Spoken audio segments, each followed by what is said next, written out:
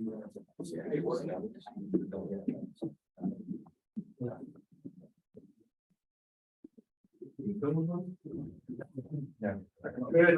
morning, everyone, and welcome to the Teton Economic Outlook.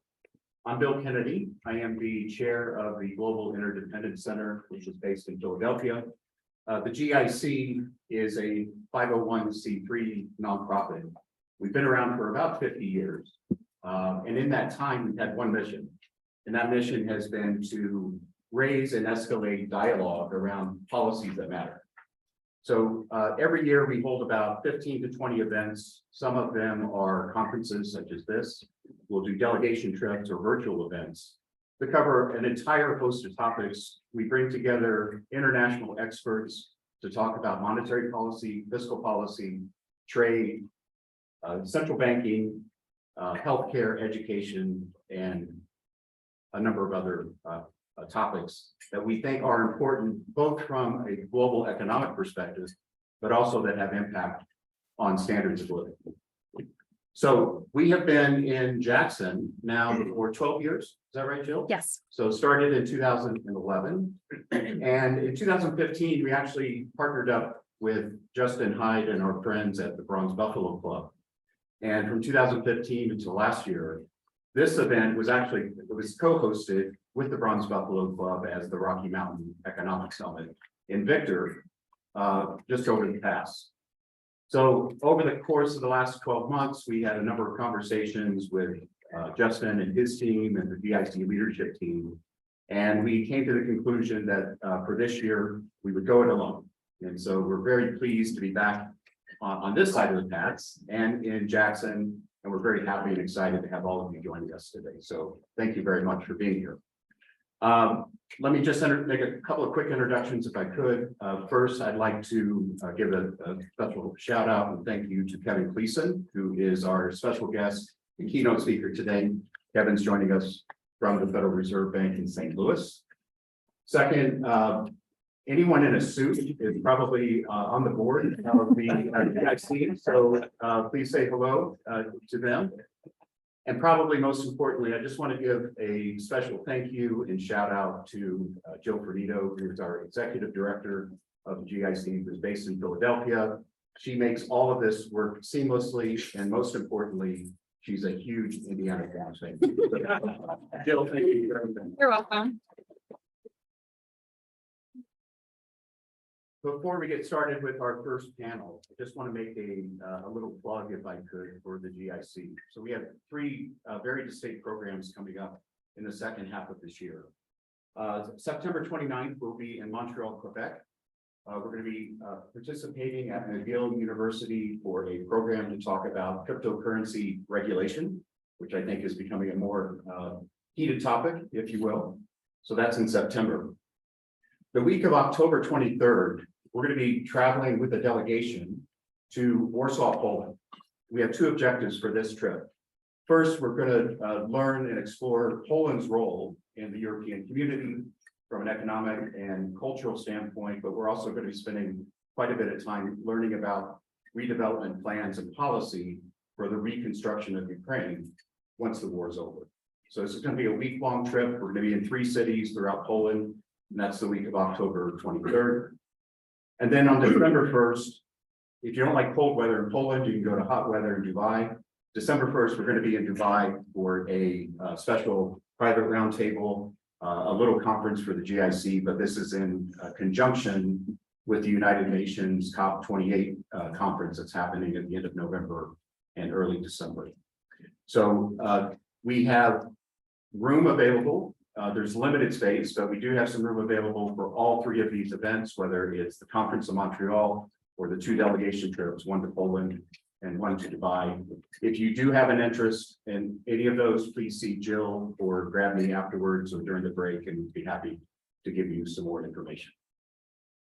So today, our promise to all of you is at the end of our session this afternoon, you should have a little bit more perspective on the labor market, on the future trajectory of growth, both here in the United States, as well as here in Jackson, as well as globally, a view on inflation, and what all that means for capital markets, including the crypto market. So with that, I'm very pleased to introduce our first panel. Dana Peterson, who is the chief economist from the Conference Board, Holly Wade, the executive director of the research group at the Federation of Independent Businesses, and our former GIC chair and partner at Strategas and chief economist at Strategas, Don Rosenberg. Over to you.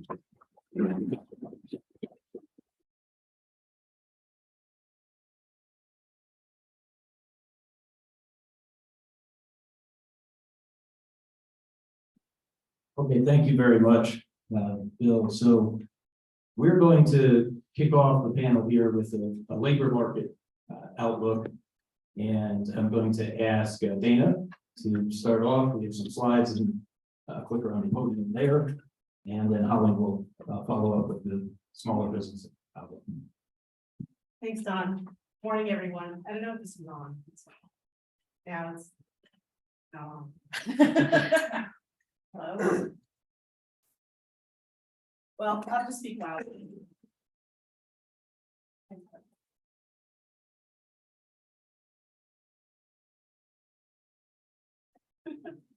I think everyone can hear me, right? Okay, let's get moving. Thanks so much. So, all right, thank you. All right. Oprah Winfrey here. So I'm going to talk for 10 minutes about the US labor market. This isn't moving. Off to a great start. Okay, oops. There we are. Okay, so US labor market outlook and risk. So in the short run, we do think that there's going to be a recession in the US. The unemployment rate is probably going to rise to around 4.5%. Probably going to lose about 1 million jobs. That's not that bad. I wouldn't want to be in that million, but certainly that's less acute than the 20 million people who lost their jobs during the pandemic, and certainly the 13% unemployment rate, or even during the great financial crisis when the unemployment rate jumped to 10.5%. It took 10 years to recover. Nonetheless, we think the labor market's still going to be pretty tight and wage pressures are going to persist. And the Fed needs to see some progress. Certainly this morning's CPI report was good news, but still core inflation is pretty high, and some of that is related to rents, but also wages feeding through. Over the long run, the labor contribution to GDP is going to shrink. So that means labor shortages are here to stay. But we may see AI as a way to address labor shortages over the long run. So short run outlook. So we expect, fly featuring. Okay, we expect there will be a recession in the US. We have tweaked our forecast as of this morning. So this is old data, but still no, we think we're going to have a short, shallow recession in the United States, starting right about now, according to our leading economic indicators, and ending early next year. This does fold in some measure of student loan repayment, even though some of that's been smooth, it's not going to be a complete cliff. But it also folds in the debt ceiling deal, which means less government spending. But we do think that some industries are at greater risk of letting people go than others.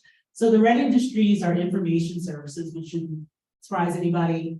Transportation and warehousing, because that's linked to the fact that consumers are buying services as opposed to goods, so you don't need to transport and store it. And also construction, mainly residential construction. As we know, construction is pretty strong in infrastructure and for building out those factories, given industrial policies in the US. The sectors that are probably going to continue to hire are in the green. And so some of them include the combination of food services and healthcare. That's where the labor shortages are the most acute. And everyone else is just kind of in the middle, right? You're either yellow or green, yellow or orange, and many of those industries are actually hoarding labor. If you're curious to understand how we came up with those colors, here's our rubric. I'm not going to go over it. I can't even see it myself. All right. So in terms of the unemployment rate, like I said, we think it's probably going to rise to 4.5%. That is about the natural rate of unemployment. So that's still a really tight labor market. So even though we're calling for a recession, we're not calling for a bloodbath in terms of the labor market, which is good for the economy. Why do we say that we're not going to see tremendous declines in labor? It's because when we ask businesses, this is from our CEO confidence measure, what are you doing with employment? 33% said we're going to continue to hire over the next 12 months. Only about 20% said that they're letting folks go. And a whopping 46% are saying we're not going to do anything. So we're going to continue to see some hiring, especially in those sectors that didn't fully recover all the people who were lost during the pandemic. And warning. And the reason why they're warning is because 87% of them expect there will be some kind of a recession or a soft spot, but it's not going to be too bad. It's not going to be too long. So you might as well hold on to your labor, especially since you spent a lot of time trying to recruit these folks and also retain your talent. Just some pictures here. The reasons why we're going to have labor shortages, at least in the short run, is because we're still trying to catch up, right? So for example, it's still below 2019 levels in terms of childcare. Also in terms of nursing home persons, workers. When we look at leisure and hospitality, when we break that out, we're almost there in terms of food services and almost there in terms of accommodation, but I'm sorry, arts and entertainment, but accommodation is still well below 2019 levels. So these are industries that are still hiring. And then you have fewer people who are willing to work 2 or 3 jobs. As we can see, multiple job holders is still well below 2019. Why is that? Well, you can quit and still go find a job that pays better. So we think that labor shortages are going to be with, and this is another dynamic. So you have missing workers, you also have tons of people retiring. How do we know this? Well, if you take a look at the labor force participation rate for people 25 to 54, they're back in the labor market. And even if you break out 55 and older, people 55 through 64 are coming back. It's the folks who are over 65, they're leaving and they're not coming back. And that's driving labor force participation down, that 55 and older group. And if you're wondering what's happening, well, you can look at this chart on the right-hand side, which shows how many people you would expect to retire, which is that black curved line. And then the actual number of retirements, which is the red one. Sorry. So there have been a lot of quote unquote excess retirement. So people retiring early and they're not coming back to the labor market. So between missing workers and retirements, we're having severe labor shortages, and that's causing wage pressures. Here we indexed it to October 2020 when wages really start to take off.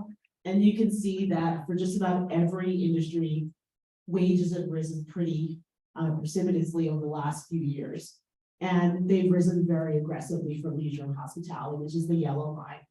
So this, we believe, is feeding into inflation. Now, this is not CPI, this is PCE.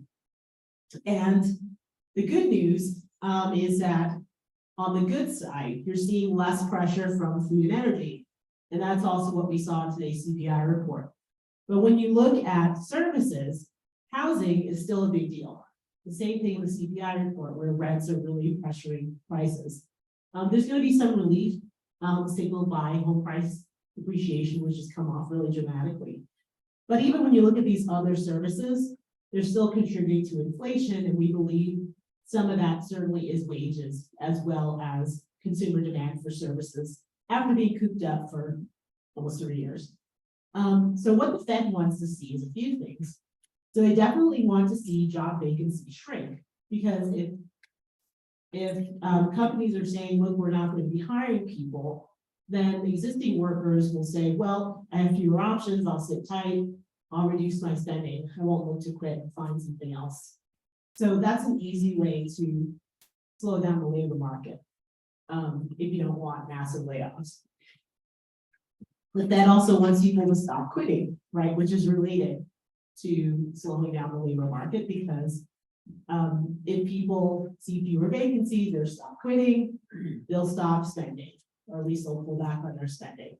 The only problem is that when we ask CEOs what they're doing about wages, still many of them are expecting to have to raise wages anywhere from 3 to 5% or even more than that. over the next decade. We're gonna get an update on this in a few weeks to see if this has changed, but for the most part, there's still going to be some wage pressures there. So, long run outlook. I mentioned that GDP growth, this is a supply side model, so you have your capital, your labor, and your total factor productivity contributions to growth.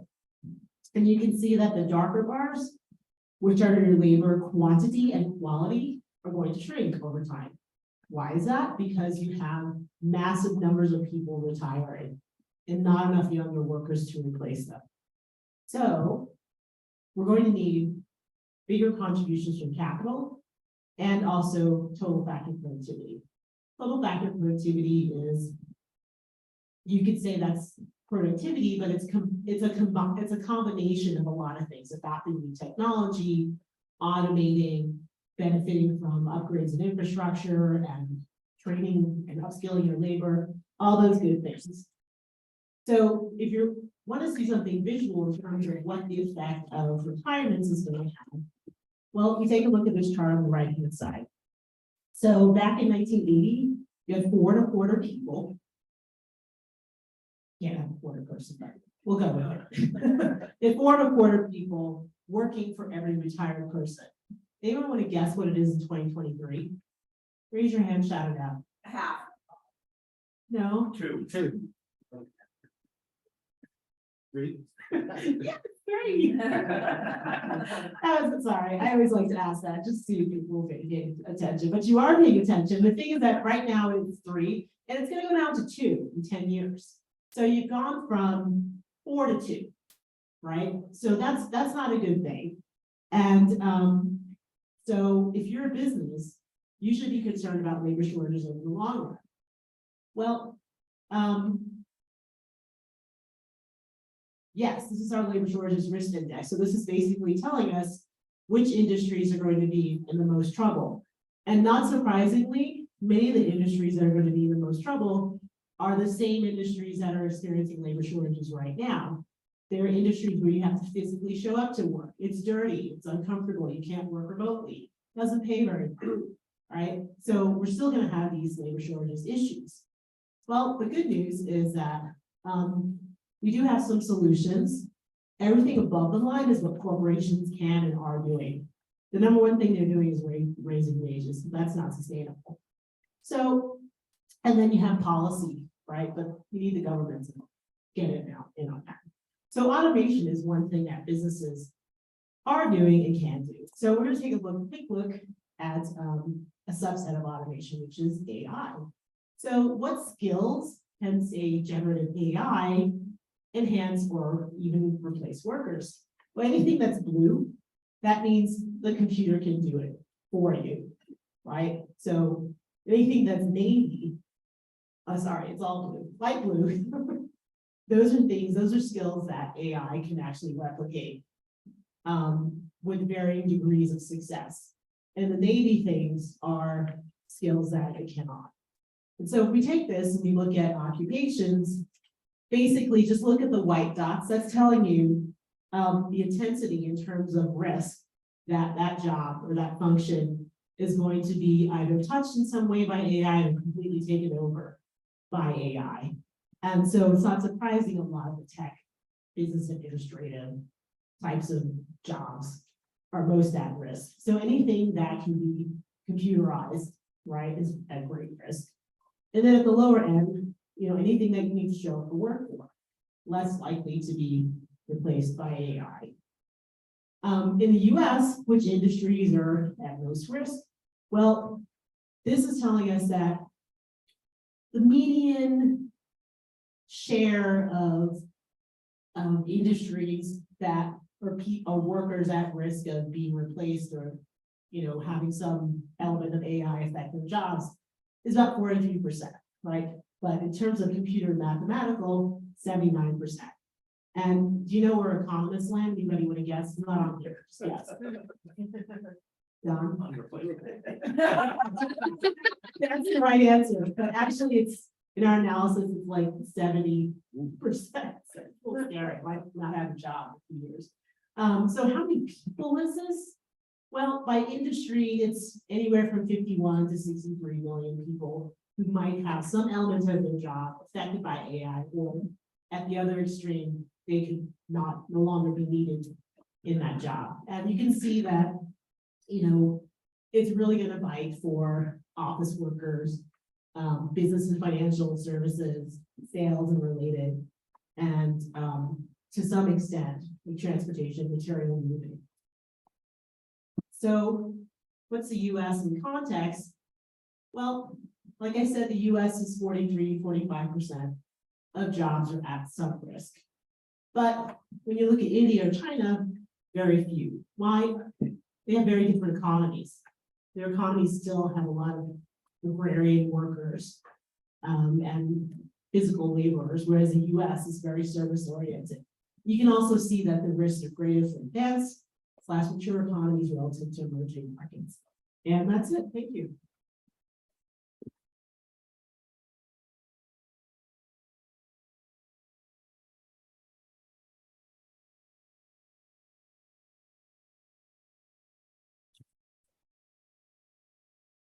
Okay.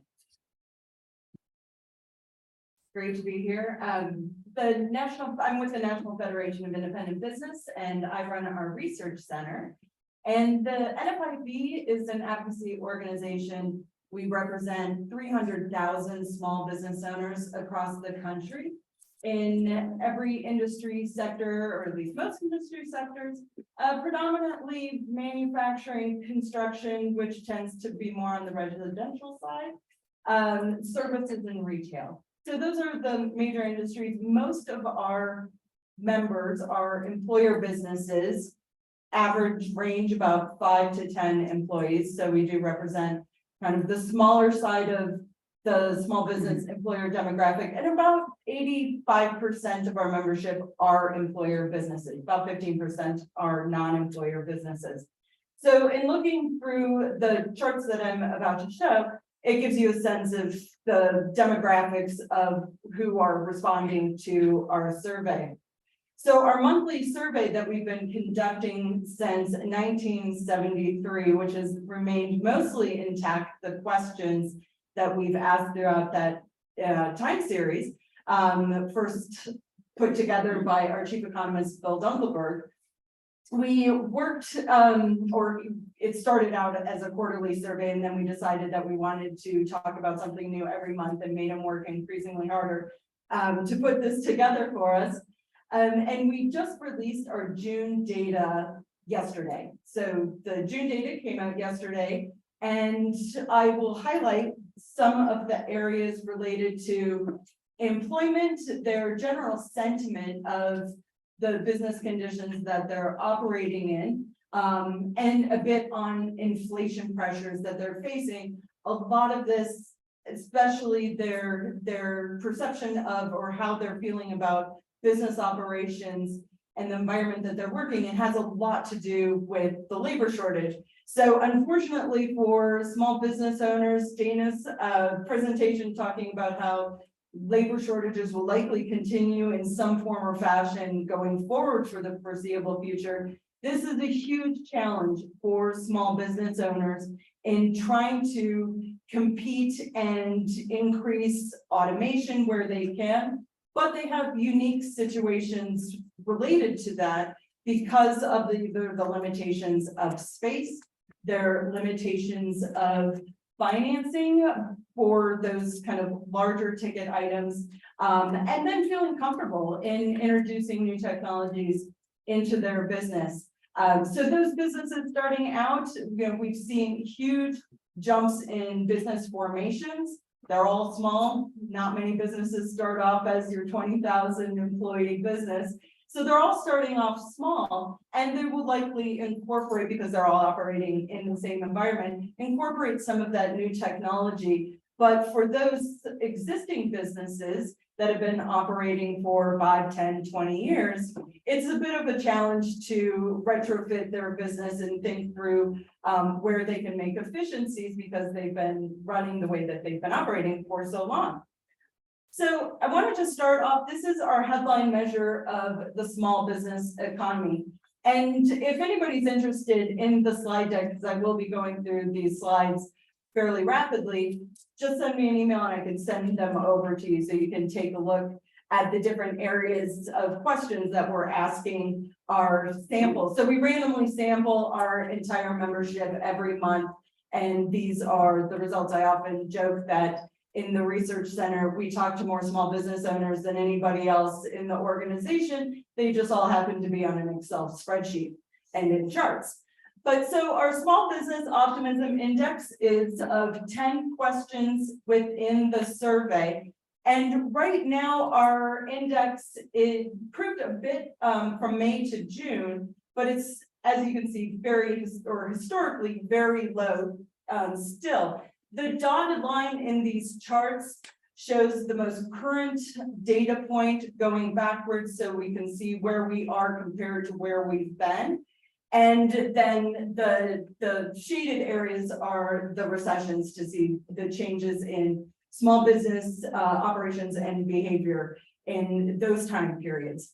So we're still at very historically low levels, but when you parse out the 10 questions within the index, we look at kind of the hard data numbers related to jobs, inventory plans, earnings, capital expenditure plans, and those are relatively strong. So they're historically strong, they've remained elevated, easing up a little bit, but the softer expectations of what they think are going to happen in the next 6 months, or if it's a good time to expand their business, historically very low. The only time it's been as low as we are now is during the financial crisis and then in the 80s. So that has been relatively consistent over the last few years. It is a challenge for many small business owners.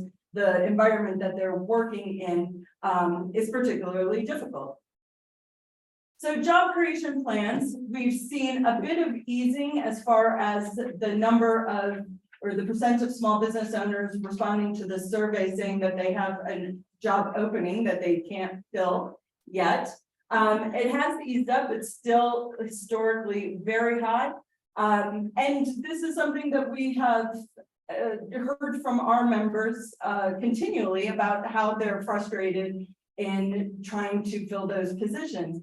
They have, when we ask in more detail in subsequent surveys outside of this, you know, what are you doing to try and attract employees? So as data showed, you know, their first kind of line of offense is to increase wages. Small business owners on the benefit side of things, depending on the industry that they're in, have a more difficult time competing on that end, the benefit side, for instance, offering health insurance, 401k matches, things like that. So that is where they have a bigger challenge to compete, but they're lowering their, you know, what they previously had is kind of minimum qualifications for those open positions. They're trying to train in-house more than they did before, but that's taking up a lot of resources from the owner and also kind of their most experienced employees. You know, time is one of the most important elements for a small business owner and their more productive employees. And a lot of those resources are going towards training new employees that they can find to fill these positions. And then there's also the competitiveness of training an employee and having that employee leave in a month, 2 months, 3 months, spending all that time and effort and having them, you know, find another job because it's so competitive. And then looking, sorry, that was hiring plans. This is unfilled job openings, still very high. Hiring plans has eased up a bit over the last few quarters, but unfilled job openings still remains incredibly high. So whether they're able to fill those positions, they still say that they have them. They're not looking to expand the number of those unfilled positions. They're just trying to kind of get their operations around this part of it. And then looking at the qualified applicants that they're seeing every month for those positions that are available, the blue line are those who are saying that they didn't have any applicants applying for qualified applicants applying for the position. and the red line is few. So we've seen a very high number of those who say that they don't have any applicants for those positions, and also for few. And hopefully we'll see that subside a little bit as the labor market cools off a bit. But because of that high number of unfilled job openings, we'll likely still see this relatively high, historically speaking. And then looking at the plans to cut and increase employment. So in the red, jobs cut, in the green, added jobs, and then the blue is the net percent add, and by industry. So the industries that are still looking to add jobs and fewer cuts, manufacturing, and not surprisingly, construction. Those who are having a bit of a better time, the fire, finance, insurance, real estate, and then also agriculture has eased up a bit, but manufacturing and construction, especially construction, is one of the industries that, not surprisingly, we've seen that industry remain very strong among the small business sector in employment. And then looking at by region, so we have cut this by region, and the regions that are still very bullish on employment, the Northeast and the West North Central and Mountain. And so those are the areas within the country that we've seen small business employment still remaining very strong. The Mid-Atlantic and South Central or East South Central are the two that have eased up a bit. But in the areas of the country where you would expect the labor market still to be very strong, we're seeing it within the small business sector as well. And then looking at, we have a question, what is your single most important problem in operating your business? And we track this every month. And labor quality, so not being able to find qualified applicants for those positions, that has remained historically very strong. We're at 24%, almost a quarter of our members are saying that is their biggest challenge in operating their business. So this goes to the point of, if they're not able to fill those jobs, they're losing out on sales opportunities. They're having to compete with prices because of inflation pressures, and it's all making operating a small business very challenging. Labor costs have crept up over the last number of years, starting in about 2012, and then just kind of accelerated through the pandemic, or after the first part of the pandemic. And looking at costs, I think the historical high was about 12%, saying that costs were the biggest problem. But if they're able to find the person to hire and they have the qualified applicants, they are increasing wages, more are increasing wages than not. And we're seeing, we're not seeing that labor costs are the biggest challenge. It is finding the applicants. And then looking at comparing the changes in prices and labor compensation. So the blue is the net percent raising compensation or raised compensation over the last 3 months. And the red is those who raised prices in the last 3 months. And so both have eased up, especially in the inflation part, those who have raised prices. We've seen quite a big deceleration of small business owners doing that. But looking historically, we're still really high compared to more normal times in the economy. So this is still kind of an outlier area of where small business owners are feeling stress. And then looking, I won't go through this, but we do have it by industry for higher prices and labor compensation. And again, the big ones, construction for this one, but also in the fire sector, compensation and prices are elevated. And then looking at planned and actual labor compensation changes, we've seen a bit of easing, or quite a bit of easing, for those who actually increase compensation. But and also those who are planning to increase compensation, but still, again, historically very elevated compared to where we've been, especially for those who have increased compensation. This is one of the challenges. A few quarters ago, the difference between those who actually increase compensation and those who planned to increase compensation diverged quite a bit. And that's always a challenge for small business owners and to try and figure out how to absorb those added costs. They find the person they didn't anticipate that they would have to increase that starting salary for that open position as much as they did, and then trying to adjust business operations accordingly. So this is all the types of pressures that small business owners are facing. And especially because for a small business, if you're in a large business, you have people to help you navigate and figure out these challenges of absorbing costs. When you're a small firm, it's the owner who's having to navigate all of this themselves, maybe an advisor or two, possibly their spouse or their kid, but that's about it. You know, their resources in trying to navigate all of these challenges are mainly the owner who's having to do it themselves. And then looking at actual sales changes. So I often, and Bill Dunkelberg, we're often asked, so why is actual sales, so low? The percent that's saying that it's higher over the last quarter or lower compared to the previous quarter. And a lot of this is because of the, fluctuation of either at the beginning, business restrictions, but because everything changed after COVID in all of these sectors, this has been very volatile in our survey. As far as actual sales changes, and it continues. And the blue dots at the end, which you can barely see, but I can send you so you can see this, the current part. They're the months, May and June, otherwise they're quarterly data points in this series. And then real sales expectations, again, historically very low. When we asked in a previous survey about 2 months ago whether a random sample of our members thought we were in a recession or when that recession might occur, 55% of our members thought we were in a recession right now.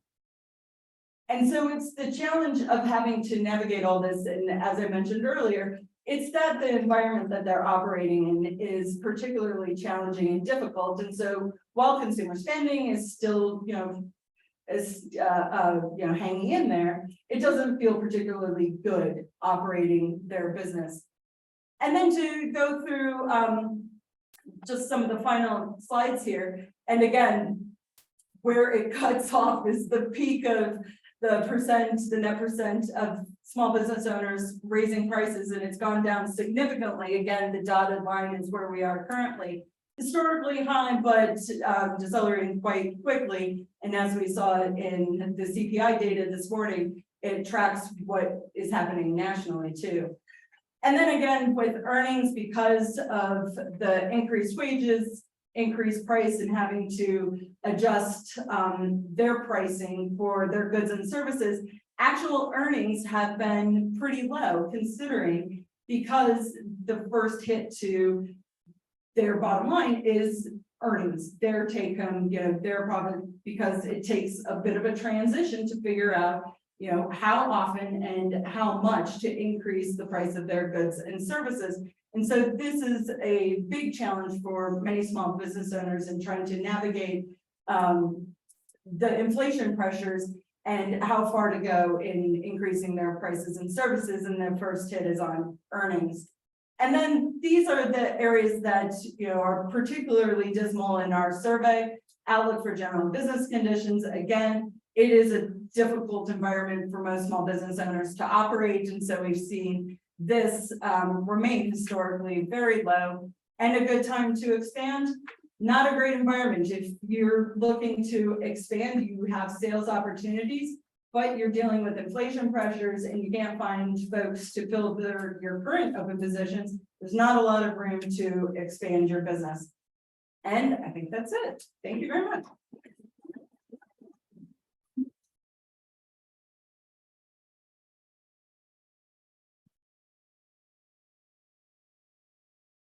Okay, thank you very much, Dana and Holly. So I'm going to start off by asking the panel a few questions, and then we'll also go to the audience for any questions that you have.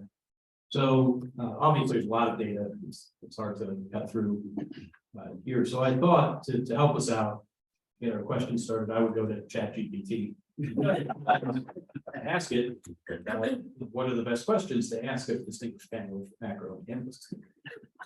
And I got back, when engaging a distinguished panel of macroeconomists, it's important to ask insightful questions that prompt meaningful discussions.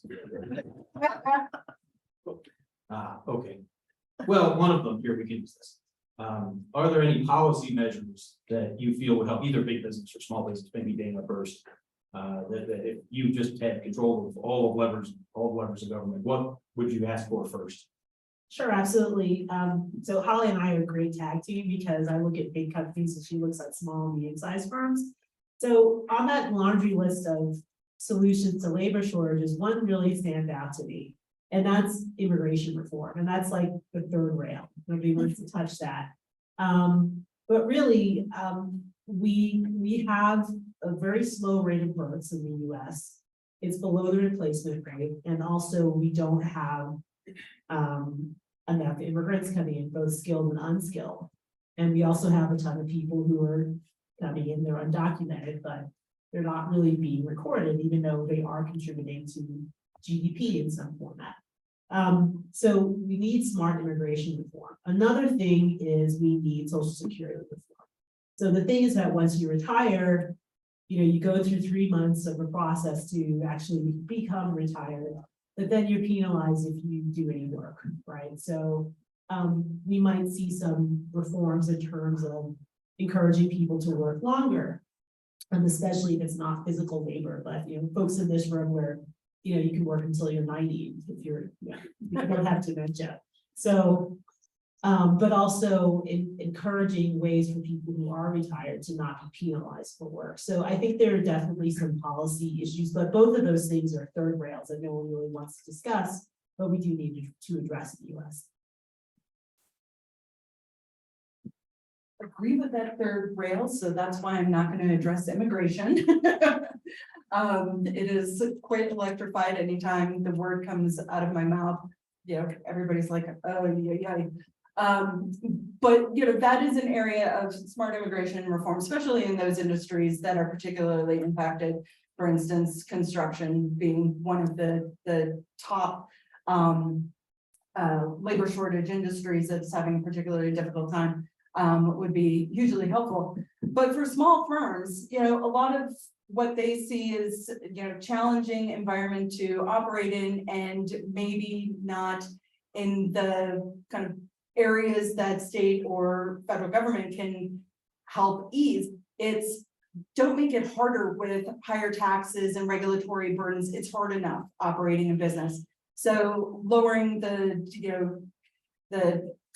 tax liabilities for small firms, extending the 20% small business tax deduction that was passed in TCJA, that would go a long way in helping small business owners deal with inflation pressures when they happen, deal with all the other things that take up a lot of their time, instead of having to deal with spending time on paperwork compliance, trying to figure out new regulatory issues that may impact their business, worrying about regulatory issues that either are coming on a state, local, federal level, that they're stressed, they have enough stress in this environment. So kind of lowering the bar on those that government can easily manage because they're the ones instituting it, would go a long way in helping the small business sector. But mostly on the tax and regulatory compliance side, it is eating up more and more of business owners' time and compliance and levels of stress in operating. Sound like great ideas. And we do know from other countries that if you try for labor force participation, you could get it. Canada has had some success. Japan with older workers has had some success with the Abenomics plan. So we know it can work, but it seems like we're not holding our breath all that much here. Maybe if we go to Dana and we stick on this idea of excess retirements that you spoke of, is there any hope that we could have unretirements, or is that just not? Well, I know it took my dad like 3 to 6 months to actually retire with all the paperwork and all the things you have to do. So it's not really easy to retire, and so I would imagine most people will not want to undo that. But with the the reason why we had excess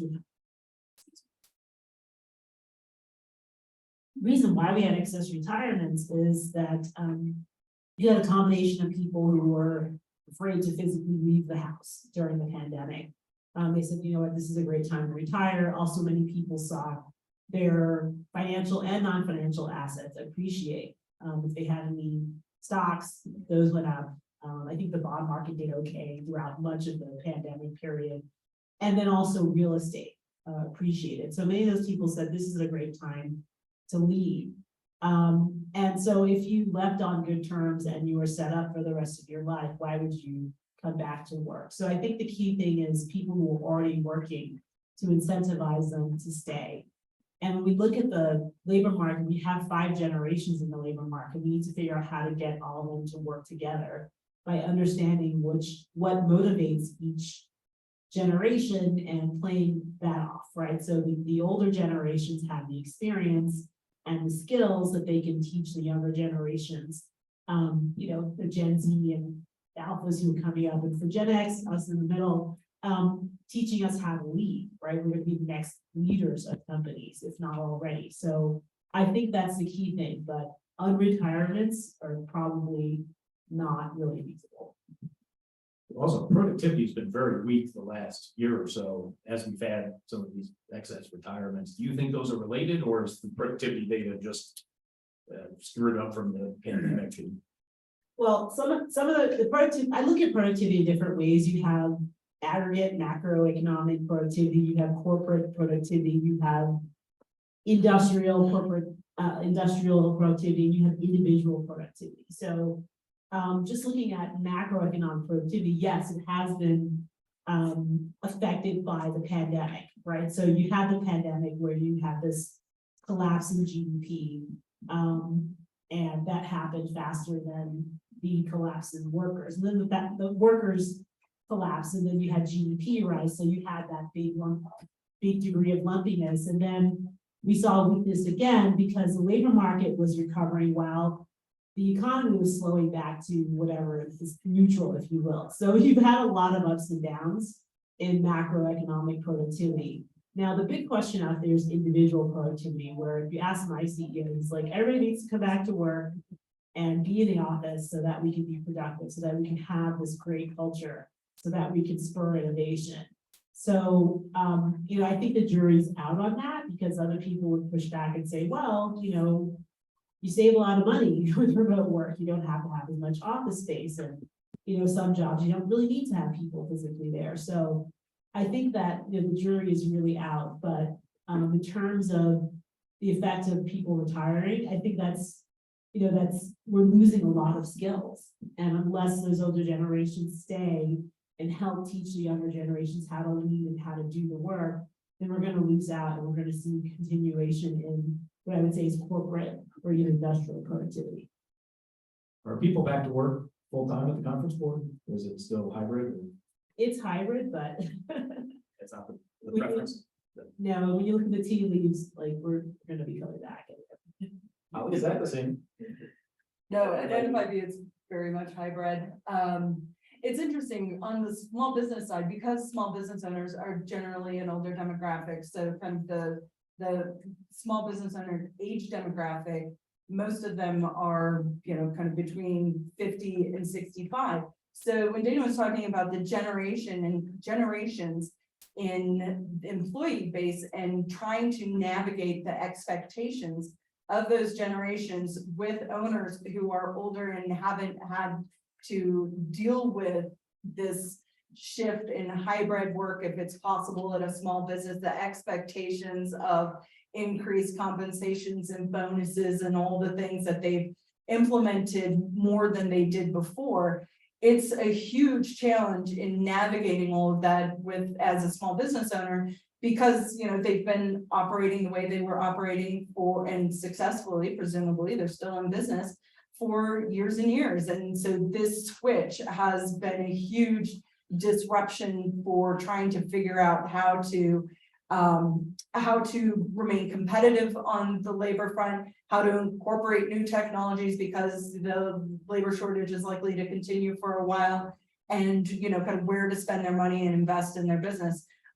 It's all a difficult environment, but that generational expectation shifts are a huge challenge, and we hear from business owners all the time about having to navigate that and kind of coming to the realization that they can't avoid those conversations or trying to think through business operations and how they can best navigate that. But it's difficult. So you said something very interesting there, which is the average business owner is a little older. Is that true for founders? Or are these? It is generally because most business owners start off in a career or have experience in an industry and have those skills. And then at some point, you know, there's a population of those who are working for larger businesses that say, I think I can, you know, do this on my own. I want the flexibility to have my own hours. I think that I can do parts of what I learned in a larger company better on my own and fill a market space. And so they just tend to be older. And the other part of it is that they need some kind of financial footing to start a business. So that's why we saw a huge increase in business formations over the pandemic, because we had a bunch of stimulus money and savings that that helped finance that kind of first year of starting a business, where the financial industry, you know, banks are not generally out there handing money to ideas of small business owners and say, sure, that sounds like a great idea.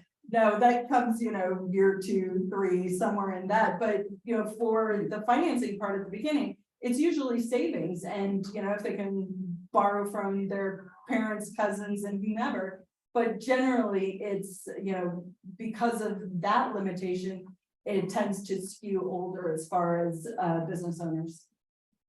Maybe how we could pivot to the slide you showed on the unfilled jobs and how hard it is for employers to find workers at the moment.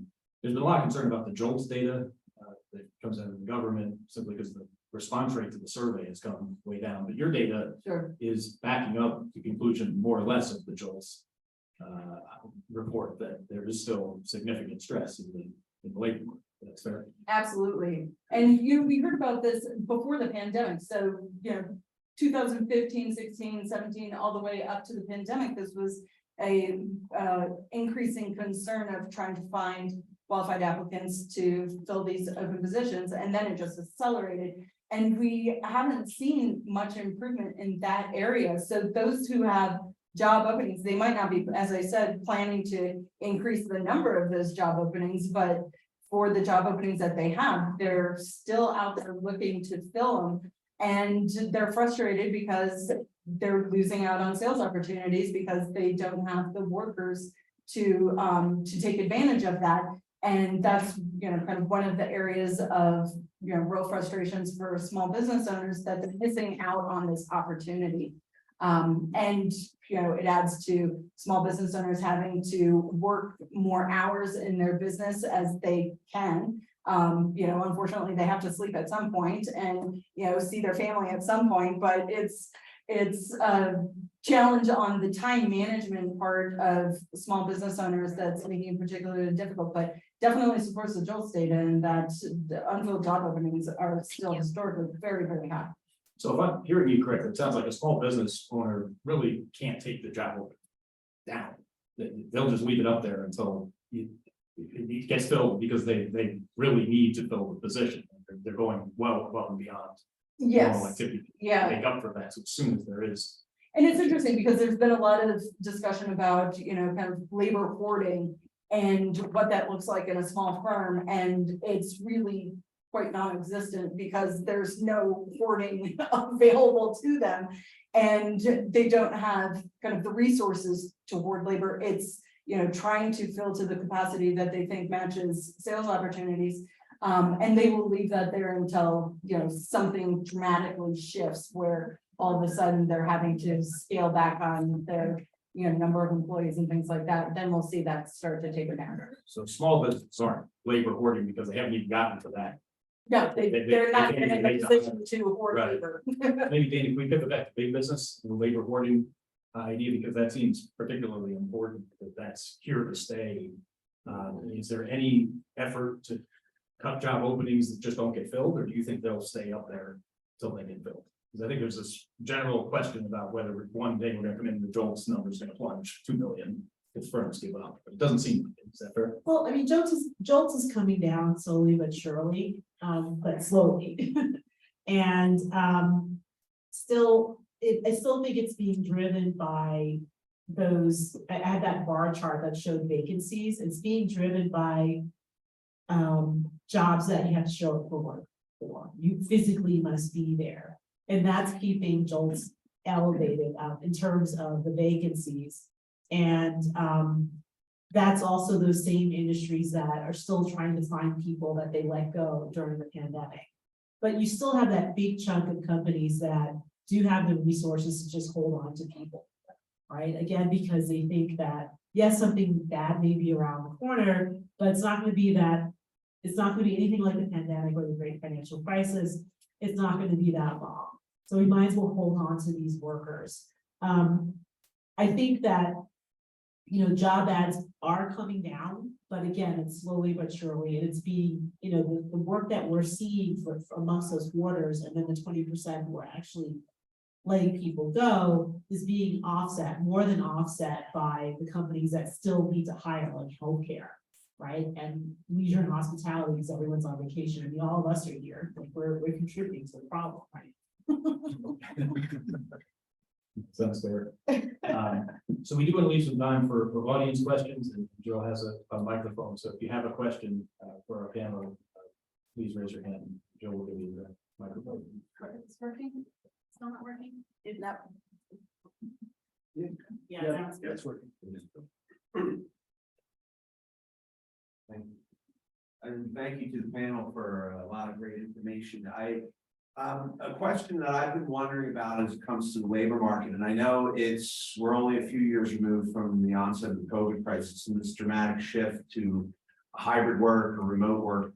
Is there any data, or are there any data that exists to this point that talks or focuses on career advancement associated with employees that have either decided to go back to the office place or, you know, continue to be hybrid or remote?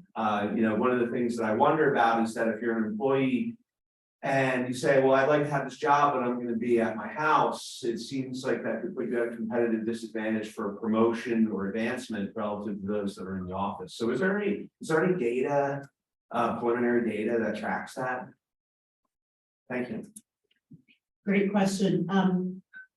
We at the conference board don't have data, but we do have a lot of anecdotal information where there are huge concerns about having this bifurcation of workers, where you have those who are coming into the office, interacting, schmoozing, you know, hanging out at the water cooler, you know, getting in that networking that's necessary for advancement, but also being present for ideation, like spontaneous ideas that can happen when you're hanging around the office, versus the workers who are at home and don't have that constant interaction.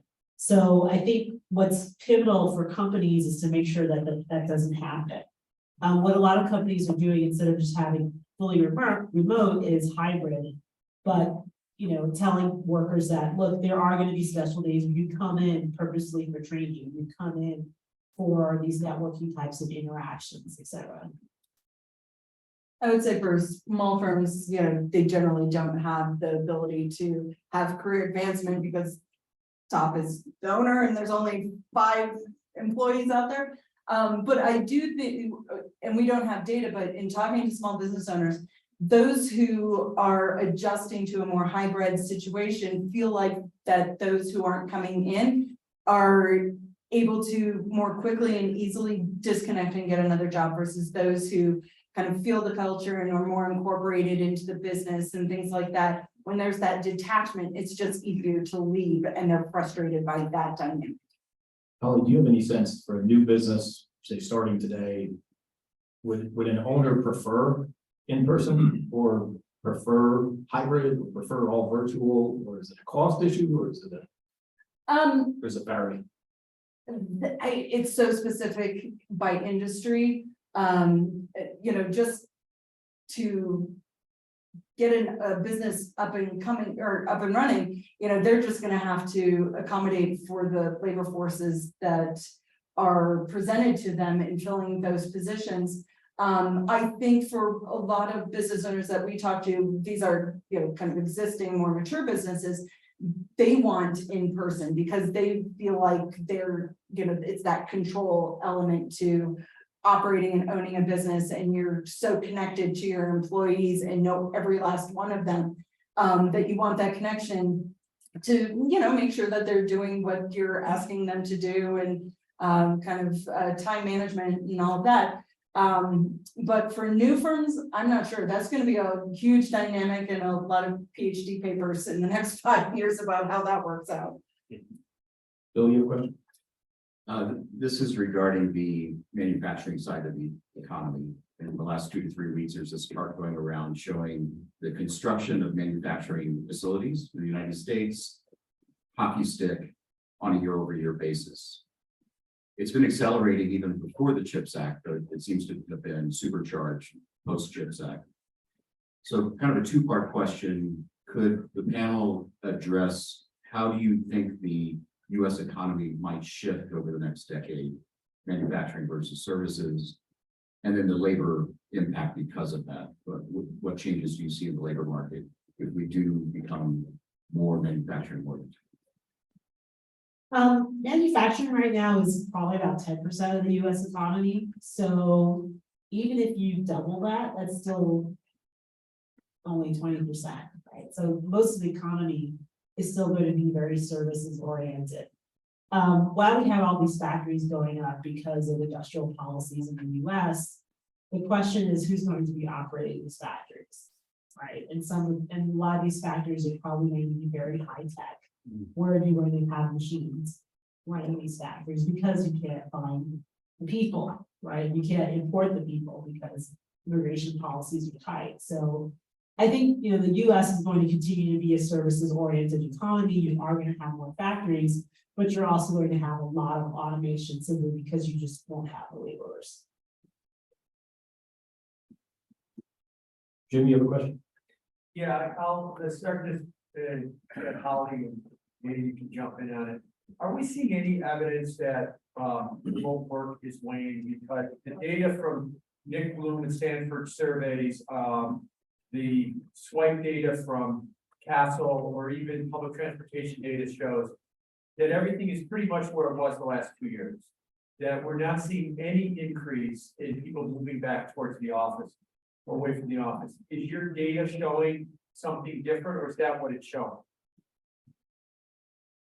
When we asked, so during kind of the height of COVID, we had a whole series of surveys asking about workforce configuration of hybrid, in-person, remote, and for most of our members, it was required because of the industry that they were in to be in person, and that was a particular challenge to get folks back at the business, at the location where they could have remote work. And again, this is another kind of specific challenge for small businesses, because if you have 10 employees or 5 employees and you're allowing 1 or 2 to remote work and everybody else has to come in, it causes some huge friction among the other employees about accommodating some, not accommodating others because of the nature of their job. And so they try to have kind of one policy so that they don't have to deal with that dynamic of their employees. If you have departments with a few people in them, then that makes it easier to structure, kind of each individual department. But when you have 5 to 10 people, it becomes very personal. And so that's one of the bigger challenges of a small firm. We don't have anything recent about, if that's shifted, but I know that in talking to small businesses and some of the early surveys that we conducted, that was a particularly big issue for them. A quick follow-up, there's a lot of talk that employees are pushing back. That companies go to 3 days, but they still only come in 2. Yes. That Disney, GM, and some other companies like that have seen them institute policies of remote work only to have to cave, and Wall Street's had to do that too. Are you seeing that too at the small business level, that they're trying to push people back and they're getting real pushback from their employees still? all the time we hear it anecdotally about how they're incredibly frustrated with the kind of pushback, the strength of the pushback of their current workforce, and then having to compete to fill these open positions. So it's trying to figure out how to retain their current employees and then attract to fill these positions in this hybrid world where they're having to, one position in some configuration, another position, another configuration, and those existing saying, well, why not me too? And it's, for small firms, it's really hard to navigate that, and it will likely continue going forward. Those newer firms, because they're starting off that way, might have an easier time than existing firms. And that they're starting their kind of hybrid work policy from the get-go, instead of having to merge new employees with those existing employees and their expectations. From the small business side, we kind of stopped asking questions about remote work because we saw, remote work at its peak during the worst of the pandemic, and now it's come off, and many companies have gone to some kind of hybrid type of schedule. And now you see this next iteration where companies are trying to shrink the hybrid and get more people back into the office. But for larger companies, there's a lot more flexibility because it's really based upon the occupation. So some jobs you can do from home, and for a company, if you don't have to pay for that person to have a computer and all the other things that go along with having someone in the office, including paying for real estate, then that's great for the company. They can save money. But I think that right now there is a bigger push from companies. Our CEO talks to other CEOs, and I talk to CFOs, and they're all saying, we want people back in the office. But there is this real fear that there are going to be people who quit and say, look, I'm just not into this, especially the younger generations who, those who just come into the labor market during the pandemic, and they said, well, I can figure out how to work without being there. But those are also the ones that need to be in the office to have that opportunity to get to know people, to train. So I think that, this is the next shift is going to be getting more people into the office, but hybrid in some form is here to stay. It just won't be as intense as what we saw during the pandemic. Dana, if I could offer one follow-up question there. Is there any hint at any level that you see of a willingness to cut wages? Say, okay, you can work at home, but it's at a lower wage. I don't know. Sorry. From an employee standpoint, no. Yeah, wait, thinking of the downside. Right, that's always been, Economic principle. it's always been historically true. Yes. So if there are a lot of other things that are different this time, I mean, we have the possibility that wages are not as downward sticky through this particular channel. yeah, I think so. I mean, you might be able to convince an employee like who say lived in Manhattan, Midtown, and then moved to, Western, I was gonna say Western Pennsylvania, but Jackson Hole is pretty expensive, so. But a place that's less expensive, there might be some leeway, but for the most part, economically speaking, most people do not want to receive lower wages.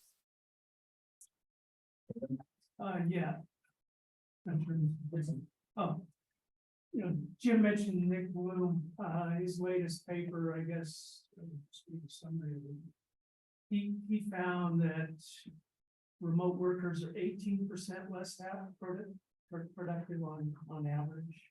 So that would suggest that some future reduction in wages might occur. But my question revolves around sort of future labor dynamics in a post-recession environment. Do you think that dynamic, work from home dynamic, changes if we go through a recession? And will firms be more willing to axe remote workers as opposed to those that stay in the office?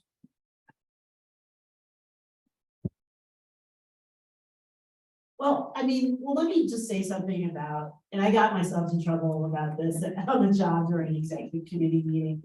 I think, you know, a study that says people who work remotely 18% less productive. Well, let's dig deep into that. Like, who are you asking?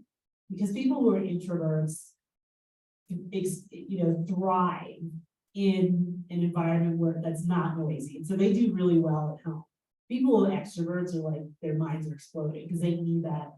They need that. And then also there have been studies that show that like minorities and persons of color really thrive being at home because they were experiencing daily microaggressions from their fellow employees and things like that. So I think they need to think harder and deeper about this. But from the perspective of a company, right? A company is an organization, is an organism. It doesn't really work well if you have entire chunks of it missing, right? So I understand why companies want people to be in the office, but I would also push back and say you don't necessarily need everybody at the same time, right? Because you can have people who come into the office every day because they like that experience, but they're not productive because they're standing around talking all day, with chatty Cathy's, right? So I think companies need to do things to make sure that everyone is productive regardless of where they are, right? So if you have an underperformer, you can tell that whether they're in the office or not. And those people, yes, should be, you know, either brought up to speed or let go. But I think companies also may not want to start letting people go in mass if they don't come back because that destroys morale, right? And it also means that you're going to have to spend time and effort replacing that person. So I think companies are still going to be very careful about letting people go, even if it is something like. You're the final comment. We're just running out of time. But if you have one more. Just on that point, I think on the small business side, it's going through if there are opportunities because of a recession to let certain employees go in a small firm, it's just going to be those who are least productive, regardless of the hybrid, if they're in person or not in person. So please join me in thanking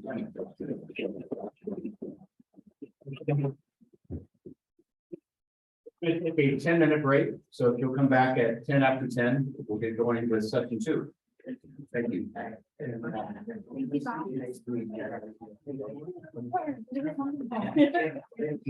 Was it? Were you from the area? Quick question. So you working in the first grade, right? Yep. Our growth rate is. I'm curious. Tea tree. We don't have that states, we don't have that. But you're right, they can see from a birth rate. How do we? Eventuality, there's not. Yeah.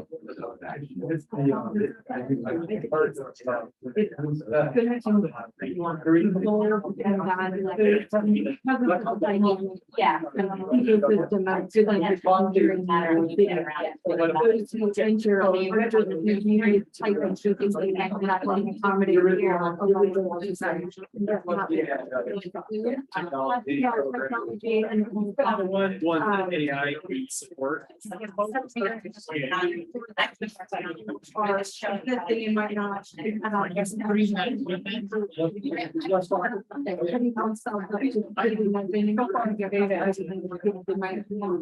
Maybe or close programs that you want to. So it could be that the small business sector is going to be even more difficult because of that transition from corporate technology. Accommodating those because they just can't.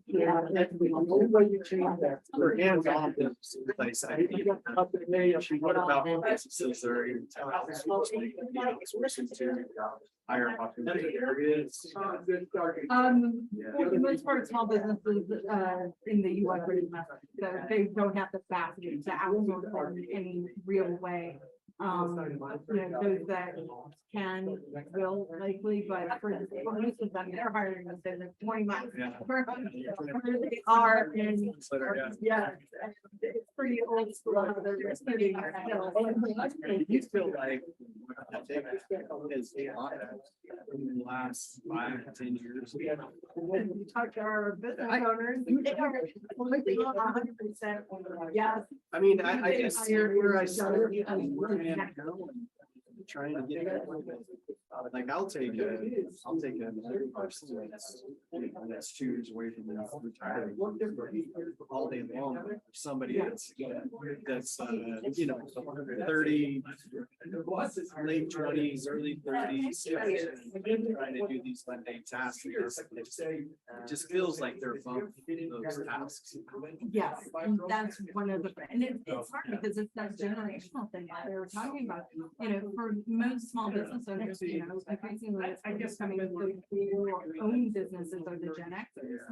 And, you know, our generation were like, figured it out and, you know, it started from there and got to here and did all the things. And now it's a whole different idea of, I don't want to do that. That's somebody else's job, and you know, you hired for that one because I found it in the job. Yeah, that's the attitude. And like, Getting a lot of things, you know, just do your They best. should Figure it out. either way, you know. I mean, you would- Like these.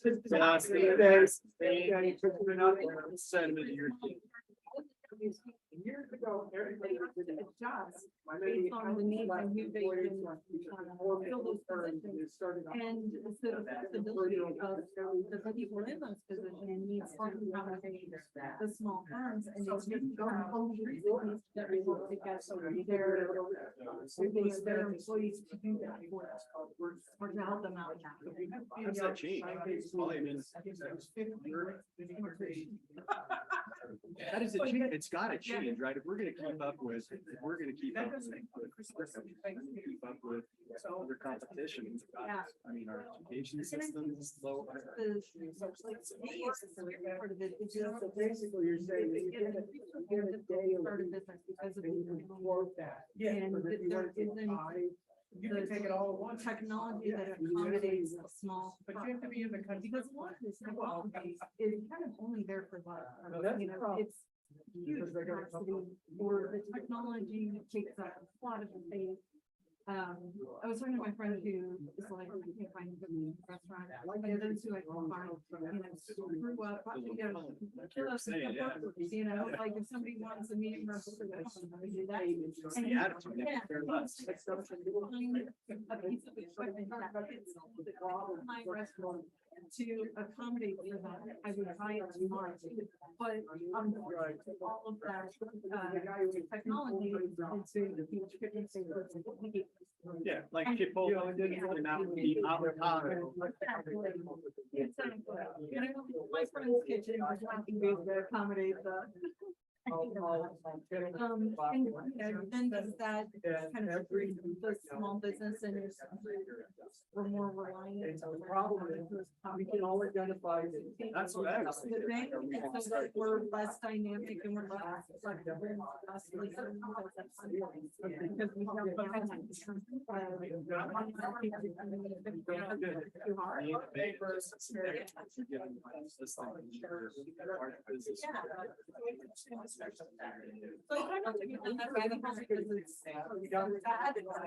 So I work with small businesses and that's my work. So I work with small businesses all the time, projection based. Now, so you know, trying to AI, trying to implement these things. They don't have the funds. They don't have the, I mean, your net income so low anyway. That's the issue.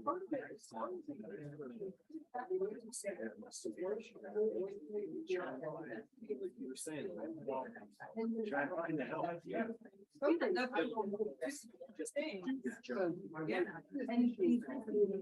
somebody's getting might go to our restaurant, and they're kind of the bullseye of all the towns.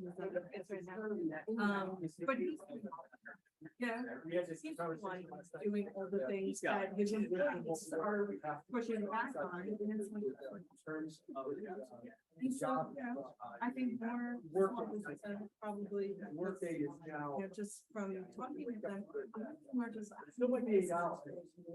But you might want to change this one. Operating, It's floating. you know, I mean, it's some amount of money. Right, you might want to take 1 to 4 o'clock.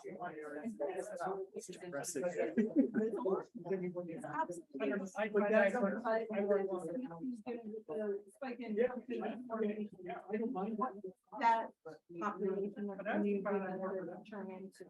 Or if it, just about filing a paper in a couple of years, but for those who do start operating in a real sense, who they are, what they do, how they adapt to the environment that will continue to love it, but unfortunately, the thing that's gonna,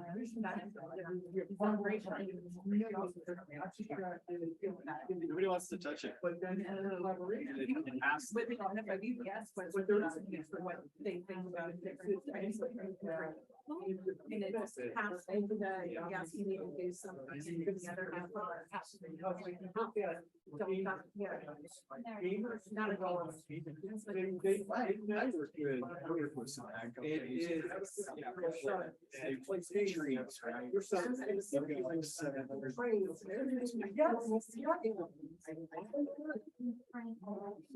Pieces.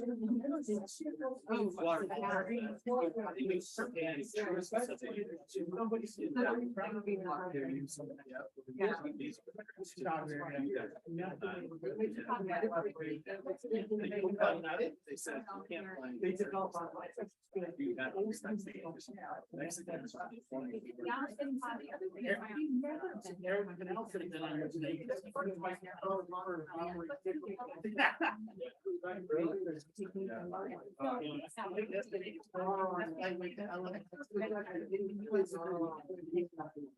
Starting to feed into. Oh,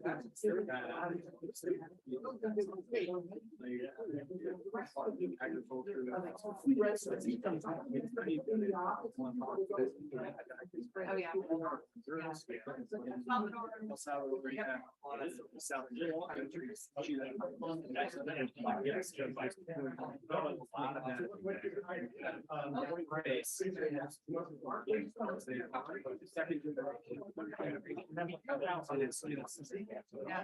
Unfortunately, got that statement. Yeah, and the big programs, I used to use that for the, you know, you don't get that, but it's not for sure. When it's. You're not technically. First job. It's cheaper. Access.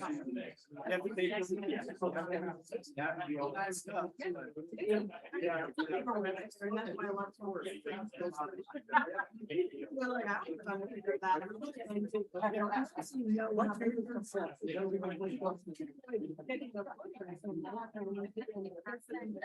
The clicker's up there. Okay, and getting the housing. Oh, absolutely.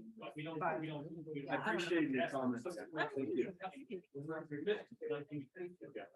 Sure. Am I up here? Yeah. Yeah, if you, there you go. He's having no for these. Wait, not down. Can we sit and introduce you?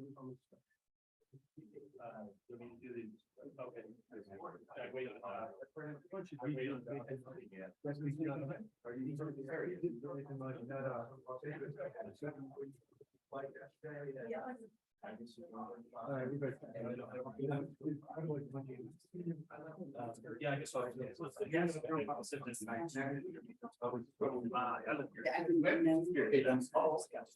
I work out of the, my group is based out of. We have 5%.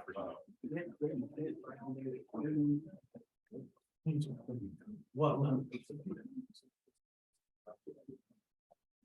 okay, we're gonna get started on our second panel. We're gonna continue with the economic outlook theme here, this taking a broader view than just the labor market.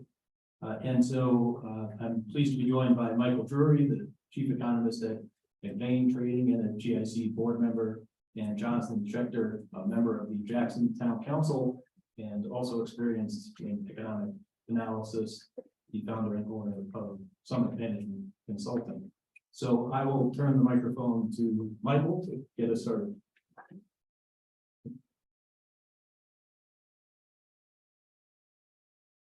So I'm gonna be controversial. Holly was here and she has her lead indicators, Dana has her lead indicators, you know, people look at the, is this on? Yeah. When people look at the yield curve, so my lead indicator is profits. And we're gonna talk briefly, but the main takeaways here are that there will be no recession in the United States in the next 4 quarters. That inflation will fall to under 3% before the end of the year. In fact, I just looked at the numbers this morning, and it's already under 3%. And the Fed remains vigilant with no ease before mid-2024. So to me, the whole issue is money, money, money, money, and money. I am not a monetarist. I went to the University of Wisconsin. We hate monetarists. I'm an institutionalist, but when you drop $4 trillion on a $20 trillion economy, it's like dropping, you know, the Titanic into a pond. It makes ripples that go on and on and on. And then when you raise interest rates from 0 to 5% in less than a year, well, it does the opposite. And so you've been vacuuming up the money very quickly, which is why inflation has gone away so quickly. Profits, the lead indicator. Well, the top line is non-corporate profits. These are estimated from the NIPA accounts. And the black line is corporate profits. Again, this is a NIPA basis, not a stock market basis. And the X there is to tell you where it would be without the Fed, because all of the decline in profits in the NIPA accounts over the last year has been the rising interest costs of the Fed, which are paid to banks. And so, you know, profits are running at about pre-COVID levels and about at the highest levels that they've ever run in US history. Why? Well, simple, very simple. People are raising prices faster than they're raising compensation costs. And as long as you can earn that spread, you know, inflation is a good thing, because it's not a bad thing. You know, if you can raise your prices without having your costs go up, it drops straight to the bottom line. It's the greatest thing that ever happens to profits. So even though I'm going to be optimistic on the economy and I'm going to be optimistic on inflation, I am pessimistic on corporate returns, because you're going to be getting squeezed over the next year, where probably you're going to flip from this to where now, as inflation slows, labor costs will catch up. And the question is, will you be able to survive the next year? So again, unit labor costs not rising as fast as the deflator. That tells you the margins are widening. This was true in the first quarter. They've since revised the data on the first quarter to make GDP even stronger. So that means unit labor costs were even lower. And in the second quarter, it looks like they're both running around 3. You know, if you look at the data on wages, and if you accept the kind of Atlanta Fed GDP now with estimates of where the economy is. Another way I look at this is corporate savings, or the savings balances. Every sector of the economy saves, and you can add them up and add up to 0. Well, before the recession, is there a yeah? Before the recession, basically the black is international profits, the green is domestic profits, the red is the deficit, and the blue is the consumer. So basically, the federal government was financing corporate profits, and then when you had the deficits explode, it all went to the consumer. A lot, and then a little, and now he's spending it out. And the deficit's gone back to about where it was before, and corporate profits are better now, both internationally and domestically, than they were pre-COVID. So everything I look at tells me that profits are doing better, not worse. And when businesses are making money, they do more, they don't do less. Which is why they're looking for labor and why they're still hiring. If we look at, again, this is a recession. Manufacturing is below 42. Services are below 50. This is a recession. This is a recession. This is not a recession. This is not a recession. This is not a recession. This is the Asian crisis. This is the Euro crisis. This is 2016. And we were in one of these just before we got into COVID, where manufacturing was sliding, but services were not. Well, that's where we are now. Manufacturing is sliding, services are not. This is a pause, not a recession. It's a slowdown. Now, Is there a recession? Yeah, in the rest of the world, because there's a manufacturing recession that's going on, and it's been going on for almost a year now. It started about a year ago, started in China. China hasn't been able to get out of recession. Europe's deepening. The United States is kind of bouncing along the bottom. So manufacturing, after a big good boom, is now settled back and it's in recession, kind of like housing was in recession, and now maybe it's at its bottom. It's not recovering, but it's not falling anymore. Manufacturing is at its bottom. It's not recovering anymore. So I would argue that if you're going to call for a recession now, you have to give me a new policy mistake or a new shock to the economy, because the inflation shock is already over. We've had 4 quarters of 2% growth, again, if you accept the Fed, which is now at 2.3 for the current quarter.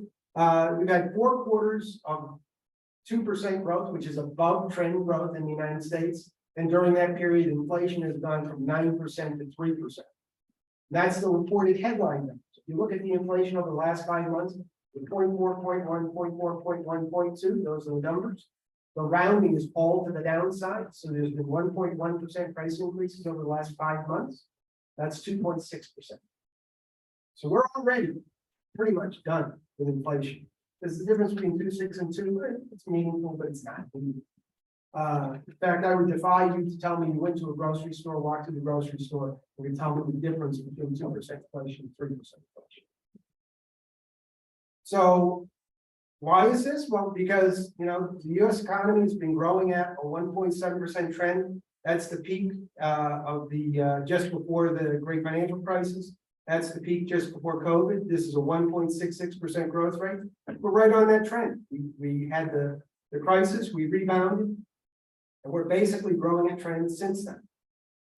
Basically because productivity, which is reported negative after a big boom, last 3 years, 1.4%. 3 years before that, 1.6%. These quarters, you average them all up, you had a boom, then low, then low. It all adds up to 1.4% for 18 years. When your trend rate for 18 years is the same, I'm going with that's the number. So if you're going to tell me what is your guess on GDP for the next year, it's 1.4% plus 0.4 for population growth, it's 1.8%. So why do I not worry about inflation? Well, because inflation is over. Why? Because the money drops are over. This is the first money drop. You close the economy, all of the benefit of the money drop went into asset prices, 60-40 portfolio. Then we stopped dropping money for a while, and these prices leveled out, and these prices leveled out. Then we had another money drop, only this time the economy was open. Goods and services prices exploded, asset prices kind of ran sideways. Then in November, the Fed said transitory is not transitory, and we're going to start tightening. They didn't tighten, but they said they're going to tighten. Stock and bond market never happens. Stock and bond market both went down like a stone. Headline inflation kind of went sideways. Now, stock market's recovering, the bond market's not recovering. The 60-40 portfolio is basically not moving recently. So this is less negative, it's not really positive. And headline inflation is coming down. Why? Because there's no liquidity. You're just squeezing liquidity from one part of the balloon to another part of the balloon. And so if more of that is going to be demanded by the asset sector, then there's less of it available for the goods and services nominal sector. And then that sector has to decide, is it going to be for volume or is it going to be for price? So let me ask you a very simple question. Everybody in the room except me believes there's going to be a recession sometime over the next year. So you're going into a holiday season where you've got maybe a slowdown in the economy, and maybe the student loans are going to bite, they're going to hurt, and you're a small businessman, Holly's people, all thinking this, you're going to raise prices, or you're going to lower prices. You're going to lower prices to beat the pants off your competition, so you're the one who sells and he's the one who doesn't. And inflation is going to squeeze out. This is what's happened in goods. This is what's happening in services. This is what will happen in rents. So where are we? Crude oil. Energy inflation came down, went up. This is pre-COVID, went up because of the war, came down in the mid-70s. We don't think it's changing from there. Food went up. It's coming down, corn's way down here, wheat's down here, beans are still a little high. The pass-through is going on, but food prices were, they were 0, 0.2, 0.1 last 4 months. So food inflation is under 1%. Manufacturing, well, this is the manufacturing ISM versus,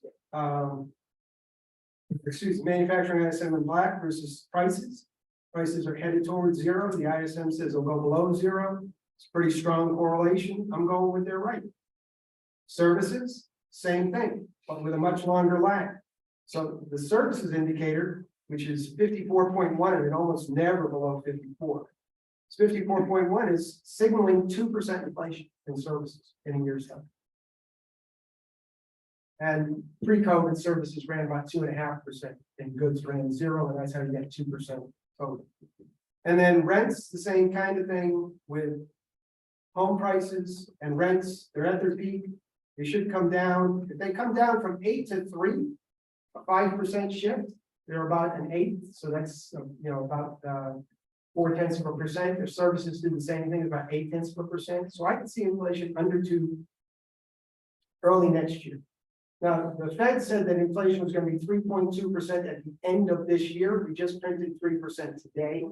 And we'll probably go back up to 3.2% next month because you're dropping a negative number and you're going to put out a 0.2. So that's basically, these numbers should be down here. But I did them based on the estimates. It just shows you how much you beat by. So strong week, weak. So maybe this is strong, I don't know. But I mean, you're dropping this, then you're going to drop this, but then you're into just not that much inflation. One bad month, and just not that much inflation. So as soon as the number came out, they interviewed Bill Dudley. And I asked him, what's going to happen? He said, well, look, this shouldn't bother the Fed. They're going to go ahead. And I agree with that. And then they said, what do you worry about most? And he said, well, labor costs. It's all about labor costs. If labor costs stay up, then the whole thing stays sticky. He's a central banker. His job is not labor costs. His job is money. And the bottom line is, if you think about the labor sector in 3 pieces, remember, labor costs are not going up as fast as prices. So how did they do that? Because we all know that labor costs are going up in the United States. You got to break labor costs into 3 pieces. You got high-end labor in the United States, you got low-end labor in the United States, you got imported. Since 2000, China's entry into the WTO, actually before that, but really big time since 2000. High-end labor in the United States worked with low-end labor overseas and crushed low-end labor in the United States. Now you've flipped the switch. You can't go to China for cheap labor. They haven't even started going into the ASEAN and India in any meaningful way for that. And so high-end labor is now being squeezed. So this is private sector wages. They're down here. This is non-supervisory wages. They're up here. So what's the difference between total wages and non-supervisory wages? It's supervisory wages. And it's a 4-to-1 ratio. So if you do the math on this, it tells you that supervisory wages are going up to 0. And we have other surveys from other sources that tell us that, like Glassdoor tells you that wages over 100,000 basically aren't rising.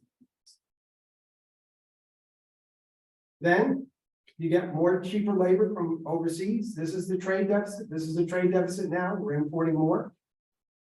And we're importing cheaper because the dollar's up here instead of down here. So the Chinese yuan went through 725 this week. It's down about 9% in the course of the year. They just reported a negative CPI and a very negative PPI. China, which is the largest trade factor in the world, this factory for the world, is exporting deflation. So a lot of people are talking more and more about a recession. And this is a meaningful way of saying that I was right that there was a recession, but it didn't happen to everybody, it only happened to the rich. And that's absolutely true. That is what's going on. But that doesn't create a recession because those people at the top have the flexibility to do all kinds of things to put off the impact. Whereas when you lay off somebody at the bottom, they go on unemployment, they lose 50% of their income. And they're not able to do something. They don't have. These people do, and they can do something about it. Well, you're taking what had been a trend growth in the 60-40 portfolio. That's pre-COVID. That's where you are now. You basically have made no money in the 60-40 portfolio over the last 3 years. And that's the way it's going to be for a while. So I'm optimistic on the real economy, I'm optimistic on inflation, I am not optimistic on the return to assets. Because higher interest rates, and that's where we're gonna stay for a while. The Fed is now at 5% short term, we're gonna go to 5.25. What's trend growth in the short term economy right now? It's about 5%, 2.3% real, 2 point something percent inflation. What are long-term growth rates? The 10-year note just came off of 4, it's like 3.75 right now, I think.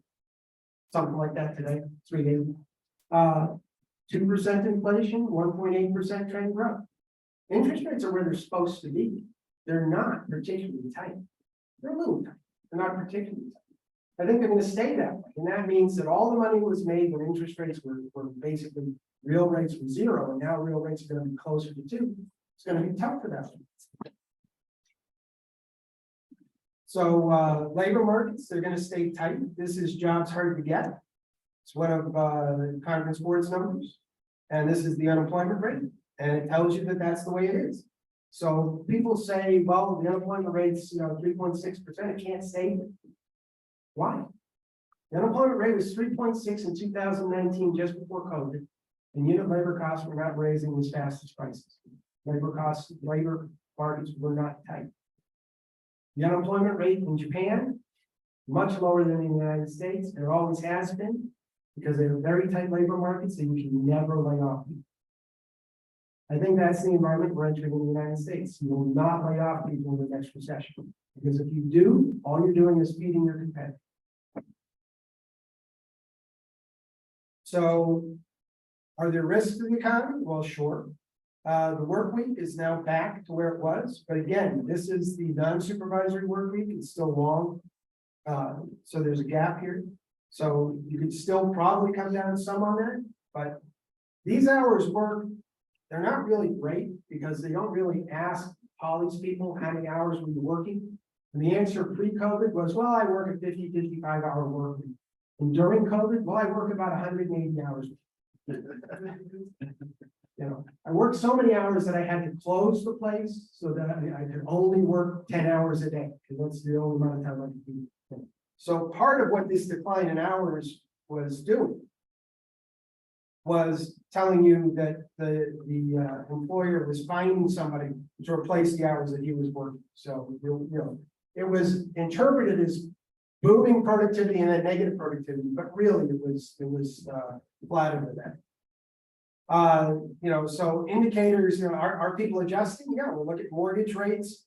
The reason a yield curve worked was because it was the 2-year note minus the 10-year note, and the 2-year note told you what overnight rates, which is what a bank borrows at, are going to cost over the next 2 years. And the 10-year note was 165 basis points spread off of their major instrument, which was mortgages. And so as long as you had a 0 yield curve, that meant banks were making 165 basis points on a mortgage, and they would make them.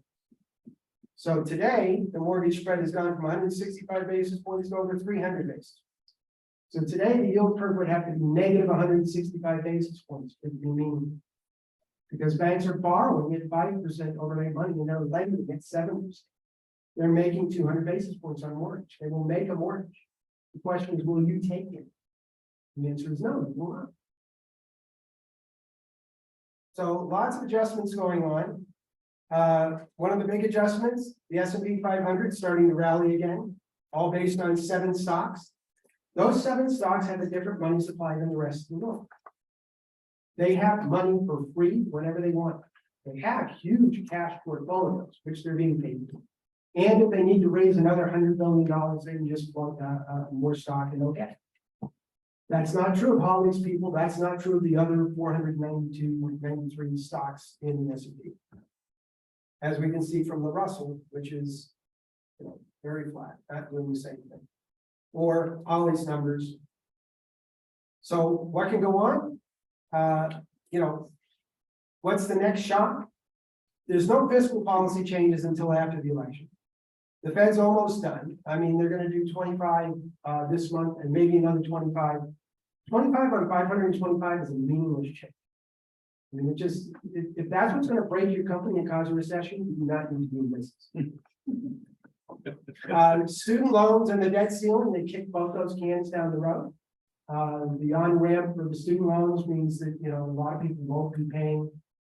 I used to think that the student loans could have the same impact as the childcare credits going away in early 2002.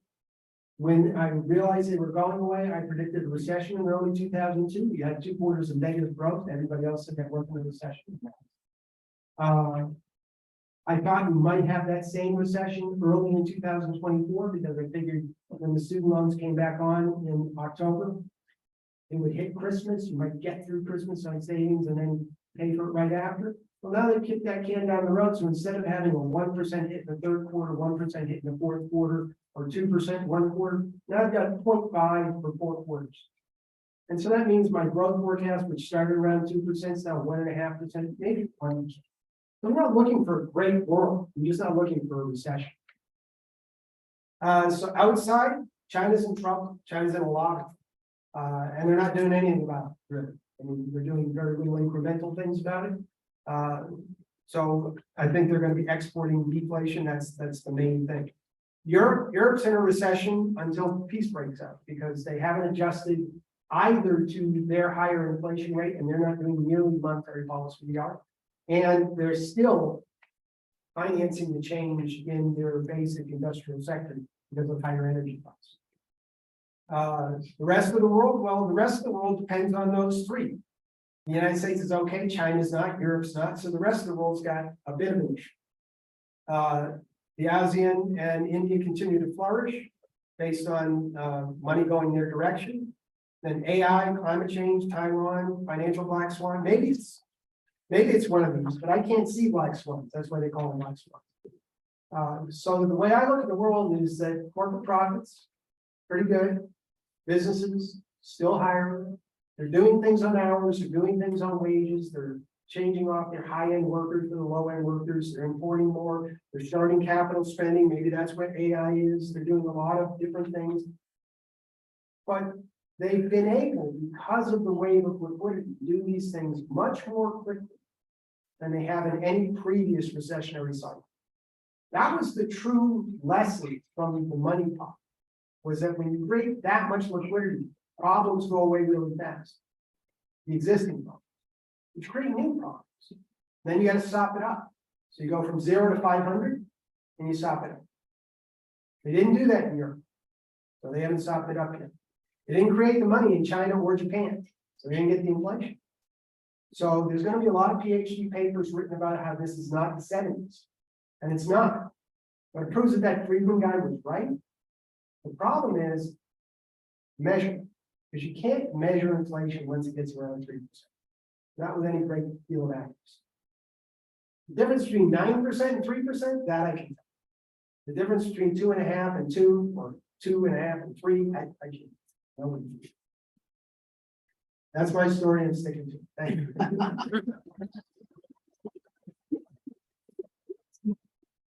Thank you very much. So we'll turn it to Jonathan. We're looking forward to getting a local view in particular. So thank you.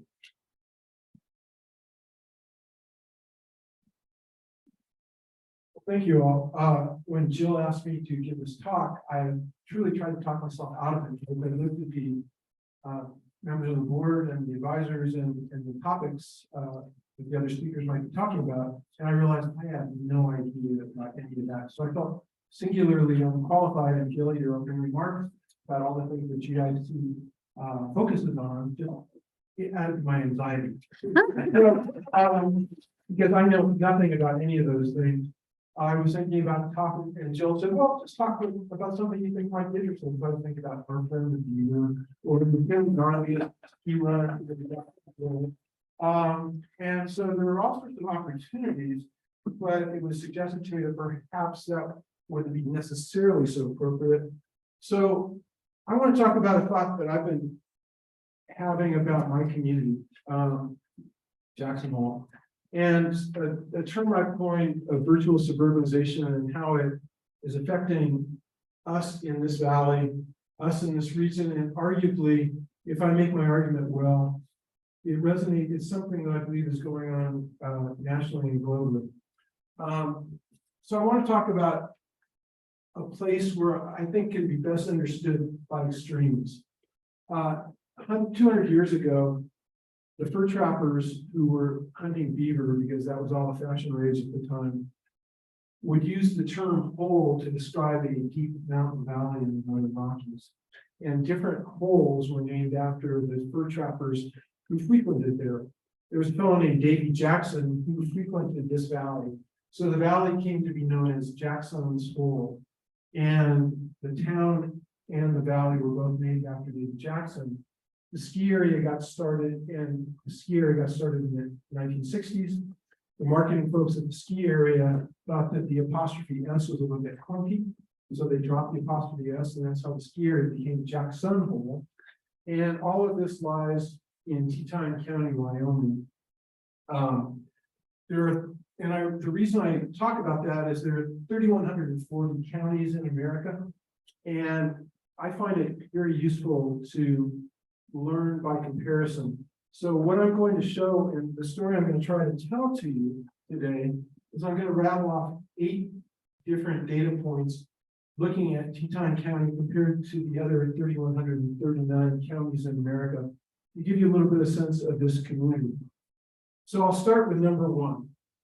Teton County, Wyoming has the highest per capita income of any county in America. We have a 300 as of 2021. It was nearly $320,000, or $120,000 higher than the next highest county, which is Teton County, Colorado, which is where Aspen is located. And we were 5 times the national average. Why? Because we have the highest per capita investment income. Our investment income alone is higher than the total per capita income of any other county in America.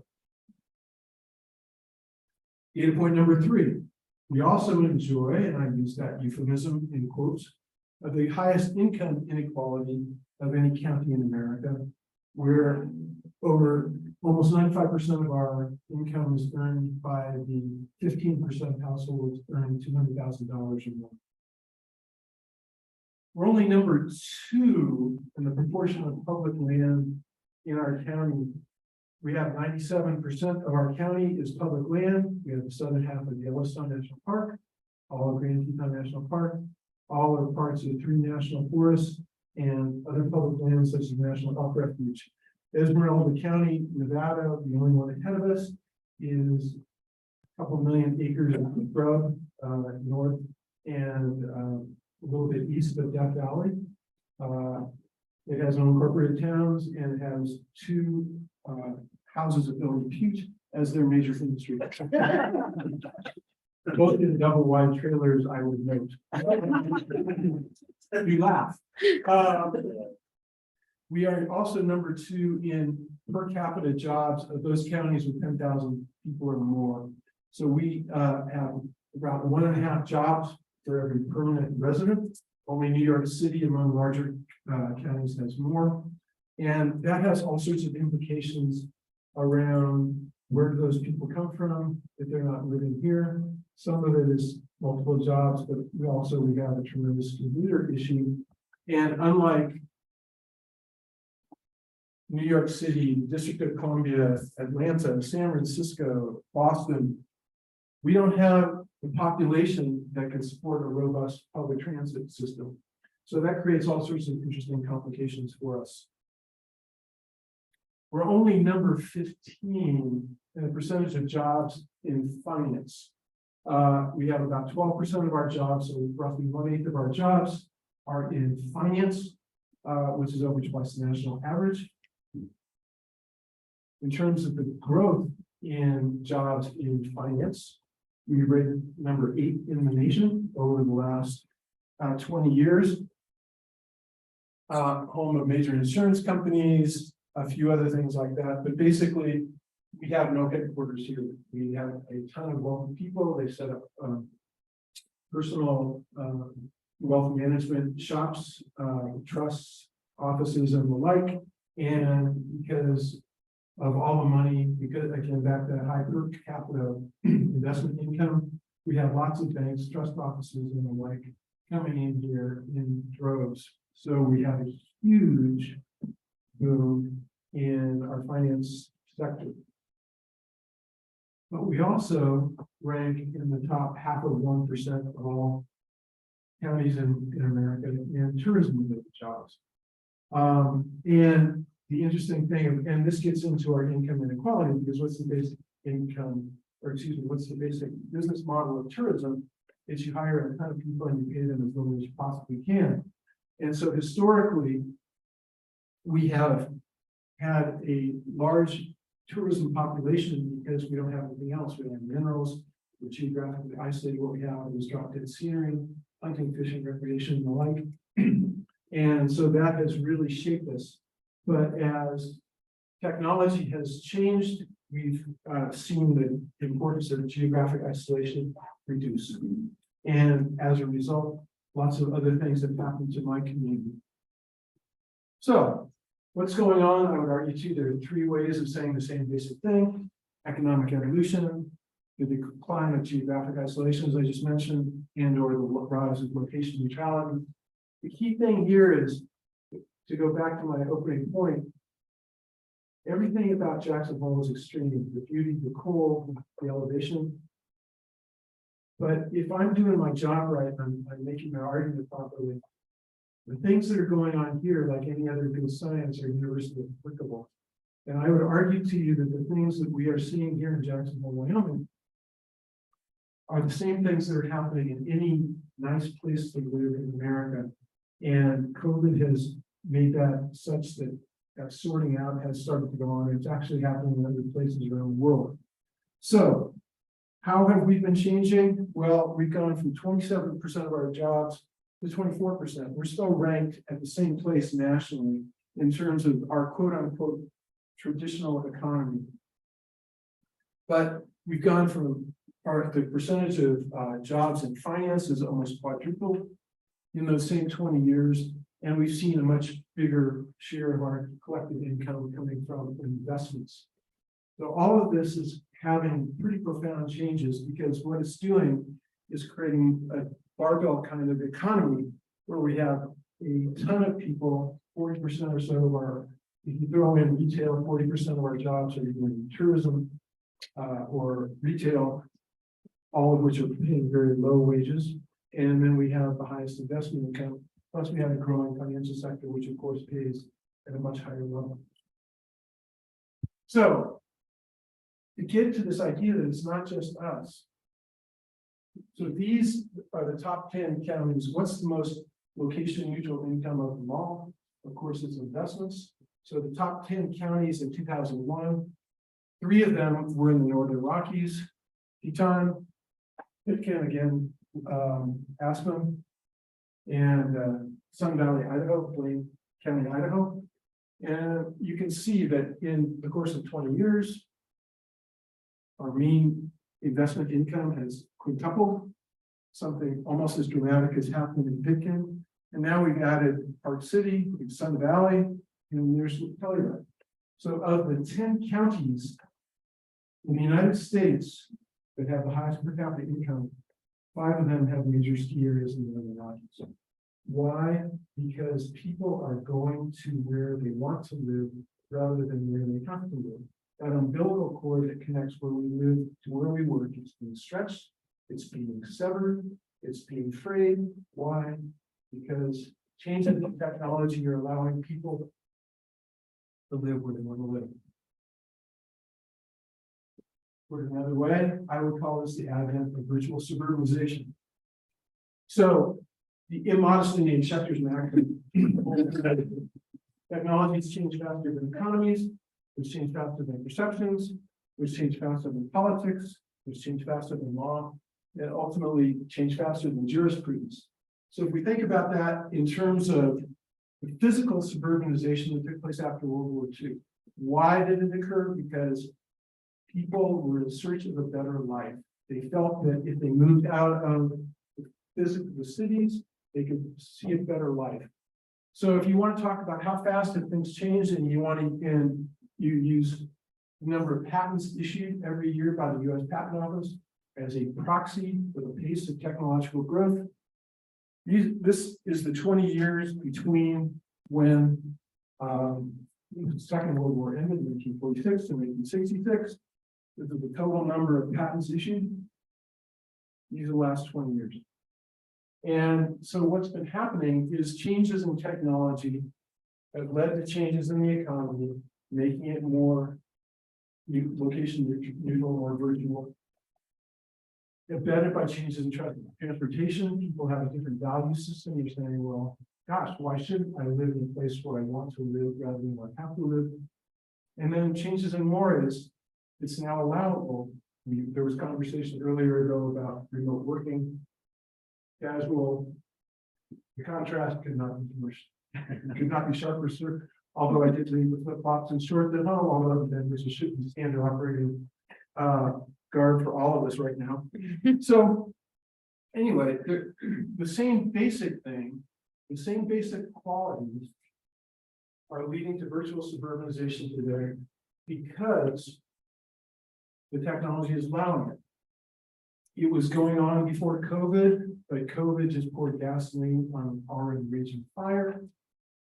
And again, my point is, and I go back to those 10 counties that have the highest per capita investment income, that any nice place in the world, any special place in the world, any place that people really want to live, are seeing the same basic thing going on. And each of these special places has the same suite of special challenges. Jackson Hole is, just ask this, would be very, very special. The most special of the specialists if you a bunch of snowflakes. Except for my constituents, all of whom I love equally. But the point is that all of these communities are hopelessly narcissistic, and we all think that we're just the best ever. But we're all sharing the same basic suite of challenges that are being brought on by the rapid shift in population, the rapid rise of virtual suburbanization, the rapid realization that people can live where they want to live, increasingly rather than they have to. We're all facing affordable housing problems. I talked a few minutes ago about the number of jobs we have here. Well, people can't live in Teton County or Wyoming. Why? Because we rank second in the country in the amount of public land. And so as a result, you got prices, housing prices that are going way, way up very, very quickly. Who can pay for those? People with investment income, people with finance income. Who can't pay for them? The traditional workforce of tourism and construction and government workers. So, but we're not the only ones. Every place is experiencing this to a certain degree. And that gets into growing expectations on government. Well, we got problems. Who's supposed to fix it? Well, not the private sector unless they can get some money out of it. We don't place any expectations on the private sector to do anything that can't make money. So government, you go fix it. Well, that's fine, except our entire governmental funding mechanism in Teton County, Wyoming, is absolutely dependent on sales tax. In Wyoming, we don't have income tax. We have the most favorable trust laws in the United States. We have exceptionally low property taxes. 80% of the funding of the town of Jackson comes from sales taxes. 15% at most of economic activity in Teton County, Wyoming, comes from sales taxes. We sold, at the height of COVID, year 2021, we sold over $5 billion of real estate. We taxed zero of it. We sold roughly $2 billion worth of taxable goods. And so all these pressures, affordable housing, transportation, all these things are coming in, and people are saying, hey, you fix it. But we have a governmental funding mechanism that was created in the 1960s. It was perfectly well attuned to the economy of 50 years ago, but not of today, and the gap is growing wider. So another consequence of all this is physical suburbanization. We are creating suburbs. We are creating physical suburbs. You can go down an hour south of here to Star Valley, Wyoming, you go an hour east or west of here to Teton Valley, Idaho. And that's where our commuters are coming from. That's where people who are getting priced out of here are living. And that's why there's incredible traffic jams coming up at Sacred Canyon every morning, and coming over Teton Pass every morning, and then again in the evening. Because our infrastructure, which was also created in the 1950s, 1960s, is not capable of handling the kind of growth that is going on as that umbilical cord that connects where we work and where we live. It's stretched and frayed and cut. So in conclusion, I want to talk about what I see as Jackson Hole's unique challenge. And this is where we are truly unique. Because, and it's based on, it's best captured by the vision statement of our comprehensive plan. It's 21 words long, and I will do the PowerPoint violation of actually reading what's on the slide. First 6 words are the essence of our vision. Preserve and protect the Vietnamese ecosystem. Why do we want to do that? Because we believe that if we do that, we will ensure a healthy environment, healthy community, and healthy economy for current and future generations. This is our vision of who we want to be. The problem is that nobody in world history has ever done that. The problem we face, the challenge we set for ourselves out of ignorance, I would argue, but out of a lovable ignorance, is that in the last 250 years, since the Industrial Revolution, tools really allowed us as a species to really capitalize on the natural world. I believe, and if somebody can disprove this for me, I've been on a search for 10 years to try and find the dispositive. I believe that we are the only place in history to have developed a fully functioning, very high level contemporary economy. We are the richest county, the richest country in the history of the world, and we have a fully functioning ecosystem. I think we are the one exception in 250 years.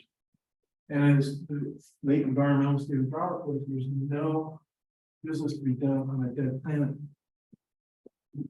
So the opportunity for us as a community is if we can figure out how to keep this going, if we can figure out a way to avoid the forces that have led to the 250-year precedent, we can figure that out.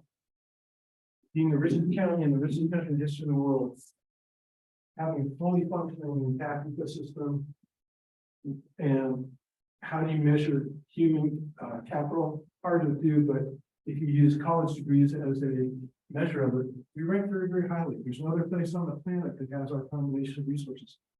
We can figure that out. Then maybe we can show other people how to do it. But if we can't figure out all those resources, all those advantages that we have, that's a tough, tough thing, and its implications for the rest of the region, the rest of the planet.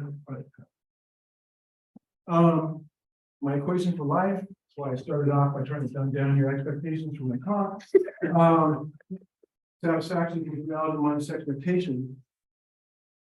The challenge that we in local government in particular are facing is this set of expectations that there are these truly world-changing problems. Hey, local government, go fix it. We're damn good at fixing potholes. We are really good at treating water, provide, you turn on your faucet every morning, it comes out. Doesn't matter if it's 40 below or 100 degrees above. We treat sewer, we do a few things very, very well. But we're also being asked to do a lot of things because people care desperately about this thing. They move here because they really care, and they want to make it their home, and they've given up a lot in many cases to come here. But we're not necessarily the folks who can do these things, so we need help. And so my request to you, my request to any of you who are in this business, and I see I'm losing some of my audience, and that's okay. Help us figure out how we can avoid the 250-year precedent overwhelming us. Because we don't have the tools, but we have the opportunity to show the world that it's something really cool. So that's my story. Thank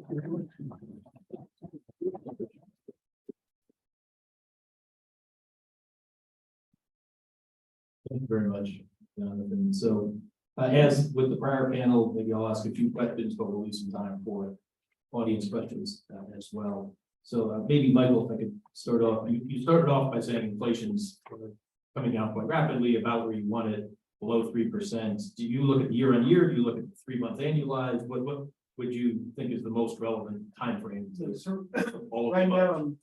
I'm kind of focusing on the last 5 months. I mean, we had the social security bump in January and the big price increases in January, but since then, we've had 5 months now of very muted inflation. Some of it's energy prices coming down. I don't like when people get fixated on the pieces of inflation. Because the whole point is, you can have higher prices for services if I'm paying less at the pump. I mean, they're interrelated. And so when I'm paying less for food and I'm paying less for energy, then I don't fight as hard against increases in services. But as soon as gas stops going down, and it's about to, and as soon as food stops going down, it's already there. And I have to pay those costs. And my wages are doing what they're doing. I'm going to get more in tune with what my cable bill is and how much I'm spending on travel and etc. In today's number, travel went down 8.1%. Nobody believes that's true, but it did. And that's partially because travel costs are supposed to go up in the summer and they were already up, so they couldn't go up further. And so there was a seasonally adjusted decline.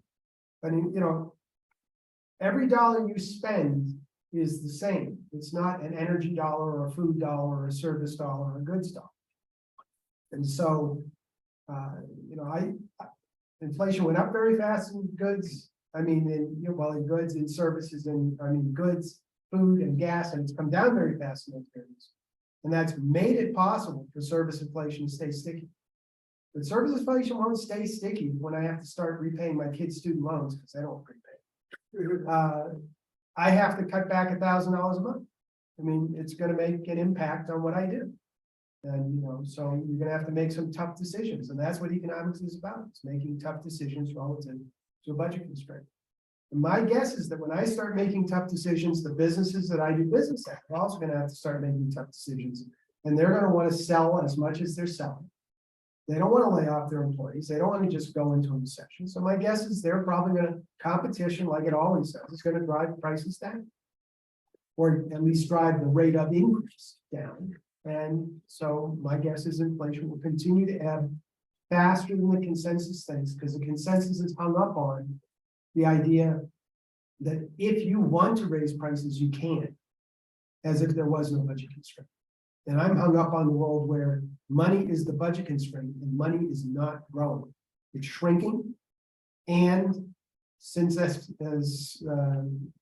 SVB, basically there's been no loan growth in the United States, none at all. So you've got a real liquidity crisis going on. If I was going to make a bet on where the next mistake on inflation is, it's that inflation will be below zero sometime late 2020. So you also had some flexibility in where you think inflation should be in hiding. And other central banks have, like Australia has a range, 2 to 3%, that Canada has range. How much of a range would you use? You I don't think know, 2 to 3 is the right range? Well, Jim Bianco's going. Jim and I are on a council that advises the Chicago Fed. That used to be Charlie Evans, and Charlie had his bullseye. And, you know, it was 1.5 to 2.5, and as long as you were in the range, it was okay. I mean, you were never above 2 during the entire time you were on the council with him. But he was fine with getting over 2.5. You know, my guess is the world will be fine once we're below 2.5. The Fed will. The Fed's going to keep fighting until it's below 2. But I mean, that's kind of their job. So I'm not worried. You mentioned the tightening of bank lending standards, especially after the Silicon Valley Bank failure. Does that have the capacity to be the problem over the next year? Or do you think that's priced in? Well understood. Yeah, I'm leaning towards it's priced in. I'm leaning towards the problems that it's supposed to create are mostly small bank problems, not big bank problems. All the big banks just passed their stress test. The big banks are kind of like the big companies. You know, JP Morgan, most of its deposits are corporate deposits that yield 0. And it lends money at, same rates as every other bank does. So its spread is better than other people's spread. So, I mean, it's a function of what kind of bank you are. I think there's going to be a lot of concentration going on. big guys are doing better and the small guys are paying the price. And that's everything from, your suburbanization and the fact that they can take advantage of that and a small business can't, because small business doesn't have a suburban location to move to. So unless the person moves, it doesn't move. And, there's just a lot of the work from home, all that stuff that I think big guys win for a while and small guys pay the price. So I don't think it's the top 1/10 of 1% that pays the price, but I think the next 10% gets squeezed pretty hard over the next decade. And that's how the imbalance is at. What about quantitative tightening? Think that's relevant or less relevant? Yeah, well, I mean, that's part of the sopping up the inflation very quickly. So at some point that ends naturally, but I mean, I think that's a big part of it. To me, that's almost more important than the next quarter point, because, you're at the point now where each quarter point is a smaller percentage change of the base. I mean, that first 25 basis points was a hell of an increase. But now they're more meaningless. But if you change the quantitative tightening, well, that's the kind of number that could change. You could go to zero, right? From $1 trillion a year, basically. So I mean, that you have a much more. Maybe Jonathan, if I could ask a question. It's pretty clear you've dealt with a labor shortage for a long time, even pre-pandemic. There's a story I was told, maybe I'll ask you if you can verify it. So that this was many years ago, maybe 5 or 6 years ago. There was a golf course that could not hire anybody to take care of the course. So my understanding is they bought some goats to help them out. So I'm not sure if that's true. I don't know if you've heard that same story. But in general, you could just offer your comments on labor shortages and any ideas that you think work particularly well. Apocryphal. The goat story is apocryphal to the best of my knowledge. There we go. Yeah, apocryphal. Or at least it wasn't here. Yeah, we have a weekly paper, and it remains the go-to place for people who want to hire employees, particularly in the non-remote work. So construction, retail, tourism. And I've been tracking classified ad columnists in that paper for 25 years every week. And they also have help wanted ads and rental housing ads. And the ratio today is about 4 columns of it's more like almost a page of help wanted ads for every inch of housing ads. And the point being, we always have a tight market, and it's only gotten worse over the last several years because of all the location control jobs coming in here. So somebody comes in, and it has all sorts of interesting spill-out effects. For example, restaurants have a hard time finding chefs. Why? Because the lifestyle of a chef gets hired as a private chef, or somebody who moves here for 3 or 4 weeks a year, and they want their meals cooked. They can make about as much money having a much nicer personal lifestyle by being a private chef for a wealthy person than by working in a restaurant. And so we have fewer restaurants, we have fewer, some of our older motel properties are being converted into long-range or long-term housing for employees, because the fundamental decision facing the motel room is you take in less money, but you don't have to deal with things like reservations and changing sheets every day or things like that. Or if you put $1 million into upgrading your motel, because to your point, Marriott or Hilton or somebody like that is coming in and spending a lot of money. So what's basically happening is a lot of the funkiness, the charm, the unique qualities of the community are getting homogenized out as the relentless pressures, the pressures that lead to the 250-year precedent that crush environmental things in their way are also crushing community character and turning this into more and more like any other place.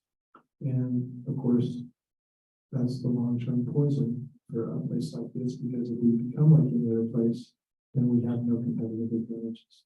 We are off the beat track from, so far the transportation, manufacturing, all those types of things go away. We don't have any mineral assets, as I mentioned. So what we have to do is fight to stay unique, and that's battling against every economic force out there that's working for consolidation, that's working for homogeneity, that's working for making everything exactly like everything else, because that's how you make more money. It's an interesting struggle for us as a community and for any other place that finds itself on distinctiveness. Would you use J1 visas? Oh, we use anything we can. Child labor, just. No, I say that in jest, but particularly at this time of year, unlike other major ski areas that you may be familiar with, our biggest season is the summer. The only real economic metric we track is sales tax dollars, and we generate 50% because of the importance to government financing, and roughly 50% of our sales tax dollars are generated in the 4 months between June, July, August, and September. And then the dirty little secret that the skier that doesn't want you to know is that during the 4 months of winter, December, January, February, March, they generate about as much sales tax as do the or shoulder seasons, October, November, April, May. So if you talk to the ski area people, they'll tell you how important they are to the local economy. The data suggests otherwise. Part of that is that it's sort of like a joke about the guy coming out of the bar and there's a light post right in front of the bar, and there's a drunk, and he's looking for his keys, and the guy goes, "Oh, what you doing? What do you want keys?" He's, "Oh, sure." After a couple of months or a couple of days, hours, minutes of that, the guy goes, "Where'd you drop me?" And the drunk points down to the end of the street where there's no street light. He goes, "Well, why, if you drop it there, why are you looking here?" "Because the light's better." And we hyper focus on our sales tax dollars because it's the one thing that we measure on a consistent basis. Why? Because it funds government, but it ignores 85% of the economy. And so because of that, we get into this very weird situation where during the summer months in particular, you'll see 12, 14-year-old kids busting tables, stocking shelves, things like that, but fewer and fewer. Why? Because the middle class is getting forced out. Why? Because people are coming in, like my house, I haven't done anything to it in the last 2 years. My property value is doubled. So it means my property taxes have doubled. So it's a very interesting spiral we're in right now. That there may not be inflation may be going down, but we have that quantum level ratcheting up because of the forces that are sweeping over our community for the last couple of years. We're coming up on the end of our time. I think we have time for just one question. So Michael, you talked about China decreasing their PPI and CPI. Do you see any or foresee any situation where it stalls similar to like Japan from the 90s till now? Well, I mean, you can never say never, but what I always tell people about China that is different than other countries come before it is that between 1979 and today, you went from basically no one graduated from college prior to 1979 to now more than half the population graduated from college. So much so that they now have a 20% youth unemployment problem because those kids graduate from college and they won't work in non-college type jobs, and they don't have non-college type jobs. So where in Japan was much more fully educated than they challenged the United States. So my point is the demographics people always talk about China are awful, is that they will lose their population. There'll be half as many Chinese in 2100 as there are now. That's also true of Japan and Korea and most of Asia. But while that population starts going down in the next 10 years, the productivity of the worker, the guy who's leaving the workforce has maybe a fourth grade education, person coming in as a college education. The only other country that I know that did that is the United States during the baby boom, where basically post-war children went from, their parents who fought in the war, et cetera, might have graduated high school, and they definitely graduated college. And that's a lot of productivity growth. And so I think China can grow 5% if they can get out of their own way. And I think they can grow 3% even if they're in them. And that's still faster than almost any place on the planet. So I'm not thrilled with China right now, but I don't think that it's going to be a drag. I think their solutions are just going to export growth to the rest of the world. If you want a tip, Bangladesh. Invest in Bangladesh. For anybody my age, that sounds like a joke. But Bangladesh now has a per capita income that is higher than India's, and it's growing faster. Michael Johnson, thank you very much. Please.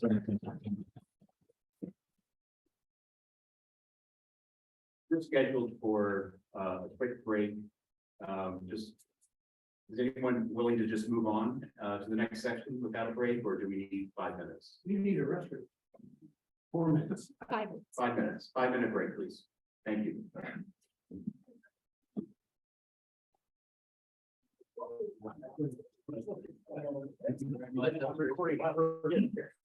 Yeah.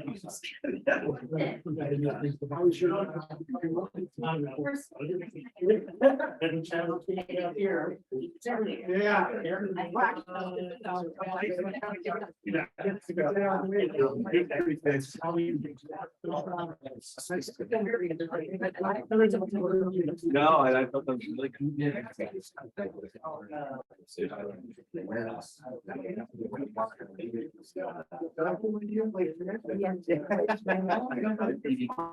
Yeah, I'll give you a much clearer answer, or much more.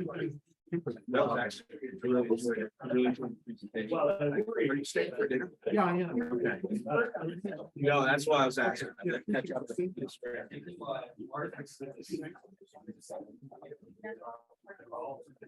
Yeah.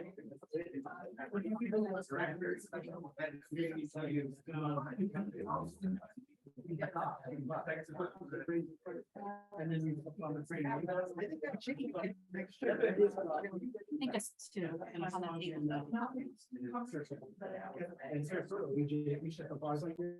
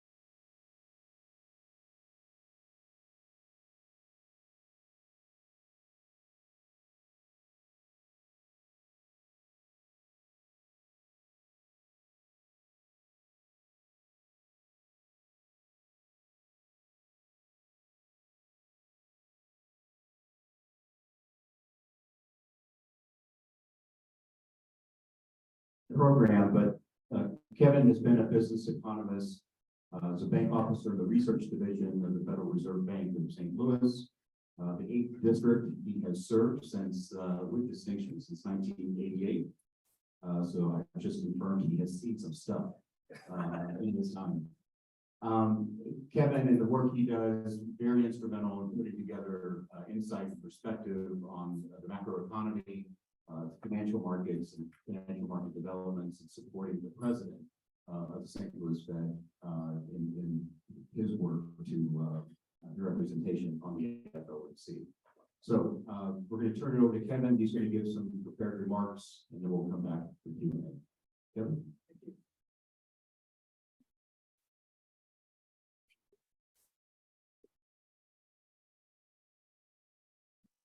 Thank you, Bill. Yeah. You know, I'm reminded of an old Three Dog Night song. There's a line from it. It says, I see things I don't ever want to see again. I'm paraphrasing, but anyway, I just want to thank you, Bill. Thank you, Jill. Thanks my old friend David Kotok, who couldn't be here today, for inviting me to speak to you today. My title is kind of interesting. You know, zoos are wonderful venues for exploring the animal kingdom and all it has to offer. But regrettably, zoos have kind of an unfortunate connotation when applied to human activity. So, you know, how often have you gone to a place and said, you know, the place was a zoo? But today I want to use, you know, these metaphors in a different context, and that's analyzing the short and longer run outlook for the U.S. macroeconomy. So hawks and doves, of course, are, you know, names given to those who place more or less weight on inflation, employment, or financial stability when it comes to the current future stance of monetary policy. We probably have hawks and doves here, and maybe different birds as well. Pigs and pythons have been used in the same sentence for 50 years or more. And you know, a careful internet search, and really how else is modern research done, revealed that its original use was by the late novelist Tom Wolfe, who described the population across time arising from the baby boom cohort that was born after World War II. So it must be true since it was on the internet. So my pig and python metaphor concerns the retirement of the boomers and simplification, discriminations, federal finances, inflation, economic volatility over time. So that's the setup. So let's have a little bit of fun. So I just want to remind everybody, you know, when you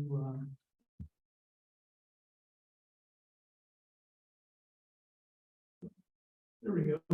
When you listen to a event speaker, they always have to give a disclaimer. So I just like to remind everybody the views I express are not necessarily those of the St. Louis Fed or the Board of Governors of the Federal Reserve. So I regularly open my talks.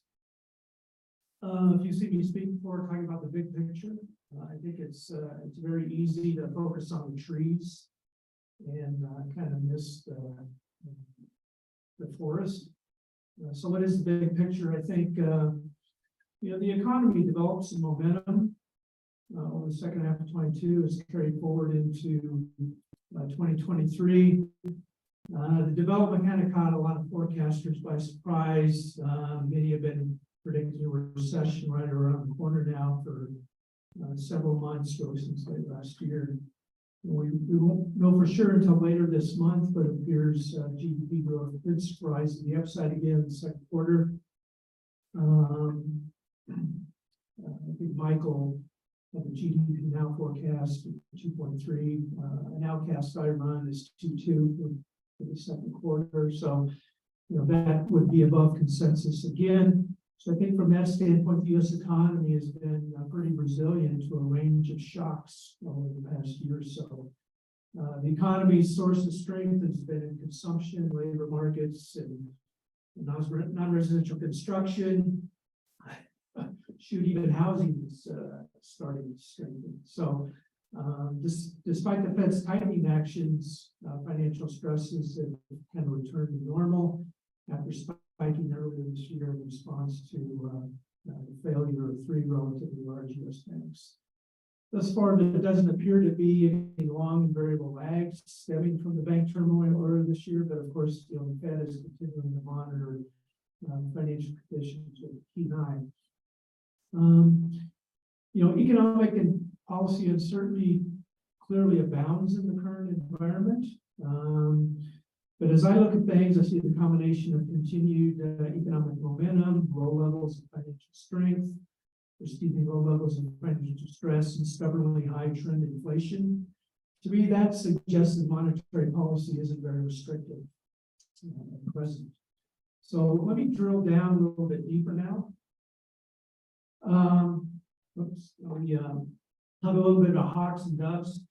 So as you all know, the Federal Remark Committee's strategy to return inflation to 2% target remains a key theme in the short and medium-term outlook.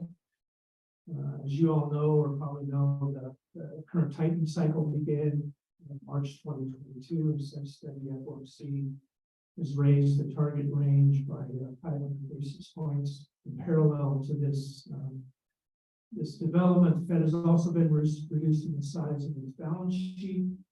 Since March 2022, total assets have been reduced by a little more than 550 billion, or roughly 40 billion a month, and that's well below the caps that were set by the FOMC for treasuries and mortgage-backed securities. So we're making some progress on the inflation front in response to these actions. Headline CPI, it was mentioned earlier, peaked at 9.1% in June 2022. That was a 40-year high. Inflation since then has been reduced to 3.1%. So inflation has nearly been cut in a third. I would just caution you, base effects were pretty pronounced in May and in June, and then last July we got a pretty low reading in the CPI both headline core. So you could get some bounce again in July on the year-over-year basis, but we'll just have to see. As you know, the FOMC prefers to focus on PCE price index. PCE peaked at 7% in June 2022 and is currently at 3.8%. So monetary policy, I think, is working as it should. But non-monetary factors have also been at work, helping to slow inflation. So we have notably lower energy prices, crude oil and natural gas. Food price inflation has certainly slowed as well. And certainly the decline in short-run inflation expectations are helping. The FOMC kept its target range unchanged. June meeting and the press conference after the meeting, Chair Powell indicated that further rate increases are likely to bring inflation back to 2%. And that was certainly the case. We looked at the dot plots, 16 of 18 participants judged the higher target range will be necessary this year to drop in the policy. Now, one sometimes hears, mostly outside the Fed, but there's some voices inside the Fed, that the Fed has done enough. Those who hold this view, and I would just stipulate it is a reasonable view, say it's time to let the long and variable lags work their magic. With inflation flowing and inflation expectations embedded in financial market instruments, tip spreads, for example, close to 2%. Those who hold this view say that further actions to raise the Fed funds target range will only lead to rising unemployment and weaker growth in incomes and output. And many economists and forecasters and financial market participants have concluded the Fed will eventually go too far, driving the economy in the ditch. But again, that's more or less been the view now for since late last year. And to be fair, probabilities, I think in terms of probabilities personally, probabilities of a recession over the next 12 months are above average if you look at the Jeopardy survey of forecasters. But I think the latest FOMC projections clearly imply that the fight against inflation won't be finished until there is clear and convincing evidence that inflation is returning to the target. So. Core inflation, remains well above 2%. This is, the PCE, looking on a PCE basis. Of course, CPI is up 4.9% year to date. Core PCE is up 4.6%, but that's in May, the CPI is through June. Both are well above the headline, and certainly well above the Fed's 2% inflation target. I published a piece, a month or so ago, that looked at 5 different measures of trend inflation. And I computed a geometric mean of them. That's the alternative PCE line right there, which is black. And you see in the chart, this alternative measure of trend inflation is below its recent peak, barely. At this point, though, we're just not seeing a symmetric pattern, sharply rising then falling trend in core inflation that we're seeing with the headline. So unless there's a more definitive break to the downside soon, it's hard to see trend inflation falling below 4% by the end of this year, particularly if the economy continues to surprise to the upside. So to me, I'm a central banker through and through. I am of German heritage, so I'm a hard money man, admittedly. Driving inflation down to the 2% target seems pretty appealing. To stop well before that seems very unappealing. Consequences of allowing inflation to remain well above the 2% inflation target in the hope that cyclical forces will return inflation to the 2% target, to me echoes the policy errors of the 1970s. And the 1970s show, in my mind, is not what's repeated. Now, I think few economists have seriously doubted the importance of low inflation in helping to stabilize financial market conditions and improve the efficiency of labor and product markets. I think one of the reasons for this view is that if you look at modern models of monetary policy, the farther inflation is from zero, the greater the distortion relative to prices, and therefore the greater distortion in the allocation of capital and labor. So this result is similar to a downward shift in labor productivity according to these models. So in other words, high inflation reduces economic and social welfare. It's a tax that imposes costs on everyone that we tend to think outweigh benefits, any benefits if they are. Now, obviously, models are important. Models are imperfect. Should not be taken as gospel in all circumstances. Still, you don't have to believe the model to believe its implication. You can look at the actual data. So here, this chart is showing growth of labor productivity on an annual basis from 1948. 2023 measure is obviously partial data. So clearly there was a downward shift in average labor productivity growth in the 1970s that lasted for 2 decades. In the 1970s, high inflation and rising unemployment, high employment. Now, I'm not claiming that the marked downward shift in productivity was all the result of higher inflation, but it certainly played a role. Another aspect of the inflation tax is that it hits those on fixed income and at the lower end of the income distribution hardest. That's why Paul Volcker once said, "We give government the right to print money because we trust elected officials not to abuse that right, not to debase the currency by inflation, by inflating. Failure to maintain those promises undermines trust in America, and trust is everything." So I think that's basically the view that the Fed has held for a long time. Price stability, Volcker went on to say, belongs in the social contract.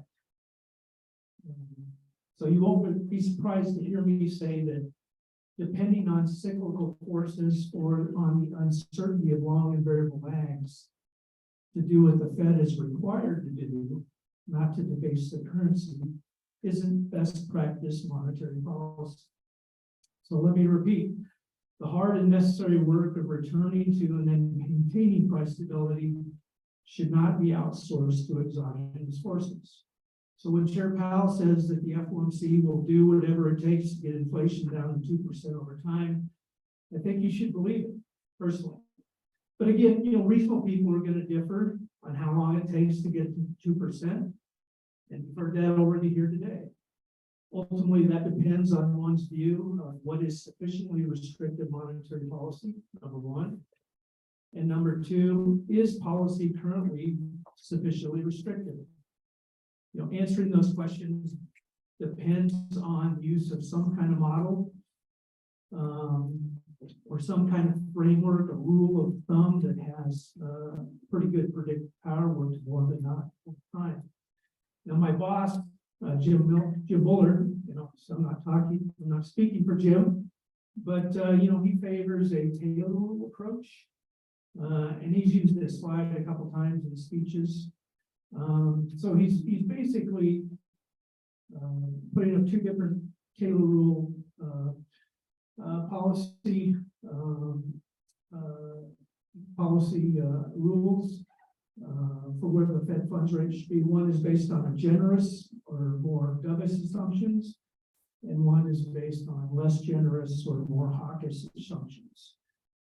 And according to Jim's chart, the policy rate is currently above the less generous Taylor rule policy rate.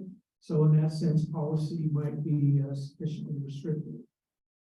Now, another approach is that adopted by John Williams, who's president of the New York Fed.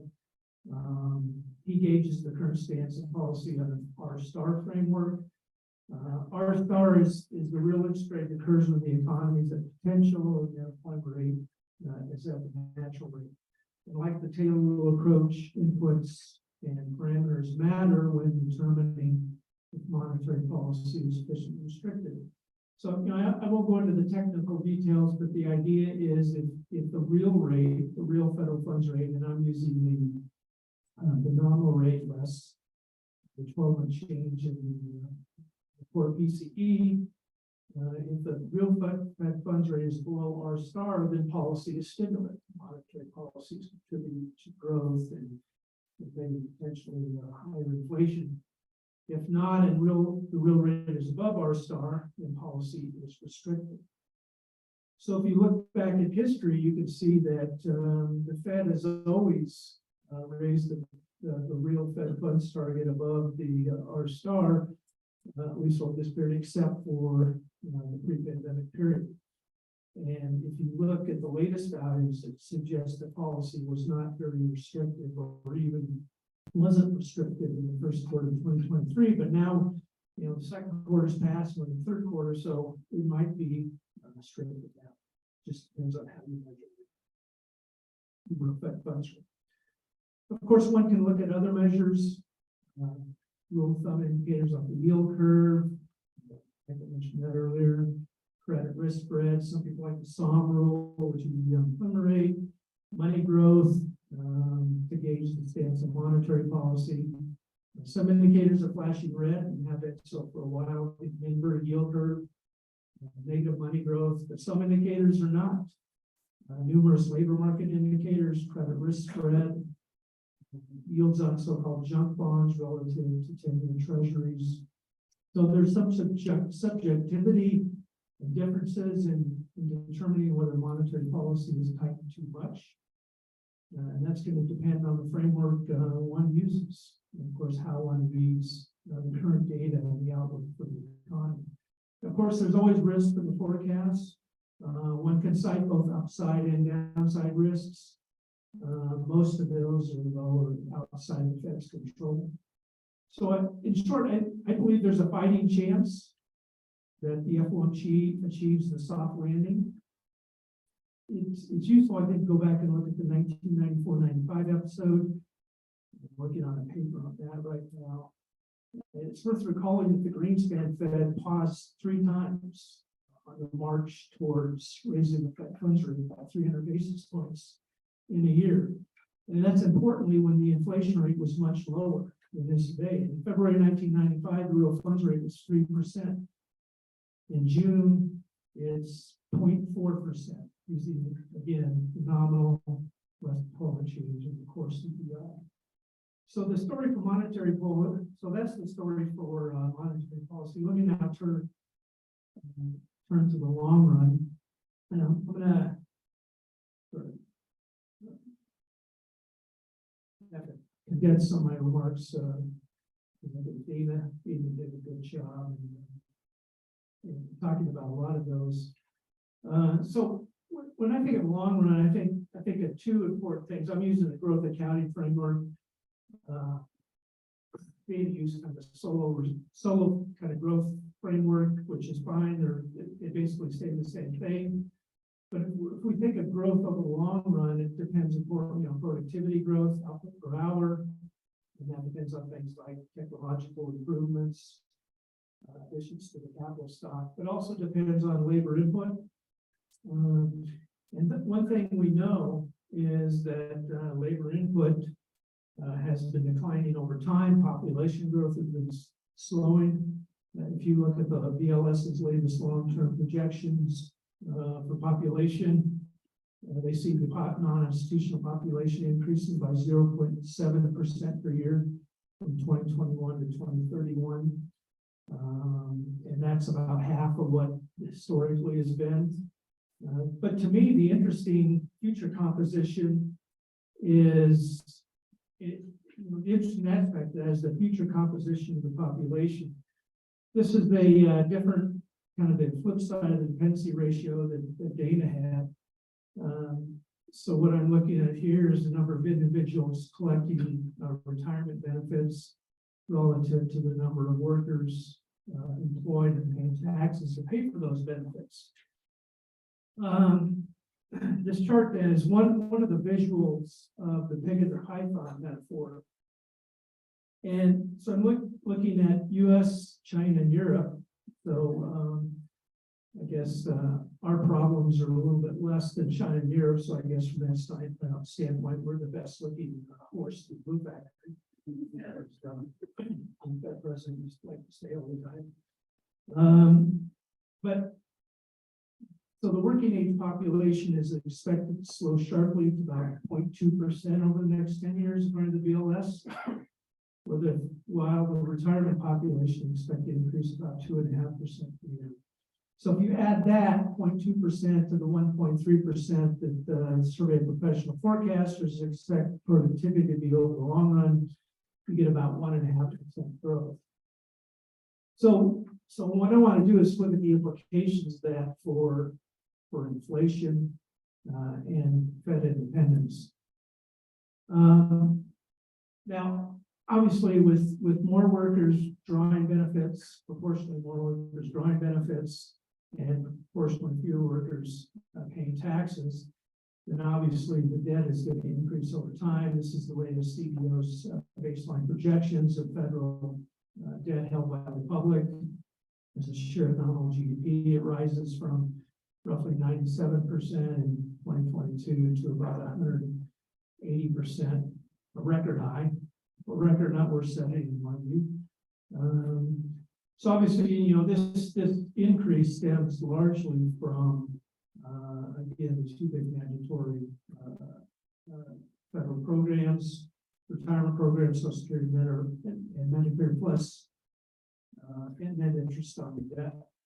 Now, obviously, this sharp rise might not be too worrisome if the Treasury can still issue debt. As much debt as it needs without paying the risk premium that private sectors are forced to pay when they issue corporate bonds, but this might not always be the case. This chart here is from the U.S. Treasury puts out an annual financial report for the U.S. government. It estimates under current policies and assumed long-run projections for economic growth, inflation, interest rates, and so forth. The debt to GDP is projected to hit 566% of nominal GDP by 2097. All of us won't be here by then, so maybe we don't care.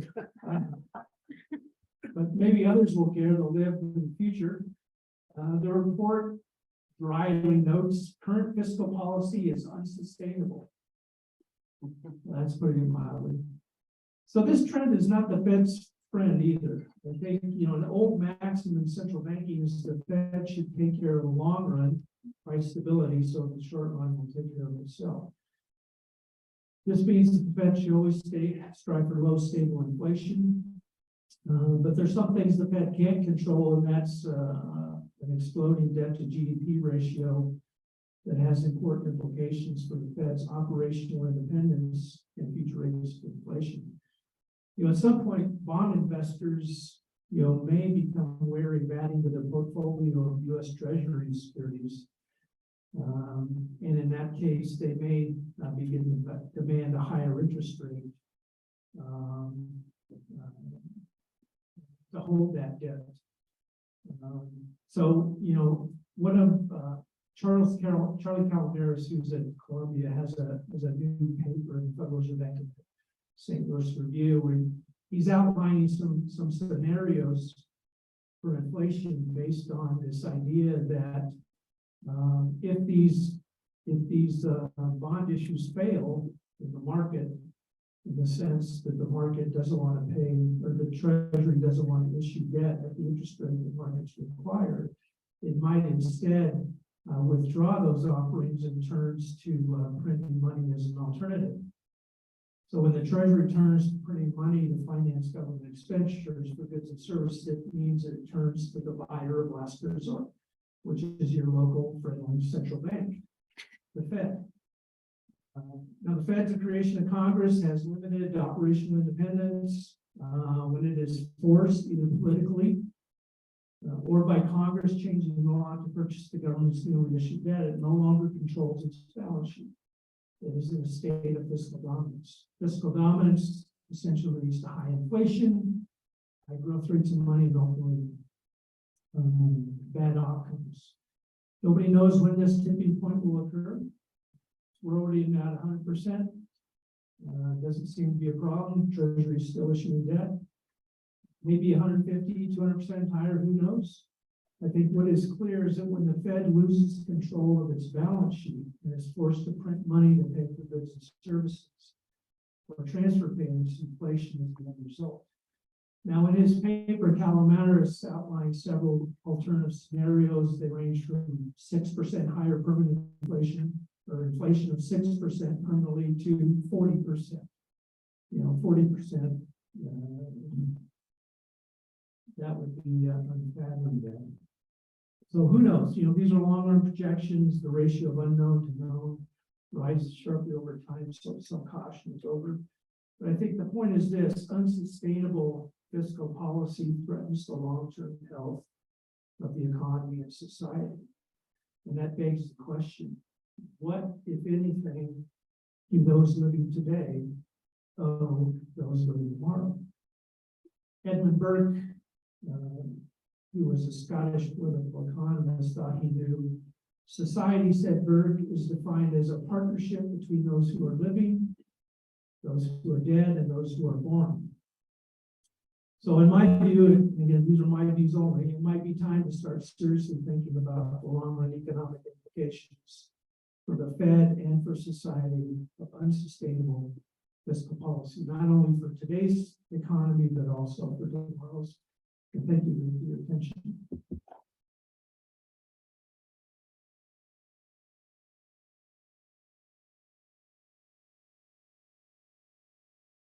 Kevin, thank you very much for your comments.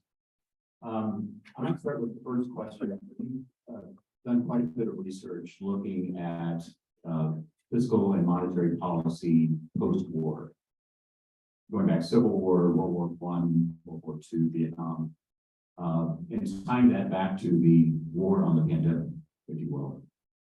What did you learn through your research about the response of what might have then seemed like irrational fiscal policy, the role of monetary policy, say after World War II? And what should we be thinking about today as we move further away from the war on the pandemic?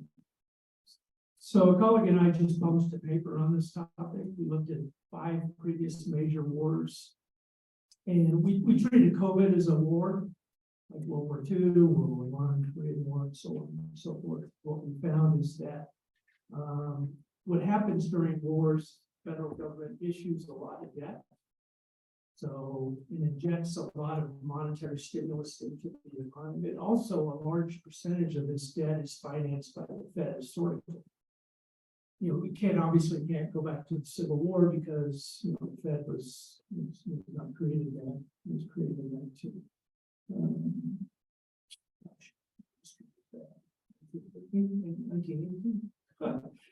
I should know this since I worked. You weren't there at the time. I wasn't there at the time. So, you know, in one sense, you know, hindsight is always great, but I guess coming out of the pandemic, and it was treated as a war, we issued a lot of debt. We sent a lot of money to individuals and firms. We should have realized that one of the consequences was higher inflation because historically that's what we saw in the past. You know, I have to admit, you know, I was never on team transitory in terms of inflation, but even I didn't anticipate, you know, 9% inflation. So I think, you know, someone once said we ignore history at our peril, and I think, you know, certainly going forward, if you see a lot of debt issued in the future, you might begin to wonder, are we going to see higher inflation as a result? Thank you. One of the things we keep hearing about is, are we there yet? Are we there yet on the recession? Where is the recession? And I noted that President Bullard actually gave a speech recently where he talked about we're in a disinflationary trend, which is good, and monetary policy is well suited for the current state of fiscal policy, where we are in fiscal policy. I guess the question is it plausible? You talked about unsustainable fiscal policy. Is it plausible fiscal stimulus is much greater than we're anticipating capturing right now, and therefore that 4% PCE model that you have may stay sticky or sustained for some time?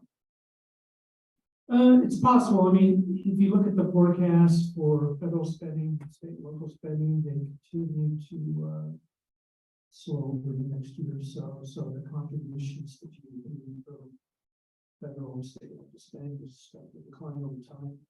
So clearly, this is a discretionary part of government spending that tends to be more sensitive to whoever controls the White House and Congress. You know, your prediction is as good as mine about which party will be in power in the 2024 election. But you know, again, I just think there's forces out there, and we saw that in the latest debt ceiling debate. There are forces out there that want to try to address what they see as unsustainable fiscal policy. But again, in my views, if you focus on discretionary spending, which generally is not the issue, instead of mandatory spending, which is the issue, what you're going to do is you're going to believe that you can, you know, reduce government spending sufficiently by cutting discretionary spending, but really that's not the driver of unsustainable fiscal policy. It's mandatory spending and increasingly net interest on debt. So I'll ask one more, and then I'm happy to take questions from the audience. The St. Louis Fed puts out a financial stress index. Could you just explain to the audience what's in that? How's it constructed? What's the current reading? And are we all clear now post Silicon Valley Bank, or are we starting to see some more stress in the financial system? So the financial stress index is comprised of 17 different weekly financial indicators. So things like interest rate spreads, there is a measure of equity prices in there, but you have the equity volatility index, bond market volatility index, credit risk spreads. So the basic idea is doing this stress. So we're doing some sort of fancy pants statistical model to take all those different 17 variables and condense it into one index value. And the idea is when the index rises, that means that financial stress, so to speak. So you can think of it in terms of, the firms under financial stress, they try to reduce spending, reduce employees, whatever, to protect the ongoing financial viability of the firm. And the same thing happens in financial markets. If you're an investor in financial markets, financial stress, you might, shift your holdings to more risk-free assets as much as possible. So the idea is that as stress rises, there's going to be sequentially the possibility of lower future income or employment growth going forward. That's the idea. And we saw that historically, that's what happens. We saw that in 2008, we saw that in 2020, the financial stress spike. It's currently at levels that are below average, so that suggests again broadly that financial stresses in the market are below average. And again, that suggests that, at least from a first approximation, that future economic growth, maybe over the next year or so, even though I hate to say that, might not be impinged because financial stresses are low today. So again, as I said in my remarks, I like to say, things can change on a dime. I've been around the block long enough to, again, see things that I don't ever want to see again. And so I'm hesitant to say financial stresses will remain low forever. But currently, we think that the hiccup we saw in March because of the bank failures has returned to normal. I have a question. Yeah, I've been fortunate in my career to know a series of presidents of banks. I know 2 retired CFOs of banks. And here's a dilemma I have. Every one of them were not thinking about risk. They were taking the money that was provided by the Fed or the markets or whatever, investing them in the lowest risk security because they were labeled low risk. And where did it take you? Bank of America winds up with $109 billion loss in that portfolio, but they never saw it. So how should one think about that going forward? How is the Fed going to manage that? Are they going to stay with, okay, we'll take collateral at par? Or how do they make it go away? Well, I guess you're right. Michael Barr's report showed that, argued that the banks that failed didn't do a very good job of managing interest rate risk or duration risk. Now, others, I read a piece by Tom Honig, who was the former president of Kansas City, and he argued that if you look at the Basel Accords, treasuries basically receive a zero risk rating because they're thought to be super safe. So maybe that needs to be changed. I don't sit at the big table that makes these decisions, but I think there has to be some forward-looking aspect that bankers should have in terms of where interest rates might go. The guy who ran SVB, he was on the board of directors of San Francisco Fed. I mean, was he asleep at these meetings? Again, these are my views. I don't know. I mean, you would think he would have been knowledgeable about, and this isn't inside baseball, the Fed has been communicating for a while that interest rates are going up. So, he has to realize, and bankers have to realize when there are big increases in interest rates, you can have unrealized losses on your balance sheet, on your treasury portfolio. So maybe it's a one-off thing. I don't know. Maybe changes need to be made to the the risk weighting of certain assets. I don't know. I don't make those decisions. But again, it could just be something that's very unique to today's situation. I'm just not sure.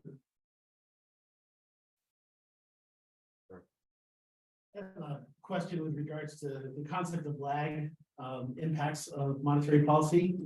I mean, I've heard numbers all over the map and sort of general consensus, like 6 quarters to feel Fed funds increase. Goldman Sachs published a paper not too recently saying that the majority of Fed increases felt within 2 quarters. And I'm just wondering, I suppose if I think about putting on the brakes, and if you're in a car, I guess it depends on how fast you're going and if you're going uphill or downhill. But when you're tapping on the brakes by raising rates, how do you assess risk and how long it takes for that impact to be felt?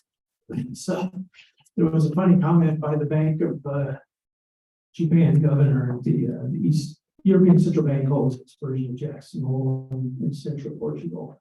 And somebody asked the Bank of Japan governor that question. He says, well, we in Japan have found that long and variable lags are about 25 years. I don't think they're that long here in the US. Now, I think, what my boss and what my former boss, Chris Waller, have argued is that, in an era where the Fed is forthcoming about its intentions, that the lags have become much shorter. But again, ultimately, this is an empirical question. A colleague of mine just published a piece on this. And what he found is there really is no consensus on how long these lags are. So I don't know.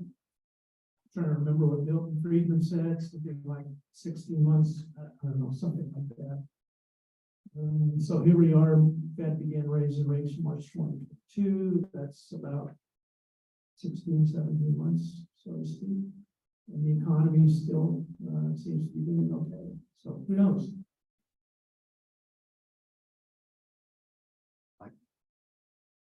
Mike for Mike. An interesting question I was asked this morning. You're data dependent. So if you were making a decision for the September or November meeting, and you can only look at one indicator, either inflation or jobs, which is more important at this point? Well, again, I think I would look at my measure of trend inflation. I want to see that continue to come down. As Jim Bullard said, if it does, I think the Fed is well positioned. So again, I'm going to be focused on inflation and mostly trend inflation, underlying inflation. It has come down a little bit, but again, it's still much too high for my comfort. But again, other people might have different views. So I would continue to focus on inflation.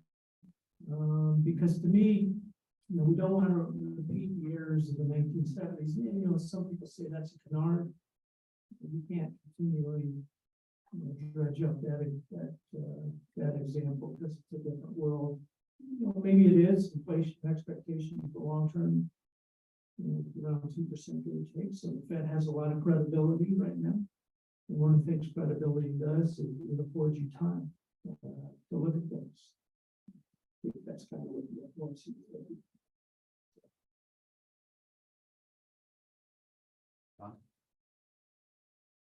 Thank you. Do you have any opinion on excess consumer saving that presumably has been there for several years and is winding down at this point?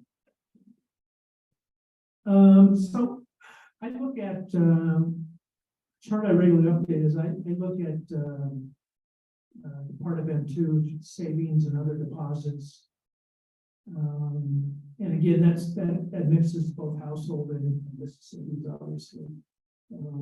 But if I compare that in nominal terms, say the pre-pandemic trend, say the 5 years before the pandemic, that current level of savings and other deposits is basically back to trend. So when you think of it that way, excess savings may be pretty small. But if you look at it in real terms, it's well below the trend. So real saving balances, are much lower. So when that happens, typically, if consumers are smoothing their consumption and they see an income shock, some other shock, what they tend to do is they'll either draw down excess savings or they'll increase debt to smooth that consumption. We're seeing both right now. We have seen a tremendous increase in consumer debt. That's starting to slow a little bit. So I don't have a dog in that fight in terms of excess savings. I look at what others do, and it's, you know, with economists, you can have different opinions. But I guess the San Francisco Fed published a paper where he said excess savings is still there. The Board of Governors had something else that said it basically still been evaporated. So I'd probably lean towards Board of Governors. But the thing that nobody talks about is that our people's quote, and this is an average, you know, distribution very wide. Our people's precautionary saving balance is higher now than they were before the pandemic. If so, then they might want to hold a higher level of precaution.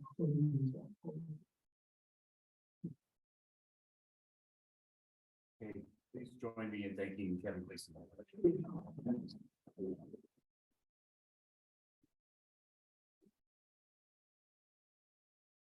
Oh, sorry. Lunch. Lunch is now here. Lunch here. In the Yes, back. lunch is in the back. Please help yourself and go back to your seats and enjoy it for about an hour.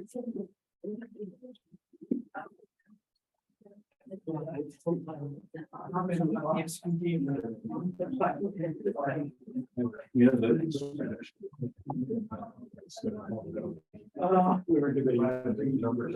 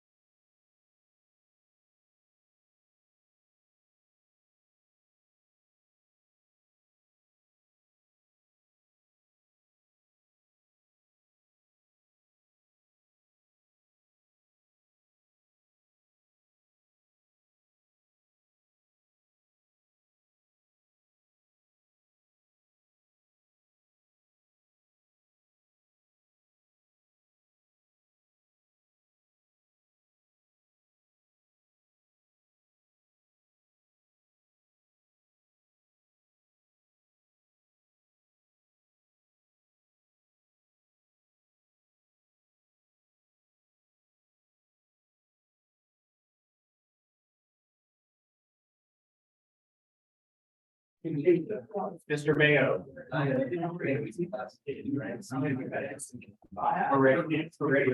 Yeah, put you to work.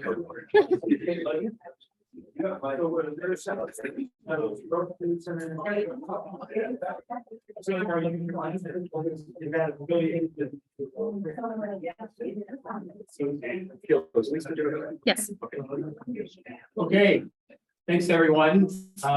Hopefully you had a good lunch, good conversation, good networking opportunity. We're going to turn now to focus on capital markets, and leading this panel is my partner in crime, Lisa McIntyre Shaw. Lisa serves as our vice chair of programs at the GIC. Lisa, I'll turn it over to you. Thank you, Bill. He says partner in crime, and every time he texts me, it says, howdy, partner, with this little cowboy hat on. So where do you prefer? What? Where do you? Well, I know I'm going to send you to the I'll podium. start but you want to there. sit in the- I'll start there and circle around the room. Oh, don't you want me in there? It's your Okay. choice. So my name is Lisa, and I have the, as Bill said, I'm the vice chair of programming. So that's an exciting position, at the Global Interdependence Center, because I get to know all of the awesome speakers and talk to everybody about, what we would like them to talk about. Sometimes it's difficult to get agreement, but in this case of these two fine gentlemen, when we did our practice round, it was not. So we will begin the outlook for the financial markets with Dick Mayo. And you know his bio, it's in the info. So it's yours, kid. Okay. The guys I came to love be going like that. Okay, so let me. Can I operate this thing? Yes. I'm just going to go forward. This. No, is it? Give another shot here. Okay. I'll call on you. I sometimes have to call on help. Thank you. This will be difficult, which can. First of all, I'd like to. Okay. I'm trying. I apologize. I dressed informally. One of the reasons for that is one of the highlights of my life last year. I had lunch with Charlie Munger. Everybody should have that experience. And he came dressed in his Costco outfit. That's the secret to aging. That's the way I'm going. So what I would like to do is a somewhat different perspective. I'm very humble in a group like this. There are a lot of smart people trying to forecast inflation, economy, and a series of other things. I'm not sure I have that skill better than they. But what I would like to talk about is the possibility that we could be having a regime change. And that should affect how you think about the investment landscape and possibly what you do. So my first slide sums it up, and then I can sit down. That's what it's all about. The point of this is a situation, there are stresses and strains there. Okay, is it inflation, is it low inflation, is it high interest rate, low interest rates, is it whatever? This has been in North Conway for 10 years and never seemed to be able to get direction one way or the other. I think that's a good capsule of the investment landscape that we have today. And that's the way I think about it progressively. Now, going forward. Back to why we might have a regime change. This is a chart from Ed Hyman. His picture is supposed to be up there. I'll give him kudos. I think he's been more right on the cycle than anybody I know. What's the point of it? The point is the volatility of money supply probably created a series of stresses and strains and frictions in our economy and the corporate sector that we're still trying to understand and unravel. I think that's what makes it difficult to be able to construct a portfolio. I don't think you can construct it on this scenario and that scenario. The reason I use the word scenario, I think that's a much better approach. Most people try to do a forecast. Success ratio is not good there. The trouble with the forecast, you get locked into it. You don't know when to change. So maintain flexibility. Okay. So all of us got pessimistic. It's the last year.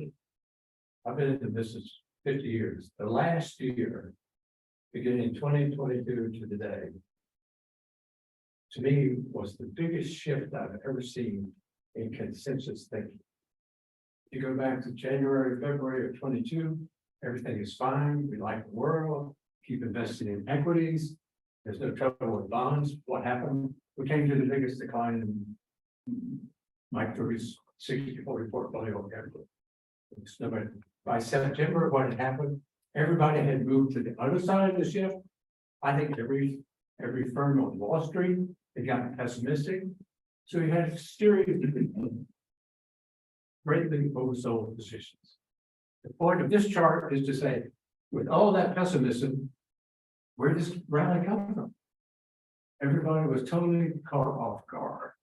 It got started by, I would say, there are very few times in my investment career that I've been able to see some of the best companies selling at significant discounts to the market. The 10 to 15 very large growing companies that went down 40 to 60%. Why weren't we all over them? It was pessimism riding the day. So I'm gonna come back to that point. Where did this rally come from? First of all, significant oversold. And the reason I'm talking about this, I've had the pleasure of having a series of conversations with George Soros, Howard Marks, two of the great investors, and I learned one thing from them. The most important thing to know is where you are. And I think that was one of the things one should have been thinking about last year. This is where we are. It's all pessimism. And out of the blue, we get huge increases in money moving to money market. We were setting up a large inventory of money capable to come back into the market. So we started a recovery in September, October, naturally got oversold. And we drifted up. And then what happened? Out of the blue came this terminology, artificial intelligence, AI. It was the match that lit the fire to start getting money back into the market. And as you can see from the chart, there's a lot there. Why weren't we rushing into it sooner? The word 5%. The word 5% means a lot to me. I give credit to Jim Bianco when he was on TV one time saying, get ready for a world of 5%. That's what I think we have to be thinking forward. What does that do to your investment process? What does it do to the economy? Okay, now we get back to interest rates. Mr. Drury, you may be right. This is not going to happen. But I'm still in the camp. I have to worry about higher interest rates for longer. That's going to constrain potentially my portfolio. This will be pressure on the economy. I've always had great respect for Bill Dudley. So for the moment, I'm going to say there's a scenario where he could be right. And as I've learned from some very smart people, one of the things you do, you don't invest unless you pay to take the risk. And I think that may be one of the stages that we've reached today. And that's why I think it's important to understand machine change. Okay, now I want to go to something which I think that I don't know if I'm going to be right about interest rate or inflation. I don't know if I'm going to be right about a series of other things. But one thing I feel really strongly about is that we've had 2 decades, possibly, of above average corporate profitability. That may be changed. Look at there. The chart on the left. This is countries which are significantly above historical profitability. So ask yourself the question, is that sustainable? The chart on the right shows, yeah, it may be distorted because so much of it is headquartered in large companies, but we better examine the reason that corporate profitability stay here. Now, I think about this differently from you because of my investment career. Okay, I came into business in 1970, I learned a lot, whatever. And I would say from 1980, 85, from today, you had a gradual change in corporate objectives to what it is today. The number one objective of a person running a company today is profit maximization.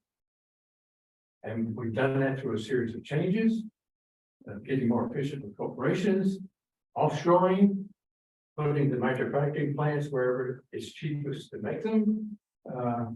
And so have we run out of that capability? I encourage you to be thinking about that. This market needs profitability to stay at a particular level. And here's some examples. How did profits increase to this level? Okay, profit margins in 1990. Okay. Cost of goods, that went lower. That's because of the labor function. Interest, for 20 years, interest rates went down. Taxes, for 20 years, they went down. Depreciation, for 20 years, it went down. I don't think it's hard to say every one of those variables would be going up. Now, it doesn't hit you all at once, but if I'm trying to value a company on a 5 to 10 year basis, that's a headwind. And to me, there's one other thing that people aren't giving enough credit to. And this comes from, okay, I gave a presentation here about 3 or 4 years ago, and I was using an example from Amy Shales from her book, The Great Society. And what was the critical thing that she examined the world of Lyndon Johnson about trying to improve poverty. There was no great success there. But the government gradually changed to a stage of two things.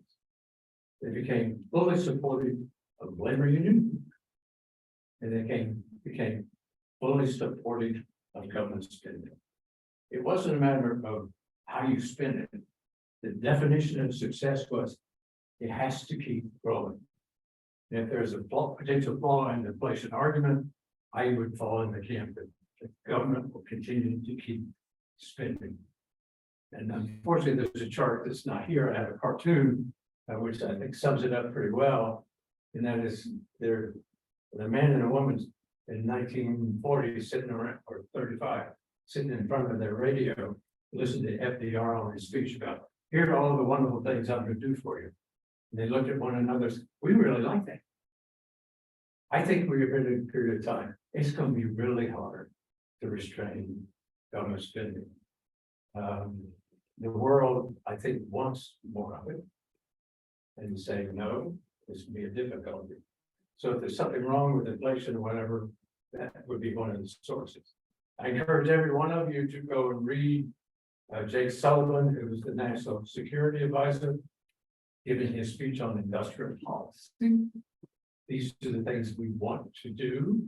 So incorporate into your thinking process one other factor. And that is, there will be intervention in government in various places. That will not always help with corporate profitability. And so I think one has to be thinking, in this new world, this new regime, can I still pay these kinds of multiples? Because there's an additional uncertainty.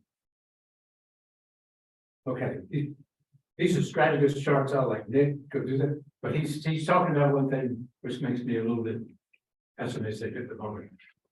One of their charts shows an erosion of earnings per share of the S&P 500. He can tell you how dramatically lower they are. And I don't think it's going to be an econometric model that gets you there. It's a series of individual pressures, industries and companies that will cause that to happen. I don't think everybody understands in the world that has been living over price increases for 2 to 3 years. What happens when you don't get price and you have a volume problem? There's more leverage there than you think. The other side is just the top chart. Okay, one of the things you have to, how do markets respond? How do you think about the top chart is, I know some people say maybe the economy is okay because manufacturing can be offset by the consumer stuff. Okay, I'm not going to dismiss it. The market has had a pretty good correlation with the manufacturing PMI. If you want to deviate, have a good reason. Okay, this is, once again, this is an Ed Hyman chart. Mike, I should send it to you because I had lunch with Ed Hyman 3 weeks ago, And he said emphatically, there will be a recession. And these are the reasons. So I'm going to respect that and say, I'm going to plan that that's a possibility.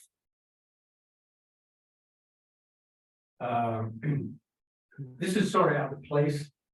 So if you know how to get me back to this chart, I'm gonna come back to, okay. Okay, well, now I can go this way. Okay, I think we've reached a stage, there are a series of things that we really need to consider as possibilities. I think I've succeeded in my career because I spent time about where I disagree, what can go wrong, and that sort of thing. And this fits in a little bit more with the government intervention thing. I'm absolutely amazed when we talk about market difficulties and cycles. Everybody talks about 1987. If you didn't live through that, if you lived through that, you never forget. So I want to give you a little bit of conversation about it. The left side, what can happen from intervention? That's 1962 that I want to talk about. 1962, everything was fine. There's a strike by the steel workers. Roger Blau, president of steel, talks to John F. Kennedy, and we're gonna work that out. Well, it didn't exactly work out. John F. Kennedy wanted no price increase. Roger Bell, the president of steel, went back after that conversation 5 weeks later, said we're raising prices 3%. John Kennedy said, no, you're not. Market's down 23% in the next 2 or 3 months. It didn't like disruption caused by the government. So I think we have to understand that sort of thing. You know, 1987, the people in this room could help me understand that a little bit better. And that's why I'm going to go back to the other chart. Okay, you can see what happened. We were having interest rates going up, and whatever. You know, how do I get back? Hey. Okay, everybody is so obsessed that we're going to have high inflation, or there's going to be a recession, no recession. If you look at this chart and go look at the US recession, all of these are difficult markets in stagflationary period. The only 4 that didn't have a recession. But if you look at the 2 that didn't have a recession, there's 1962 market down 16%. You go look at 1987, there wasn't a recession.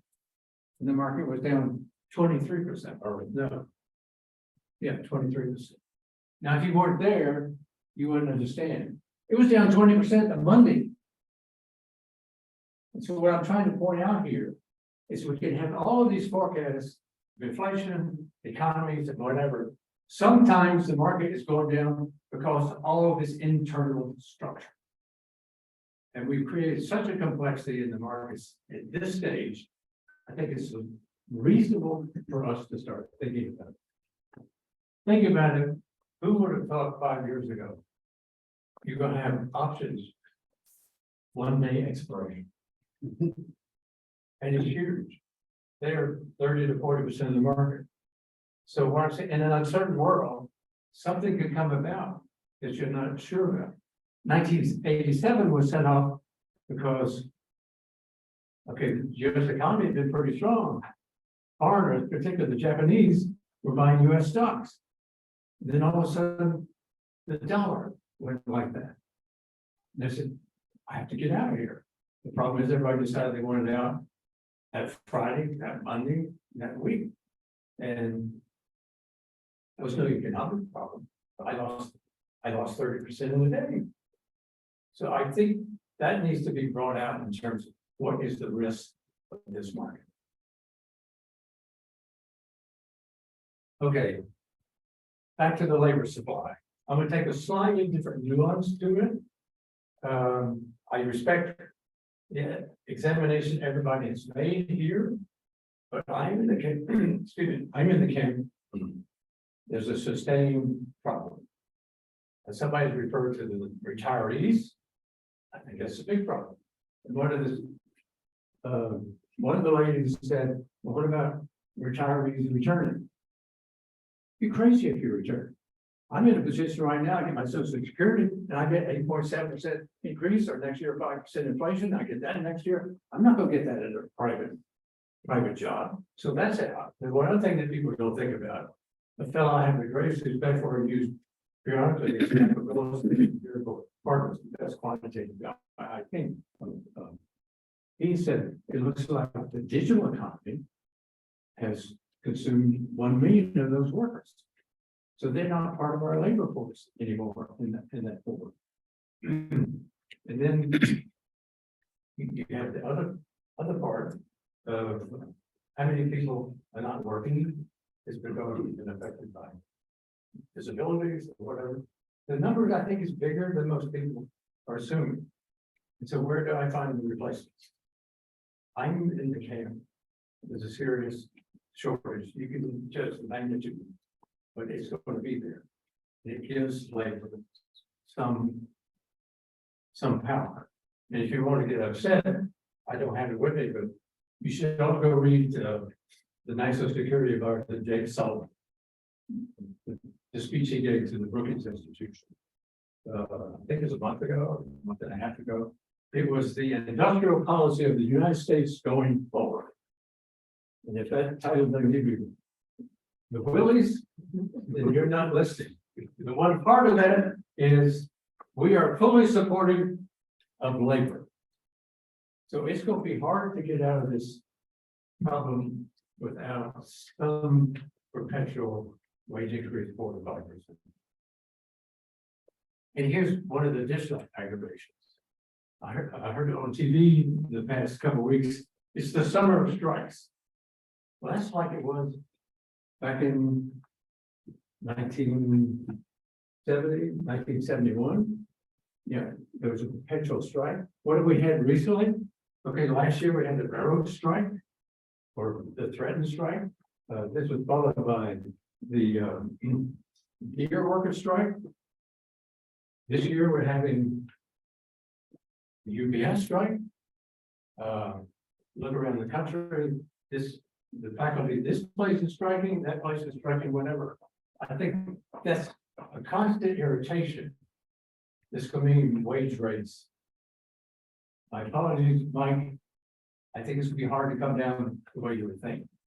So this is more, it's not a forecast, but this is a friction in the economy, which is a difficulty. And you know it's in a different place when 200 workers at Starbucks are striking because they weren't identified correctly, he or she or whatever. So it tells you that there's less fear of not working. Now, just introduce a little reality here. We're all enamored with artificial intelligence. I'm lucky enough to have associations with Free Hospital, the dean of the Darden School, University of Virginia. In the last 2 months, I've sat down with the presidents of Free Hospital, the president of the University of Virginia, the head of the Darden School. Without me saying a word, they said, we're talking about artificial intelligence, right? It's dominating the conversations. So what I'm trying to say, he can say it better than me. Let's return to reality. And I think it was the guy at Amazon that said, let's remember, we have moved 3 steps in a 10-year progression. It won't happen all of it. So maybe the stock market's getting a little enthusiastic. How enthusiastic can it be? At the Darden School, they have a professor that's an expert in artificial intelligence. He works with the Brookings Institution. I had a short conversation with him, and he was absolutely giddy about what improvement you could do to the GDP. He will have 50 basis points of growth to the GDP.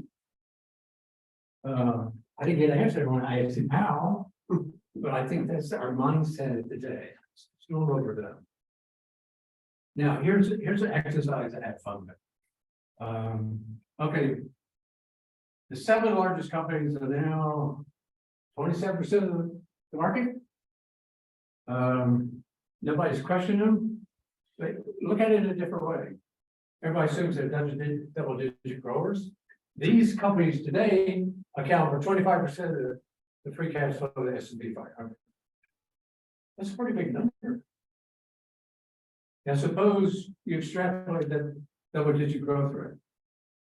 Their cash flows could be 30 to 35% of the S&P 500. They will dominate the economy.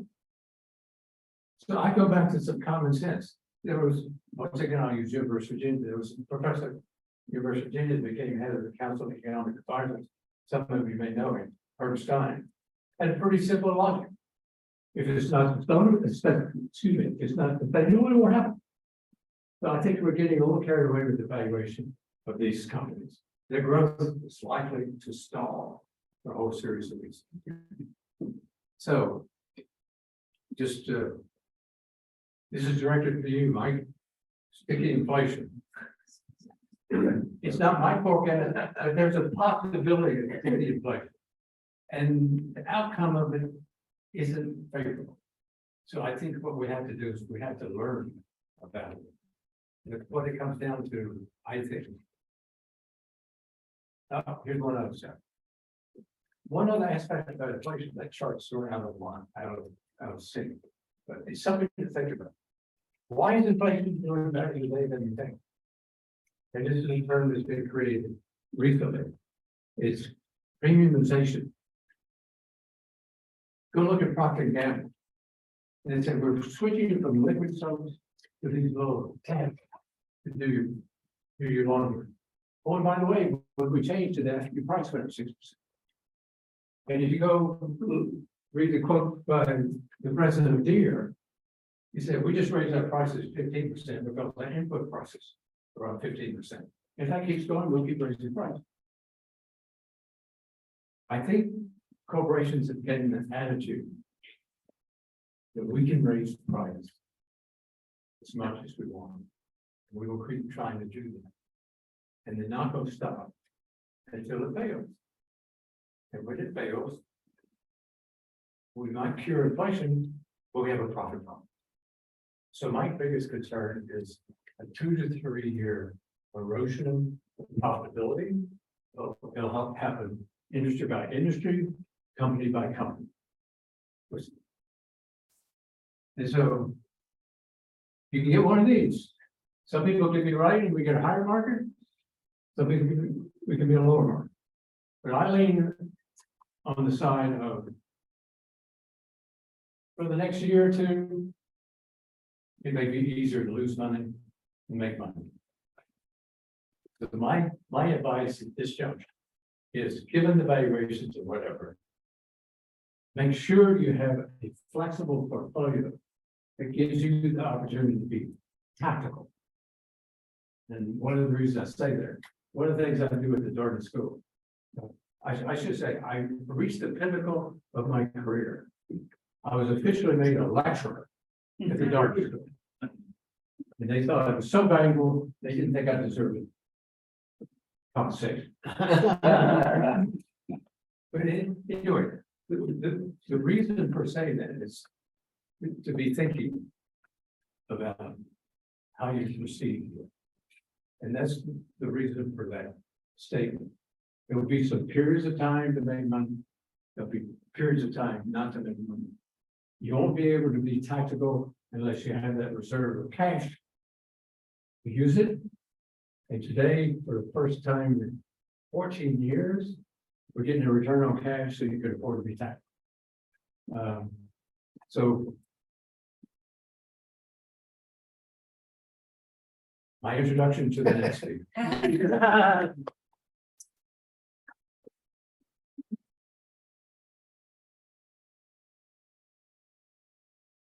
But keep that one. That's good luck.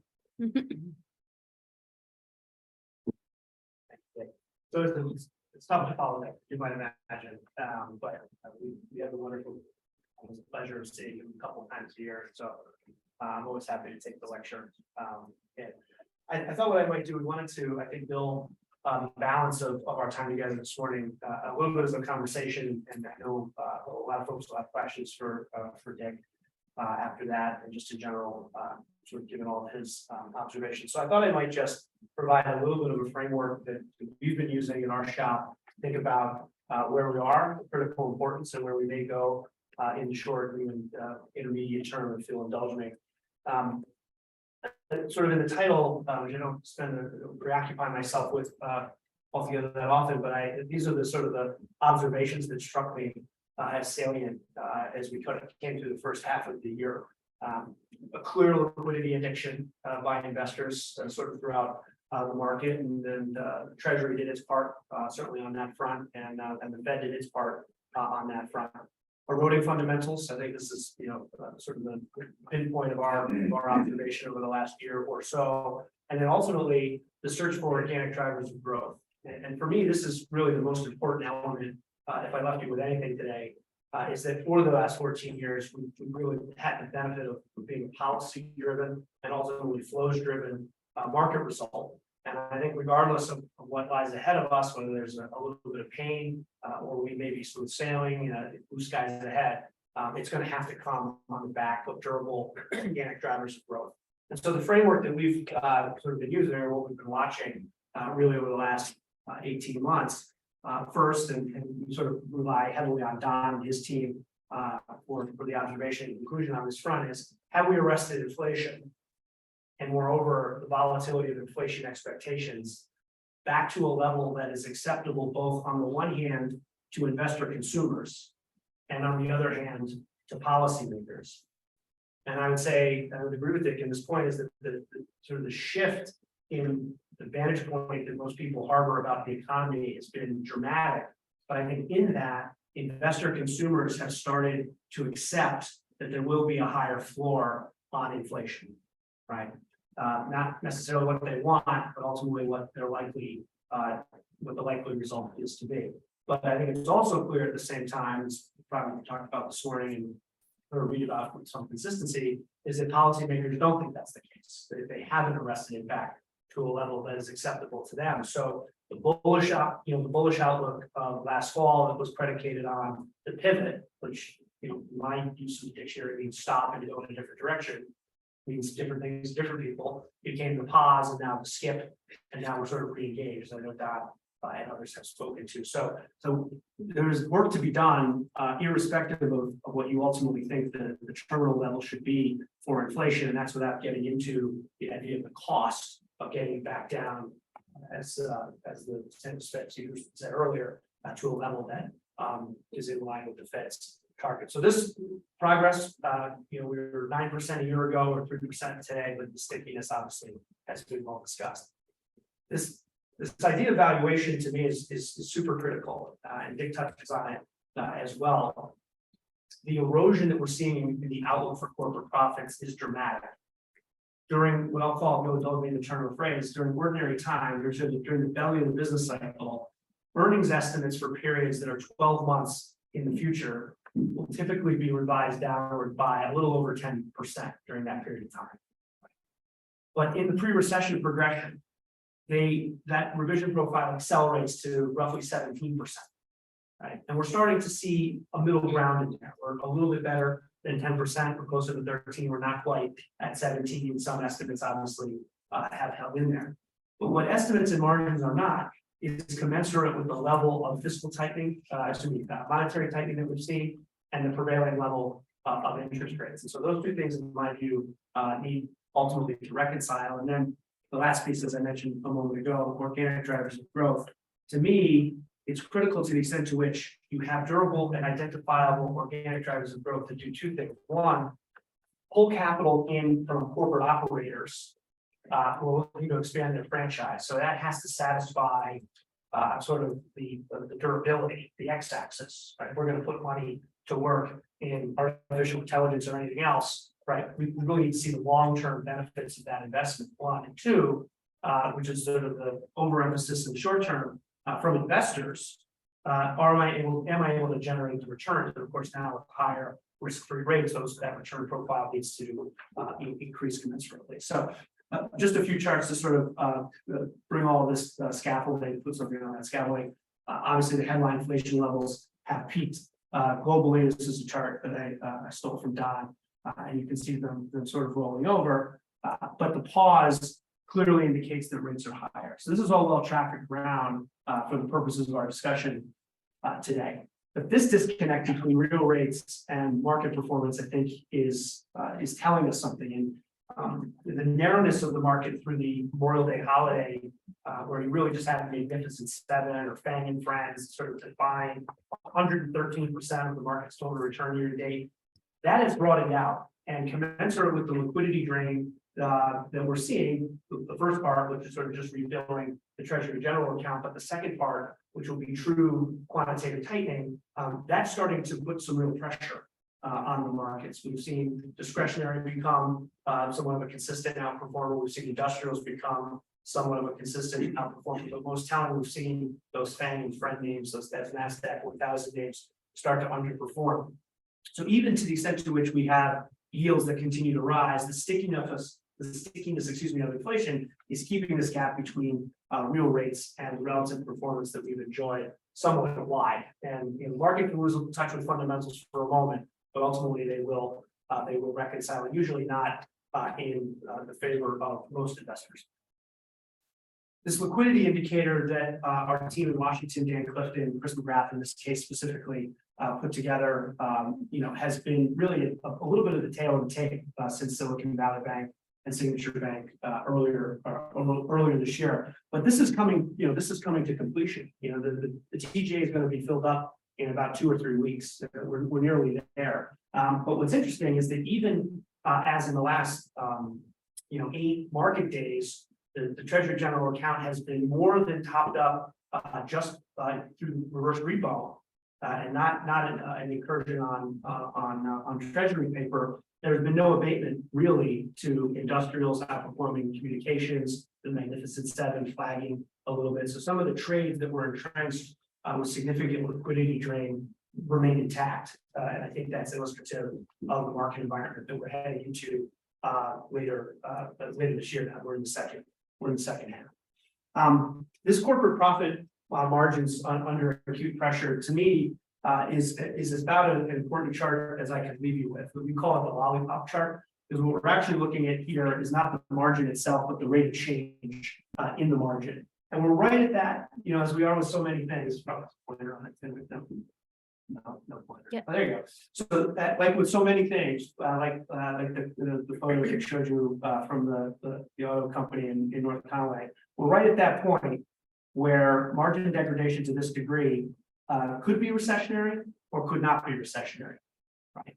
But what's interesting is that the cost profile continues to move higher for a great many companies. So whether inflation is ultimately arrested back to an acceptable level, business conditions and the operating environment that corporations are sort of conducting their business in is under a lot of pain. And we haven't seen the layoff follow through that we would, I guess, typically anticipate when you see margins under this amount of strain. And so this is likely to continue lower as the second quarter gets reported and as we move into the third quarter. What I find very interesting, however, is that the consensus outlook for corporate profits bottoms in 2Q of 2023. This is where Wall Street thinks profits will bottom. So all the estimates from here forward are for profit growth sequentially. We've been flat on the corporate profit landscape since the third quarter of last year. I'll show you some numbers in a moment. They're less important at the particular level, but aggregate corporate profits for the S&P have been $222 on a trailing 12-month basis for each of the last 4 quarters, each of the last 3 quarters, excuse me. But from here on out, the street's anticipating profits to rise. Problem, of course, with profit margins is it generally leads to employment rolling over. But this is the chart we talked a little bit earlier about. There was a question about the lagged effects of monetary policy, and I would certainly submit to the idea that the lags are different in different cycles and different operating or different economic conditions.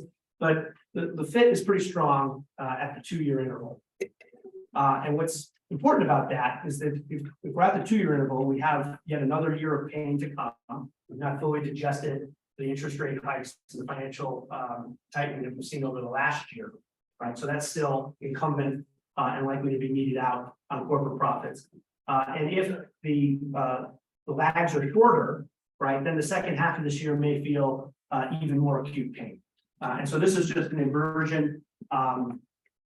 This is just an inversion of Fed funds rate up against net income, so that you can sort of rid ourselves of any share capture and entering. But you can see this fit is pretty tight. It suggests that the pain is ahead of us as opposed to behind us. And then just with respect to valuation, as we described it here, kryptonite, the credit due to one of the fellows at the office. But we took a look at all the inflation observations back to 1950, and we just put them into 200 basis point inflation buckets, just to say what was the average multiple during each of these different inflation regimes. And on the table I'll show you in a moment, it's a little bit of a choose your own adventure, because I'm sort of terrifically loath, particularly in companies such as this, to sort of say definitively anything. Mr. Heiner can do stuff like that, but having worked for him for a long time, I'll sort of avoid any definitive proclamations. But what's interesting is that history as a guidepost would tell you that in the 2 to 4% range of inflation, the market has historically been lower than what it is even today. In the 4 to 6, in the 4 to 6, we're at 15. So what's important? The headline, some of the core measures. We talked about some other extrapolations on price measures. You know, what really is the steady state of inflation, and what ultimately will policymakers accept if they can't get it back down to 2%? These are the numbers we're sort of operating with. Now, this table's busy, but not really. All I did was take the previous chart, these CPI tranches and the corresponding market multiples, and I just dropped them in to the top of the chart. So here we have 17.4 on the 2-4% bucket. We've got 15.1 on the 4 to 6% bucket. So this is all observations 1950 to 2021. And then here along the left-hand side, you've got a lot of different earnings opportunities. You can kind of pick your poison. We're all sort of familiar with the statistic: average recession decline of 30%, medium recession decline of 22% from the peak that we're using last September. There's our estimated cycle low, there's the consensus. You can sort of pick anything that you want. And the market, as you might imagine, is sort of right down here. It's focused on 2024 estimates, currently in and around the 245 level. Again, a straight linear shot from the trough that the market sees here in the second quarter of 2023. And it's pricing in best case on the inflation 2 to 4%, right? And that gets you your 4,300, give or take, right? But what if earnings are lower or inflation is higher? And to me, that's the trouble spot here. And the significance of that decline is sort of commensurate with sort of the steel incursion of 62, 87. And these are on a percentage basis, those are the types of drawdowns. And that would reconcile the second tenet of our scaffolding of observation, which is to say level setting valuations against the prevailing level of interest rates and corporate profitability. So this is a fairly wide divergence. We could be flat wrong, but what's troublesome is that there are so many people that sort of think in similar lines as we do, at least spiritually, if not in the actual calculus. And so we, at our shop, sort of think generally along the lines of the thematic. To borrow from Gretzky, sort of thinking about where the puck would be and skating toward it. Over the last year, we've grown increasingly more defensive, to use a word. When thinking thematically, the things we want to try and incorporate into the portfolios, whether it be the research portfolios or the managed accounts that we run. We believe we're in the pre-recession progression. We believe that's what the fundamentals are showing us. And so that is this idea of recession protection. But some of the classic defensive, the classic defensive elements of portfolio just haven't worked for me. Right, and there are alternatives, and so that is something we grapple with. We spent an inordinate amount of time yesterday in our, for lack of a better term, asset allocation meeting, sort of thinking about where we were, not just in the 60-40 construct not just where we were within the sleeves of that, value versus growth or duration, those types of elements, but thinking along sort of the sector lines. And the conclusion that we drew, and we'll sort of do some more work on it and publish over the next couple of weeks, is that there really are no monoliths. There's stories within each of these sectors that are sort of conspire to support the growth narrative and conspire to support perhaps the more defensive. But recession protection for us, as the fourth item here, is important. This whole idea of deglobalization, relatively young man, but 2 years ago, before Russia invaded Ukraine, this struck me as a terrifically, forgive me, academic construct, where you really can't put a lot of bones on that. You can make it anything you want, sort of in the eye of the beholder. And then you just started to see all of these very specific threads get pulled, and hopefully, in some instances, be tied after Russia invaded Ukraine. And the geopolitical environment and the sort of the standard operating convention that has existed in the post-World War II environment is in a dramatic amount of upheaval from our vantage point. And so the constituents of that will likely change. A year ago, it was very dependent on trying to figure out supply chains. Today, it's more about energy security. It's more about currency and FX relationships, trade relationships. And obviously you see the industrials and sort of the fatigue or the difficulty that China is having to re-accelerate their economy when you have large pockets of manufacturing looking for other other safer havens to manufacture.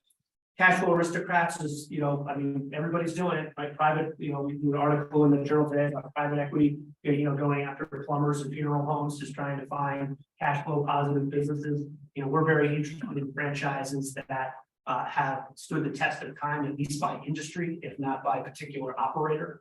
And with cash flow comes optionality.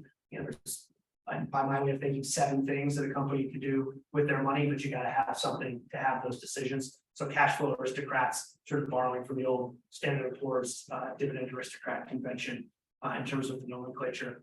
And then artificial intelligence.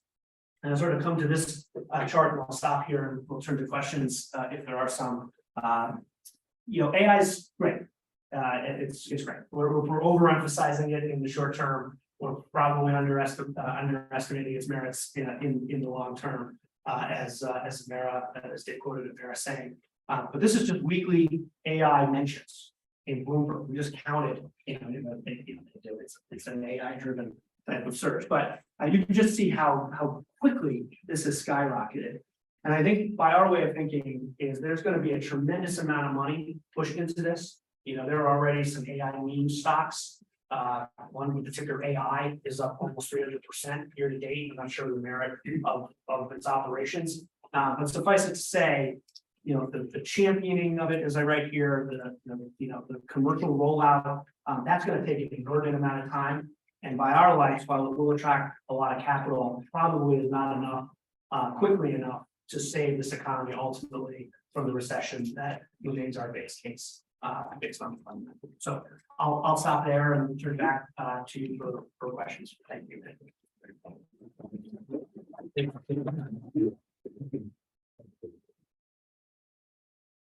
Okay, I usually don't even need a microphone, because I'm loud.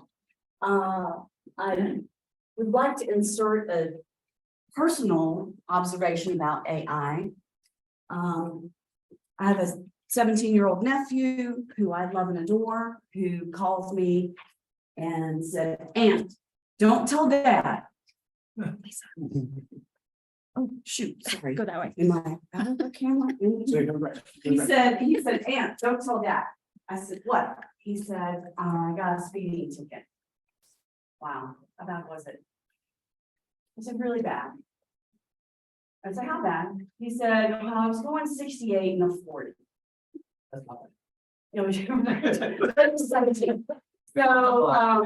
he lives in Georgia, where he could have been arrested for having gone that, fast. So I have a good friend who is a former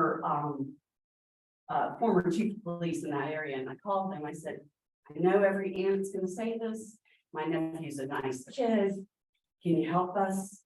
So he helped in the sense that it didn't go on record for his insurance. And it cost him a fine, and it cost him some $500 fine, 20 hours of community service, and a 500-word essay on how speeding can kill. I said, gee, I said, glad you're gonna have to write that. That's pretty serious. He said, oh, yeah, I'll just use ChatGPT and add some things. So we may not fully understand how much AI is already being used. And those of you who are parents of teenage children, I think you should be aware of this. So I think it's a long debate for another day, another topic, the AI question, but I am here to ask you all. I'm going to be Sally Jesse Raphael and ask who has the question. Okay, so everything's clear. Speak to me. So there's been some great data shared. I wonder if either one of you have given this chart that I think Edgar Denny put out, I don't know, 10 years ago or so. It shows global balance sheets and the markets long term. And just recently in the past few weeks, this has been getting a lot of attention, that there's a huge divergence between balance sheets going down and the market still going up. And how does that factor in? I guess both of you, your thoughts, if you would. I just keep it simple. We had 12 years of free money, Fed balance sheet expansion, 2 trillion to 9 trillion happening in the rest of the world. If you go in the other direction, I think it's going to create some distortion, turmoil, of how it happens. Maybe a different case, but I think it's some contraction money available for financial assets. That's the way I would think. Yeah, I mean, certainly the Marshall and Kay sort of properties would continue to hold. I guess my way of thinking on it is that, even starting with the British pension system a couple of years ago now, we're probably seeing, or I guess last year, we're probably seeing a global margin call, right? Where there was, tremendous levering up. And now because investors were trying to chase after returns that were, increasingly difficult to achieve. And the collateral that they posted is now being marked lower and capital is being called home. It happened in the UK and the central bank stepped in to sort of backstop that very quickly. It happened obviously with some notable regional banks in the United States. And as Don described yesterday in our session in-house, was Pyrrhic victory against recession. Market was flat going into Silicon Valley Bank. And so it all has come subsequent to that. And so I think that's part of the problem. I think it's exactly what Dick speaks to, is that there will be a contraction of leverage, and by my way of thinking, that generally doesn't portend for higher risk asset prices. Jimmy has a question. Yeah, could you talked about the Magnificent Seven. Could you guys talk a little bit about the concentration of the rally, that it's so concentrated? Does it mean anything? Is it bearish or bullish that the market is concentrated as much as it is? What are we supposed to really take away from that, that this is happening? Well, I don't know that it's a good or bad thing in particularly short doses. My sense is that the consensus was somewhat pessimistic on the outlook for the economy as we moved through the tail end of last year. And there was portfolio positioning toward that. We saw value versus growth, that sort of thing. But at the end of the day, because of the flows-driven market that we had experienced for, we'll use 14 years as the sort of the time point, the market structure has changed. So to the extent to which you're getting more market exposure, more retail access and touch points from exchange traded funds and those things, if the flows continue in, there's a disproportionate buy program that's happening in the background when you can't find a bullish narrative otherwise. And so we sort of conjure AI as ready for prime time, sometime in around February. Money gravitates to that. And so as an example, NVIDIA, they had a nice beat probably 6 or 7 weeks ago now at this point. There was $114 billion of buy volume on the beat, but it resulted in $225 billion of market cap expansion for NVIDIA. Right? That's a market structure problem, because then the next day, so to speak, all of the funds that have NVIDIA, right, that are index tracking, have got to buy NVIDIA, and that effectually put a sell order on the others. And so it exacerbates the condition, but it can happen in reverse just as quickly. So Dick's point about, cash flow generation, cash flow yields, and those things, I think is really important. Just the market concentration over an extended period of time, to answer your question, doesn't, to me, suggest a really healthy market. Now, to be fair, since roughly the Memorial Day holiday, when a lot of allocators started to bump up to their actual limits, right? Investment policy committees getting together and say, well, we can't own 7% of that name, we've got a trip. You have started to see the market broaden out towards discretionary and towards industrials, which by my lights, and I'll stop here, are really the two great potpourri sectors, right? They just do businesses with other, they do businesses with people and they can't fit into any of the other 9 buckets. They're a discretionary company. And if they do business with businesses and they can't fit into any of the other 9 buckets, they are an industrial company. And that's where the no monoliths issue is created. Because you got, home builders on one hand, you got defense on the other. And so we have seen a little bit of broadening out, but I'm still not sure what that durable organic driver of growth is. So it's concerning when the market gets there. Eric, Parnell has a question, but you want to respond.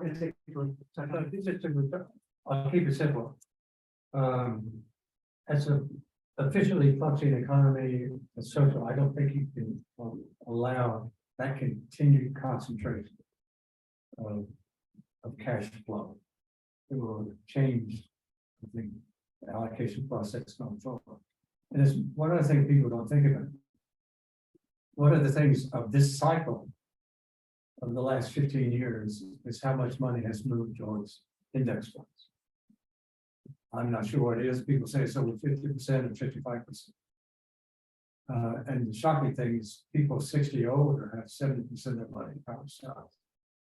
I don't think they're saying I am buying this 27% of the market in 7 companies. I think they are buying the market. If there's a dislocation, that becomes a problem. And one last thing I like to talk about. There was a famous bank robber, Willie Horton, was asked, why did he rob banks? Because that's where the money is. So I think people will be coming after their cash flow over the next year. Thank you. Eric Parnell has a question. This will be the last question. Thank you both for very interesting presentations. There's been an understandable focus on the market as a whole and the valuation of the market as a whole. And just as we've had, this magnificent 7 stocks that have driven the market higher, a lot of the kind of the excess valuation in the market is also centered in the technology space, and some of these stocks have really performed well. But within the market, if we get onto a sector level or even an industry level, there are a number of sectors that are, maybe fair value or even discounted. So what, in both of your views, are the sectors or the industries that offer the best upside opportunities going forward? You first, okay. So I think that what we're sort of experiencing right now is tantamount to a strong patch, where the market has been strong enough to kind of follow the right pace. And we haven't fully sort of taken our lumps with respect to some of the excesses that remain. So if labor is an area of strength and it's remained resilient, and wages are sticky, then consumption becomes an interesting outlet. And I think people are catching on to that a little bit, even some of the brick and mortar, more traditional operators. Here we are, I think, in the middle of somehow Amazon Prime Day became, like a 72-hour sort of thing. But I think we're in the middle of it, or maybe it's over. But even some of the more traditional brick and mortar components have started to do well here. And I think on the back of the fact that labor has remained resilient and wages, there seems to be some follow through. So in a strong patch, we like discretionary. Moreover, as a pair, discretionary is materially outperforming staples, which would historically be sort of a defensive stalwart. And we've been wrong on staples, not the least of which is because there now are alternatives, but moreover, because the consumer has remained strong. So I think that's interesting. I mentioned industrials, and I think really difficult to play it at what I'll call the XLI level. I think you have to get in to the component parts because of because of its diversified nature. But to me, to the extent to which, even if you have a sluggish economic environment, and we're not forecasting a particularly draconian recession, but a muddle through plus or minus the zero bound. Some of this global reconstitution, particularly around manufacturing and reshoring, does, I think, have longer legs, and industrials should ostensibly be an intermediate to longer term beneficiary of that. And then lastly, and we've worked super wrong here, we looked at heroes for a little while, but I think it's starting to come our way again, is energy. And I think energy security in particular is an area of focus. We had a lot of attention paid during the World Cup to deals that the Qataris were signing with Europe and other areas. But if you sort of look, on page 7 and page 70 of the agreement, the companies that were moving that around, Chevron, Shell, ExxonMobil, some of the big names that you feel comfortable investing in. So those are the 3 areas: discretionary generally, selectively industrials, and energy around the deglobalization trend. I'll follow that selectively with just a few things. He was nice to mention energy. I'm not sure I'm quite ready to buy it, but I think there's a process. I think the world is working off of excess inventories at the moment. It may take 3 to 5 months. After that happens, I've invested in energy for 30 years. It took me 10 years to learn how to do it. But the first 10 years, there was a terminology I heard every time I sat down with the CEO or somebody in the oil business, and the word was depletion. Depletion, if you don't drill, you lose 5 to 6% or 7% in your production. It's much, much higher in the Permian Basin. You lose it in 5 years. And so I think we're coming to a stage where depletion will satisfy the inventory problem. And the Permian Basin is probably peaking this year. And you can mention it in several other places. So we've looked where we could benefit from that. A company I invested in for 25, 30 years is Hess Oil. They have the best reserves in the world, which people aren't totally looking. They made a discovery with Exxon in Guyana. It took me a month to figure out where Guyana was. It was originally discovered 700 million barrels. The estimate today is 12 billion barrels. I know I've gotten to know John Hess, and every time I talk to him, they're probably bigger. So here's the company. Forget it. It's an oil company. Their production will be growing for the next 10 to 12 years. I want to buy a growth company. That's one way I'm going. And then something different. We're trying to encourage electrification of the economy. That will be difficult. So who are some of the participants there? There's a company called Emerson Electric. It will be a major participant. It's not priced quite right yet, but they got a decade worth of growth. I think that's very important because we won't be able to electrify the economy fast enough to switch from fossil oil. And this one last video, because I'm looking for something that has something special. By special, the market's not paying for it. One of our top 5 positions is this mundane company called Kroger. Who wants to buy this food retailer? Not pretty excited. Sells 10, 11 times a week. But what they have developed is the world of the last decade has increasing value of your data. They started accumulating customer data 15 years ago. Google doesn't have it. Microsoft doesn't have it. They got it. As a consequence, they can now generate better sales than ever before. And that's now 25% of their income, for which people pay nothing. And so that's what I want to find, so I can survive these fluctuations in the marketplace. I'm reasonably confident in time. These produce very good returns. So a few examples. But I encourage you, I have written over my desk, don't buy it unless you're compensated for the risk. I think that's the way to proceed going. Perfect statement, and our time with you all. Please join me in thanking.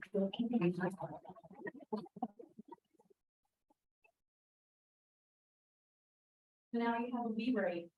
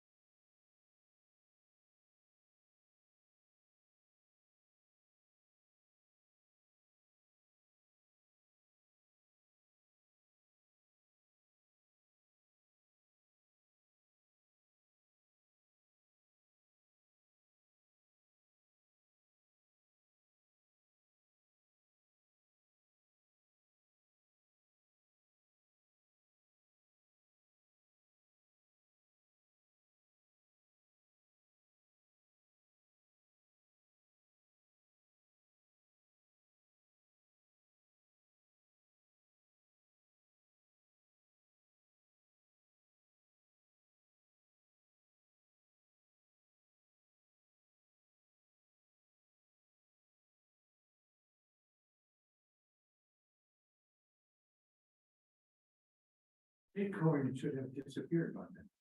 Right. The whole series thing should have disappeared by now. So I'm interested in the evolution. I had a chance to talk with Jamie Dimon, who for 3 years was forget it, He doesn't use that phrase anymore. So are we at that stage where it's just to be thinking this is for real and it's going forward? It's okay. I teach a seminar at the Dartmouth School, 14 intelligence. I asked them one day, in one of the seminars, many people use cat. One out of 14. Is that a statement? This is coming. I think 2 or 3 years ago, you said it's coming. I don't know how it comes. Have you taken it that step to how it becomes? Sorry for one. No, good question. How about we save it till everybody gets here. Okay. So they give away the good stuff. Yeah, well, they went on a weed break, because that's apparently what we're on. We don't want to punish that, right? Doing it now or cookie break? Yeah, oh, the last one was taken. Yeah, you took it. No, you snooze, you lose.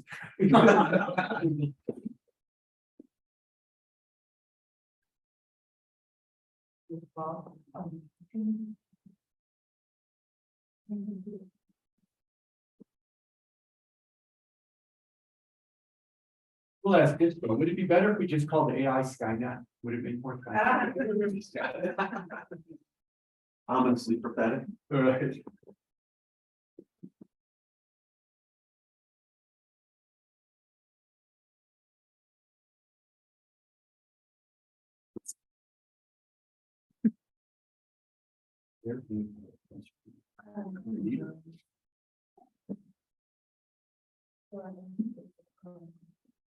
So is that filming? It is. Okay, so if I get up and move around, then I'll follow you. so I should probably try to stay. a little bit. I'll keep an eye on it. Speaking of Skynet.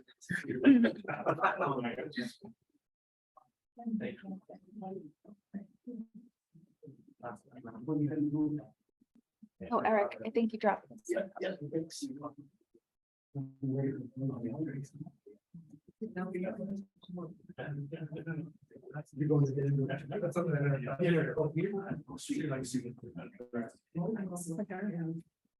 Oh, that's right. Is there anything that's going on between four and six? It'll be sweaty.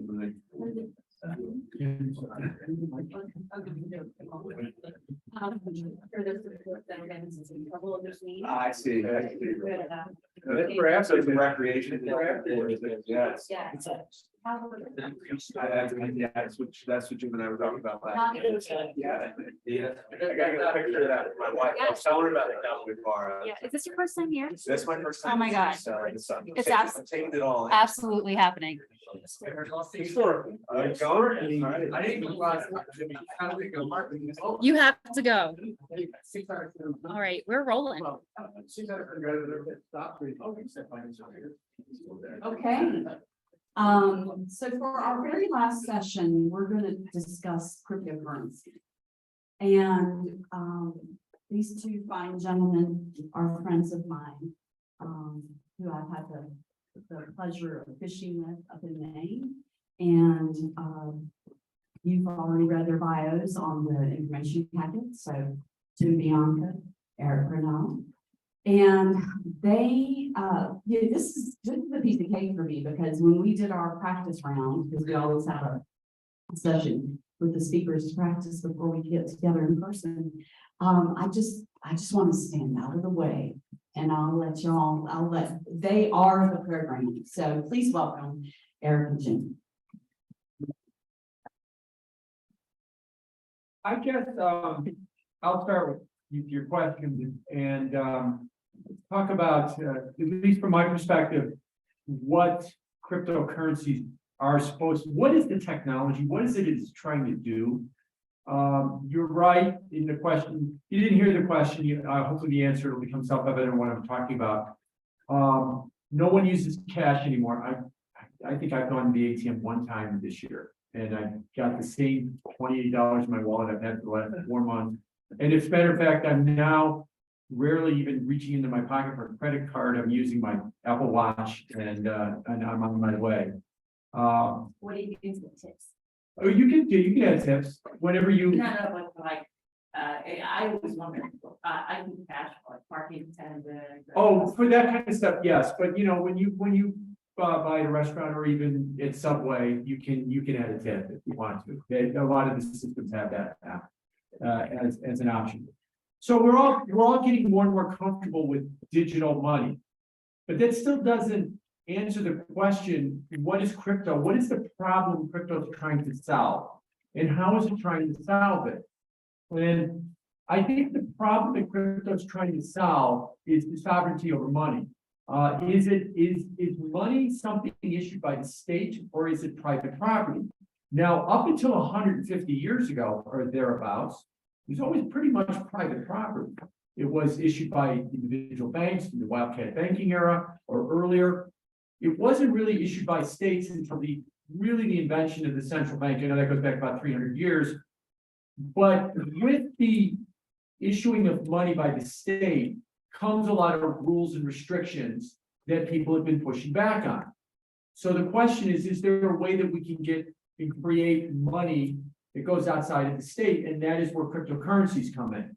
Now, for Americans, especially talking to Americans in the richest county, in the richest country, we are at the apex predator of why do we need cryptocurrencies? And the answer is not in Jackson, Wyoming, we need them. But if you're one of the 1.5 billion people that lives in a lesser developed country with an uncertain, with a non-existent or unshaky banking system, with a central bank that is unreliable, Venezuela, then these become very viable alternatives. Oh, but the price value, varies 15% a day. Has anybody seen what the Venezuelan dollar does every day? These people are very comfortable with this idea, but bear in mind that even in the lesser developed world, something like 85% of people have cell phones. So to have an electronic wallet on your phone to use your money is something that they're very comfortable with as well. And the need or the thing that it is really trying to help, and I've used this example many times. World Bank did a study of all of the poverty programs in Africa. And they came up with the poverty program that was the most effective, and that is in lifting people out of poverty, was in Kenya, and it was the M-Pesa program. Safari.com is the cell phone provider in Kenya. And Safari.com put together a program where you could deposit money in your cell phone account, overpay your bill if you want to think about it that way. And you can then text that money to other phones, as little as 50 cents. And people have been using that as a means of a medium of exchange. Pay the bus, 50 cents to get a ride home. Call your wife. I need $2, send it to me in this phone so I can buy something. Because a lot of people are subsistence farmers in Kenya. And by lowering the barriers of money transfer to zero and making it ubiquitous, it has really lifted the standards of living in Kenya to really highlight the idea that the single most important thing the financial sector could do for the rest of the world would be to make easy, cheap, fast payments for everybody. And the single thing that the rest of the world is not doing is easy, cheap payments. You talk to any migrant worker in the United States that earns a living here and sends it back, pick your country, Mexico, El Salvador, Guatemala. They usually spend something like 10 to 15% of their paycheck to send their money back. Restated, they work 1 month a year in this country to pay the bank, which is kind of outrageous that they do. So crypto is trying to fill in that void. And by coming into self-sovereignty, also you have control over your money. No one else does. That's where the blockchain comes in. The blockchain is a ledger. That's a fancy word. What is it? It's just a ledger of transactions that has two characteristics to it. One, there is no central authority that runs the blockchain. There is miners and validators that the fancy word we use is the consensus mechanism that I show up and I say that here's some Bitcoin, to use the example, and I want to send it to Bill's wallet.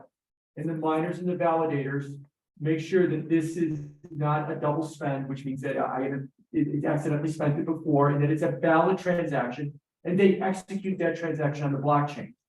It can't be permissioned. Central bank or the federal government can't step in and say, Bill's not allowed to get any money. It can't be censored, or anyway, I can't send that money, and it's immutable. Once that money is sent to him, it can never be brought back the other way. It's a final transaction. That is the whole idea behind that is to give you back control over your money, that some higher authority won't step in and take it away from you. And so that's why it's very important. Like I said, it's not very important in Jackson, but it is very important in Venezuela or in sub-Saharan Africa or some other places like that. That becomes Afghanistan. After the US left Afghanistan, Bitcoin and cryptocurrencies became a de facto medium of exchange because everything else collapsed at that point. And the baker who was still baking bread needed to get paid, and he got paid in cryptocurrency because it was, they weren't gonna take, it was the Afghani dinar or anything else. They didn't trust it. They didn't trust it. They were afraid that the central bank would inflate its value to zero. And so that's where it becomes very important. Final thing I'll say, and I'll let Eric jump in here, is why do we need these cryptocurrencies? Why can't we do this with dollars? Again, it comes back to the permissioning thing. If you use a dollar, then the treasury, the central bank can permission it, can put rules on it, can censor it. When a miner does that transaction between me and Bill, and confirms it, that miner gets paid by getting 3.25 Bitcoin. Right now, next year it'll be half that. Again, every 4 years it halves. But you don't want to pay them in dollars, because if you pay them in dollars, then the central bank or the treasury could still step in and can censor it. So you pay them in something that they are not, that is free from that censorship, its own token. So whenever you hear the phrase, people like, I like the blockchain, but I'm not sure about these tokens, that's kind of like people saying the internal combustion engine has a real promise, but I'm not so sure about this automobile thing. They go together like hand in glove. You can't have, you need one with the other. You need both of them together. So in essence, that's what we're attempting to do with crypto. I'll get some other thoughts on, but I'll let Eric jump in on it right now. All right, thanks, thanks, Jim. And, I find over time, I agree with so much that Jim says, and Jim did a tremendous job in terms of laying out the idea behind cryptocurrency and what it means for the global economy over the next 10, 20, 30 years and going forward. So I'd like to build on some of the things that Jim had said. One is, how do we monitor the adoption of cryptocurrency and the purpose and the meaning of cryptocurrency as it goes forward and in our investment lives and our portfolio management mission that we have. And it's not the price of Bitcoin. It's not the price of Ethereum or ETH, as those who are in the know like to describe it.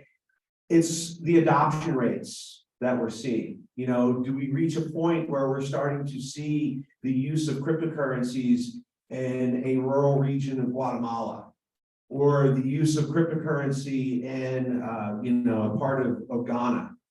Not the price of the cryptocurrencies we're seeing here in the United States. And it really gets to the point to say, okay, if that's the case, what is it that we're seeing in the cryptocurrency market today? Because we have over 10,000 traded cryptocurrencies that exist today. And to give you a sense, if we go back 5 years ago, or even 2 years ago, we had 2,000. So the number of cryptocurrencies is increasing exponentially with each year. And the question is, well, why? What is it that is trying to be accomplished here? And the reality of it is that, and it's kind of unfortunate in terms of our understanding of cryptocurrency, cryptocurrencies are in effect the quintessential speculator's instrument. They are an opportunity. We have all this excess liquidity that's existed in the marketplace going all the way back to the end of the great financial crisis. And it has been an ideal destination for investors to purely speculate on whether there's going to be a greater fool that wants to purchase this asset from them that in most cases has no intrinsic value. And that's what we have going on in the cryptocurrency space right now. It is a speculator's marketplace. And the movement of these cryptocurrency prices is not necessarily being driven by the demand of some region in Azerbaijan that's looking to engage in local commerce. It has to do more with the appetite for speculation and the abundance of liquidity that exists in the marketplace at any given point in time. If you take a look at the price of Bitcoin going back to 2016, an exercise that you can go through is you can take the price of the NASDAQ 100 and overlay that against the price of Bitcoin. And what you find is that the correlation in price movement, the directionality of price movement, not the magnitude, but the directionality of price movement between Bitcoin and the NASDAQ 100, they literally lay right on top of each other. So it is effectively an expression of investors want to speculate. We talk about the Magnificent Seven. It's the Magnificent Seven plus these cryptocurrencies that investors have access to. The only difference here is that instead of having, a one-to-one price movement, because if you do a cumulative return chart, they're not going to overlay. But if you do a price movement chart, they overlay. You're effectively, in buying Bitcoin, you're effectively buying the NASDAQ 100 with a beta anywhere between 6 to 30 on the NASDAQ. So it is the volatility that you're taking on, the risk that you're taking on in entering into the cryptocurrency space is enormous. But that is the purpose of what we're seeing with cryptocurrency right now. And unfortunately, it is obscuring the longer term purpose. And I have some additional thoughts on that, but I know Jim had some things he wanted to build on. So I'm going to pass it back to Jim and let him. Yeah, what Eric said is right. We've turned it into the blue poker chip is what we've turned Bitcoin into, and the red poker chip is Ethereum right now. And it's become an object of speculation. And we're all hoping and praying the greater fool is Larry Fink with his Bitcoin ETF is where we're going. So it's gotten like the AI stocks, or the Skynet stocks, as I called them earlier. It's gotten obscured with all of the rampant speculation, and then the speculation is kind of eaten up. And I feel like the problem that cryptos has is it's kind of lost it's lost its soul right now. What is it you're trying to do? Is it you're trying to create a red poker chip and just make the number go up and just figure out how to get that 31,000 price to 60 and whatever means possible? Or are you trying to create a new self-sovereign financial system, building it so that you can control the inflation rate, so that no government or central authority can print it into oblivion, and control sovereignty over my money, that no one could step in like what we did with the Canadian truckers last year with the Emergencies Act in Canada, just to name one example, where people that gave money to the Canadian truckers, the Chinese, because it was Chinese, the Canadian government then invoked their Emergencies Act, which was meant that there was a war, some foreign actor invaded Canada. And what they wound up doing is they said, oh, you gave $100 to the truckers 6 weeks ago. 6 weeks ago, that was legal. But now that we invoked the Emergencies Act, that's now retroactively, now it's illegal, and we're going to freeze your bank account. And so housewives went to the grocery store and they couldn't buy groceries, they couldn't pay the rent because their accounts were frozen because they committed this egregious sin of doing a legal act that was then after the fact determined to be illegal. And this is kind of the idea that cryptocurrency is saying, see, this is why we need these things. And that kind of stuff happens all the time in third world countries with either outright graft or fraud or abuse as well. So that's what we're trying to do with crypto, but we've gotten to the point where we're all worried that we just want number, that's the phrase we use, number go up. We want the red poker chip to go higher. We're all excited that Larry Fink has got nearly a perfect track record when he files for an ETF, that he gets an ETF. So therefore, we got to all front run him and buy Bitcoin, because when he gets approved, then all of the institutions are going to buy his ETF and he's going to have demand for this thing and it's going to go to the moon. Okay, fine, great. And that could be very well true. And I'm not arguing it won't be true. But at the end of the day, you're right. We've got a useless, non-intrinsic value poker chip that we're just ramping higher. But if we're in the process of trying to build a new financial system, then there could be some intrinsic value to that. The last thought for you, I'll turn it over to Eric again. I think this is going to be built one way or the other. And I think the US should absolutely have a seat at the table. But the authorities right now, especially the SEC under Gary Gensler, are not interested in having a seat at the table. They want us to have nothing to do with it. They want us to ban it because it's dangerous and it's not a security because it doesn't fit some rule that we set in 1946 to, regulate the sale of shares of a grapefruit grove in Florida, which is the Howey test that they're trying to use right now. And because of that, we want to make sure that people in this country are not part of it. Liz Warren is running for senator in Massachusetts under a banner of building an anti-crypto army. Okay, they're gonna build it without us. And then they're gonna ask for help, and they're gonna turn to the Chinese for help. And we're gonna wake up one day and there's gonna be a new financial system. We're not gonna be part of it. And that's the risk that we face if we continue to push away from it as the regulators want. I'll turn over there. Yeah, thanks, Jim. And to build on that point, this is real. This is something that's coming. We have changes in the global currency regime roughly every 50 years on average. And we're 52 years removed from Bretton Woods. So this is likely the part of some sort of transformational change that's taking place. One of the things that we've seen, there's two camps of people. There's one camp of people that says, the cryptocurrency revolution is real and we got to get on board with it today. And then there's another camp of people that says this is all nonsense. These are coins that aren't backed by anything, and this is all just going to be something that we're going to look back on 20 years now and say how do we not see the reality here. And the true answer lies somewhere in between, and it gets to the point that Jim makes, is that this is something that's coming. It's a slow moving train, but it's coming. It is going to be transformational. Bubbles, asset bubbles happen for reasons. We had the dot-com bubble in the late 1990s, and that happened for a reason, because the internet was coming and it was going to transform the way that we were going to do business going into the 21st century. And boy, has it not. I mean, it has been completely transformational.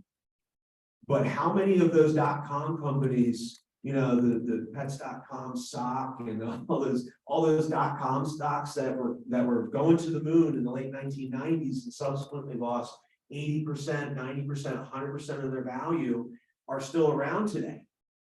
So the internet revolution was real. That bubble was real in terms of what it was signaling was going to be coming for our lives and for business and for the economy over the next 20, 30, 40 years and so on. But the companies that were a part of that, most of those are gone. And even the rate of return on those remaining survivors, Amazon.com and Cisco, they lost 80% of their value, and they spent the next decade trying to get back to the values that they reached in the late 1990s. I share all that because what we're seeing in cryptocurrencies in the marketplace today, it's almost like the dot-com bubble, but on steroids. You think about the magnitude of the cryptocurrency bubble that we saw in 2018.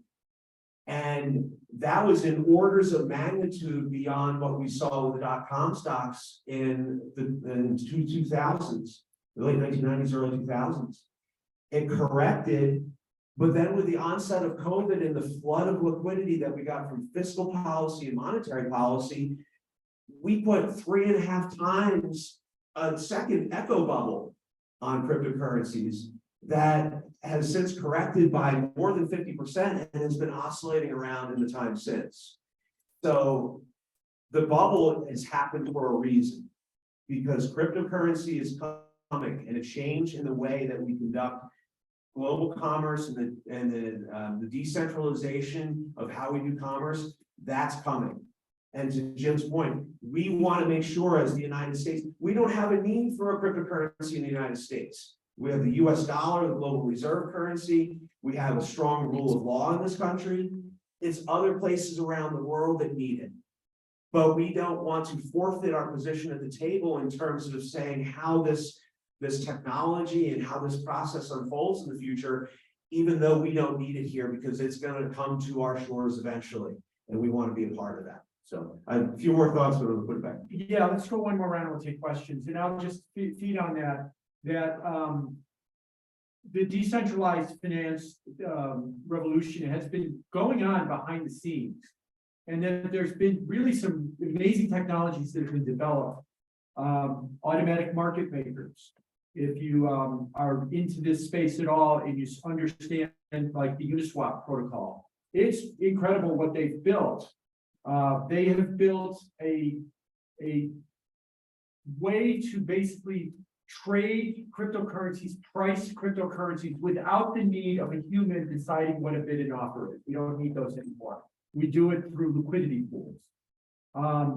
As it's been argued, the New York Stock Exchange has 9,000 employees. Coinbase came along and at its peak was nearly the same size as New York Stock Exchange. Its peak is down from now, with a little over 2,000 employees. Uniswap at its peak was 90% the size of the New York Stock Exchange, and the value that it's turning over has 86 employees. Because it's all basically run by code. In the cryptocurrency space, rule of law matters, and code is law, is what they say. The code is open source. You could read every line of the code, and you just follow the code, and that's how it works. So you've got automatic market makers, you've got electronic wallets, you've got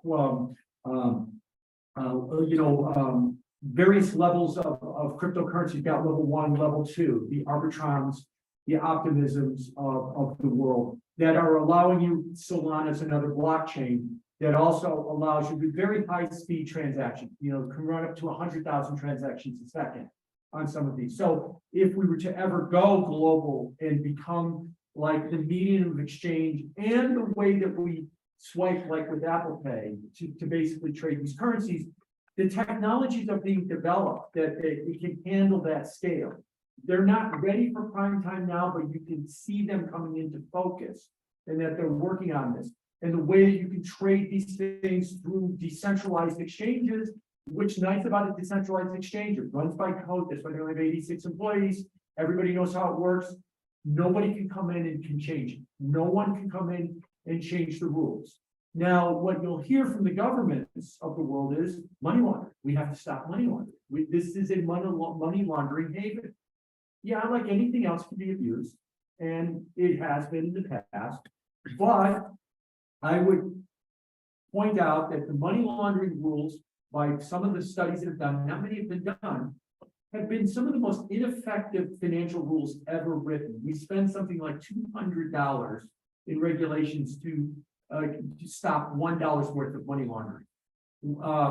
If the money laundering rules were as good as Jay Powell and it was good as Janet Yellen tells us, we wouldn't have fentanyl crisis in this country, right? Because there'd be no fentanyl.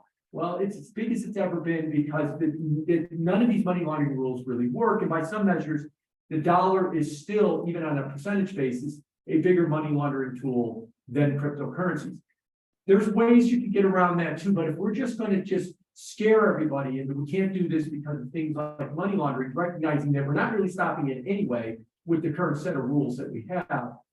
Again, the rest of the world is going to go with this. And they're going to not only build a currency, they're going to build platforms to trade these currencies, to swap these currencies. That would be money transfers or payments. And they're going to do it without us. And one day we're going to wake up and we're going to realize we're the British pound or we're the French franc. And they've just built the new dollar. And we're going to be kind of forever trying to catch up, screaming about their exorbitant privilege, not our exorbitant privilege then at that point. Thanks, Jim. So Jim did a great job in beginning with the takeoff. So I'm going to try to bring us in for a landing before we open it up for questions. It's 2023, and we're talking about the evolution of cryptocurrency over the next, few decades. But what do we as investment professionals, as market forecasters, as advisors, how do we utilize and incorporate the information or these assets that exist out there in terms of our day-to-day work? Now, I could make a theoretical argument around, I do asset allocation modeling, among other things, and I could construct a theoretical argument about incorporating cryptocurrency into an asset allocation portfolio because of, low positive correlations to other securities. But I'm not putting cryptocurrency in an asset allocation portfolio for clients anytime soon. because it is a pioneering technology, not necessarily an asset. But that doesn't mean that we want to completely disregard its existence. One of the great things about cryptocurrencies in general, and I would say Bitcoin in particular, is that it provides information. And it provides information that we can find very useful as we manage an equity portfolio or a fixed income portfolio, or consider alternative strategies in our asset allocation monitoring process that we're putting in place for our clients. I love real-time indicators. And Bitcoin is effectively a real-time indicator that is trading all day long in the marketplace. And the question is, well, what is it an indicator of? Because it's a speculator's instrument, it is an indicator of liquidity and the liquidity that exists in the marketplace at any given point in time. When you see Bitcoin prices soaring to 18,000 back in 2018 or 64,000 back in 2021, it's a reflection of the abundance of liquidity that exists in the marketplace that's driving asset prices at that time. And when you see Bitcoin fall back from 18,000 to 5,500 as it did with the onset of COVID, or we saw Bitcoin fall from 64,000 to back below 20,000 as it did through 2022, as the Fed was jacking up interest rates to 5 percentage points and draining liquidity from the economy as the dollar was strengthening. Basically, that was a reflection of that liquidity being drawn out of the system.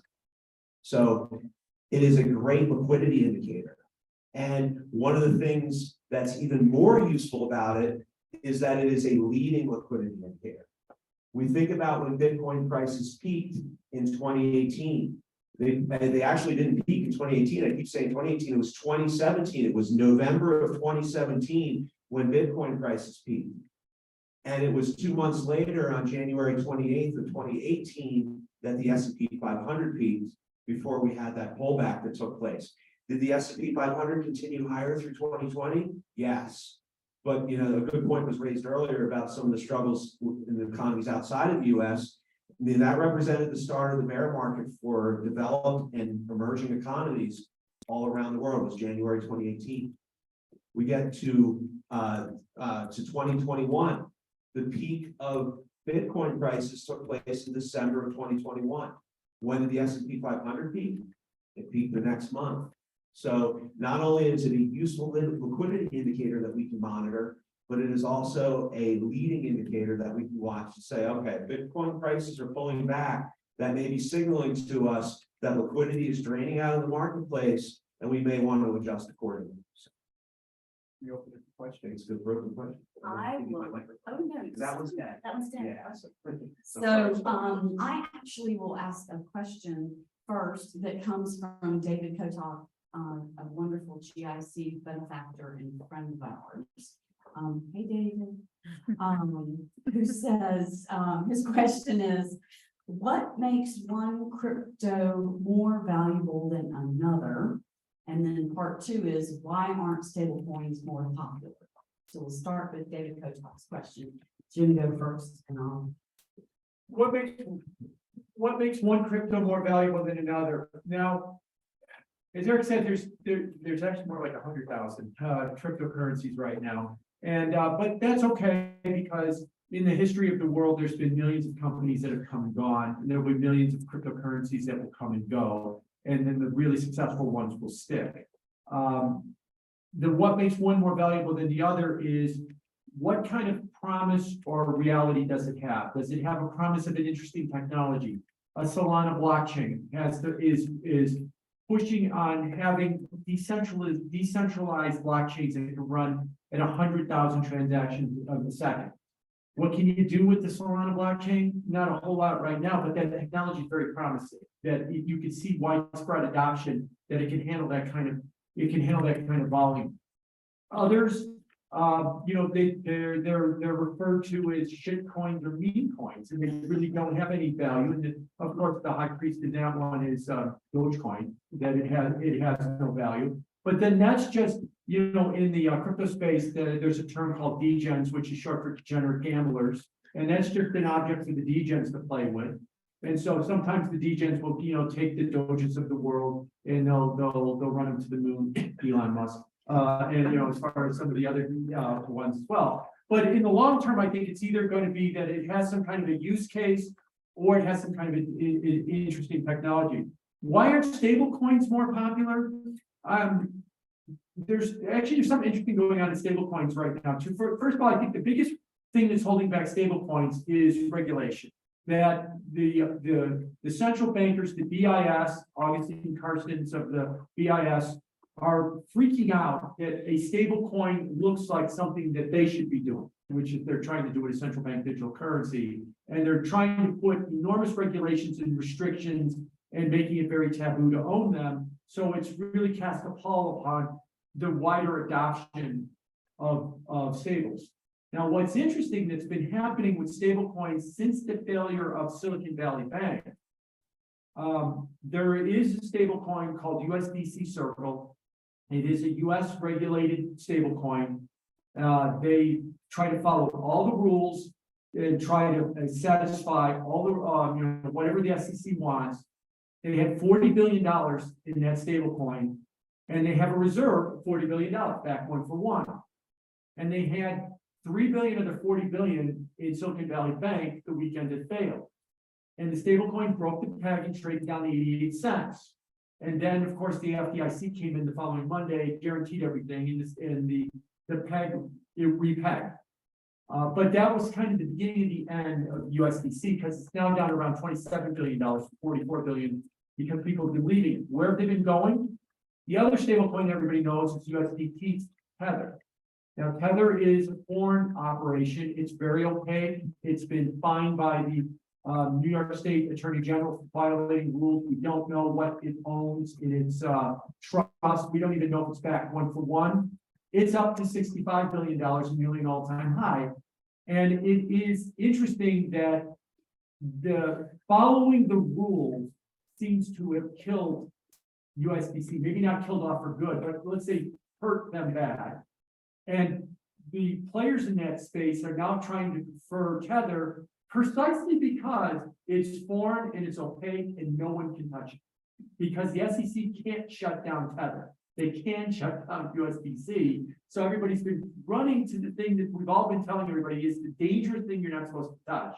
Because we want it to be something that's outside of whatever the regulators can touch.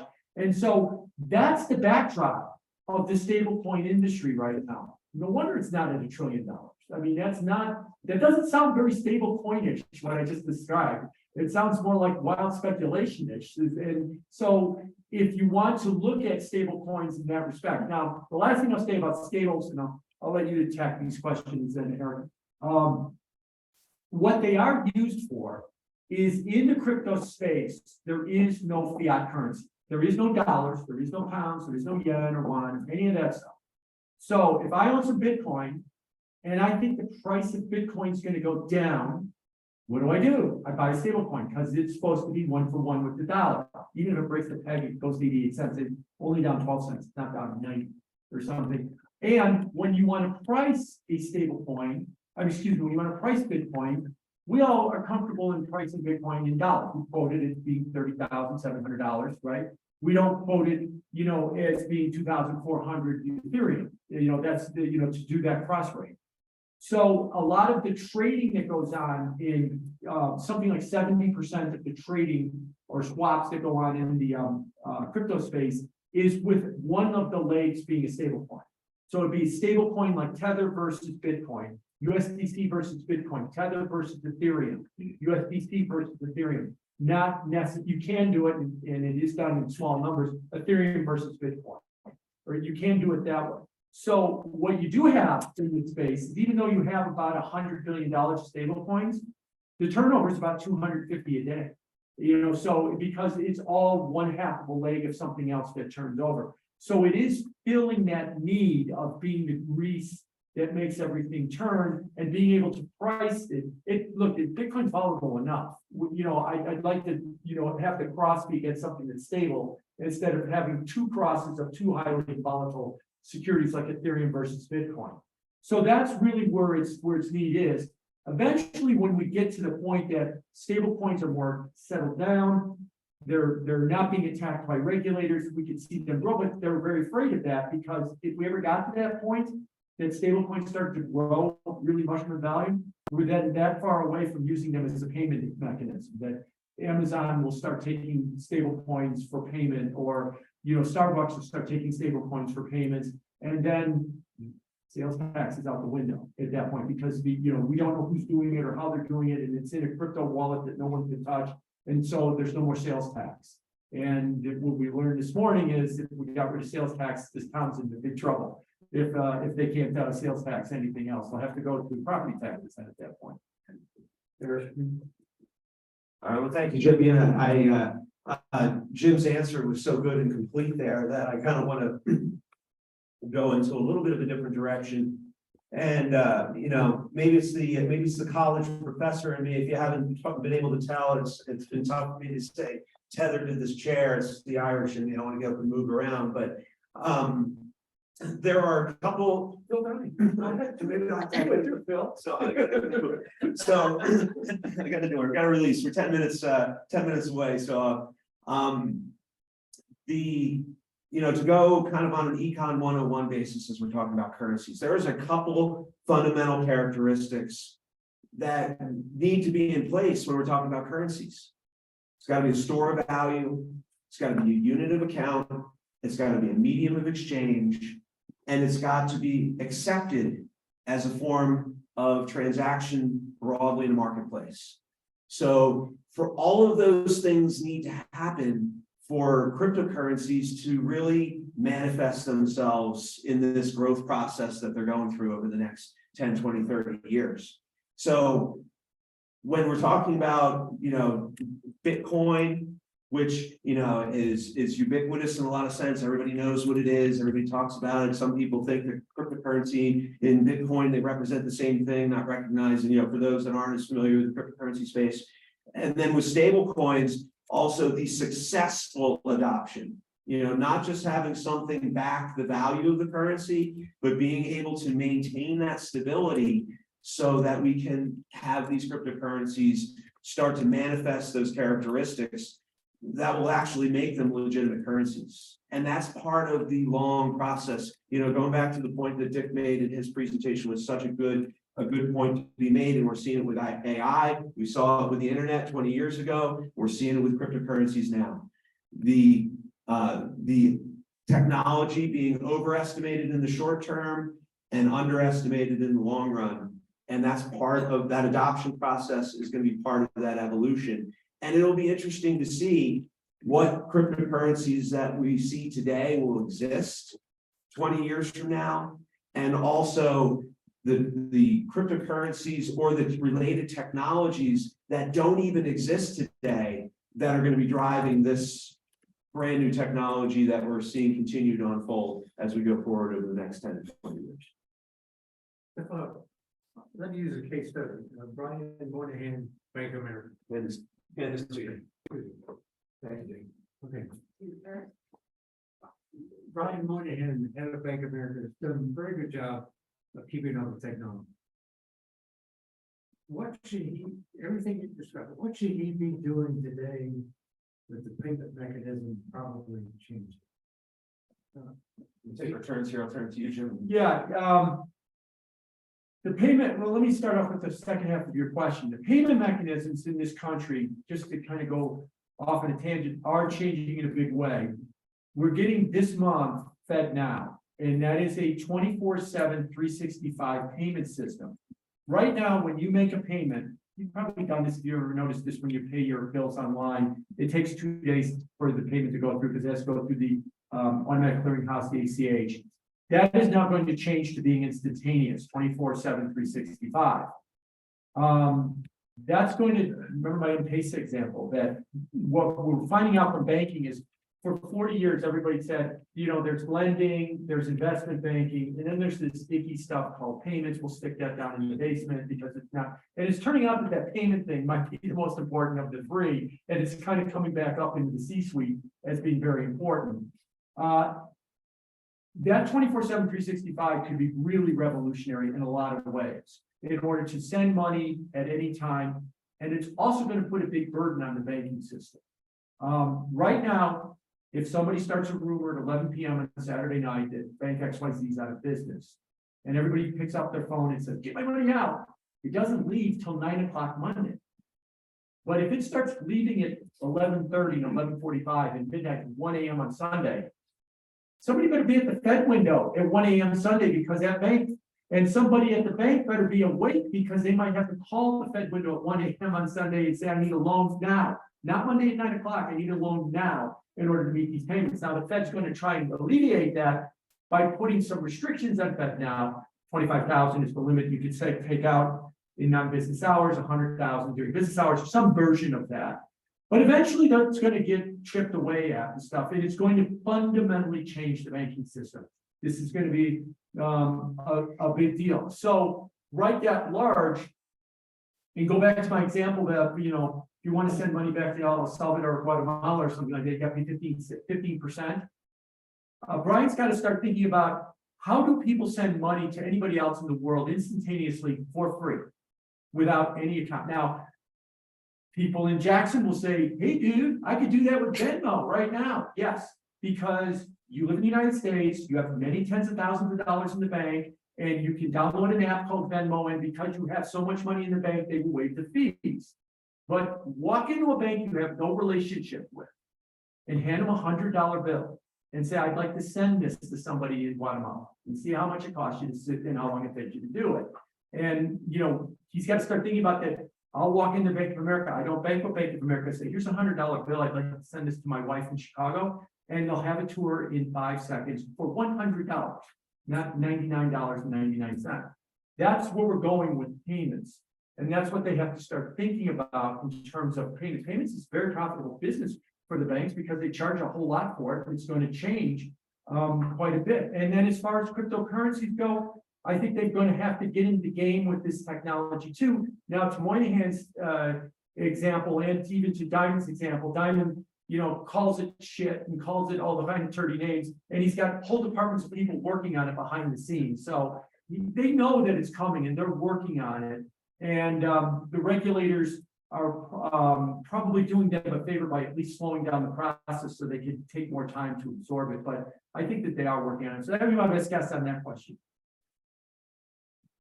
And just to build on that, and it comes back to the point, kind of the point that you raised as we were getting set up at the beginning. There is a growth process and an evolution that we're going to need to go through with cryptocurrencies, with payment systems.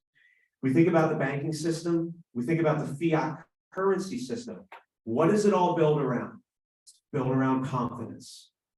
And with all the technology that's coming into play, we saw it with SVB Financial. It was a 1930s style bank run, but in the 1930s, you had to go down to the bank and you had to wait in line and you had to hear the speech about Mr. Gower's house before you got your money.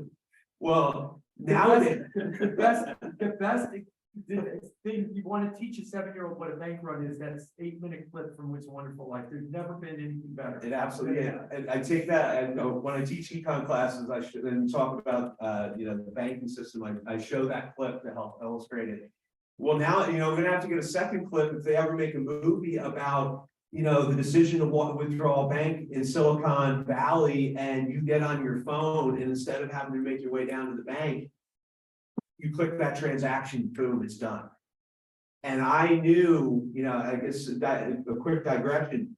I knew the situation had to be really bad, and I know a lot of others in the room probably felt the same way. When they closed that bank at noon on Friday, as opposed to being able to get it to the weekend to be able to resolve the bank, that you knew the flight of deposits out of that bank had to be astronomical. And boy, was it. I mean, you had people, billions of dollars that afternoon on Thursday before the bank failed on Friday. The volume and pace at which that money came out of that bank was unbelievable.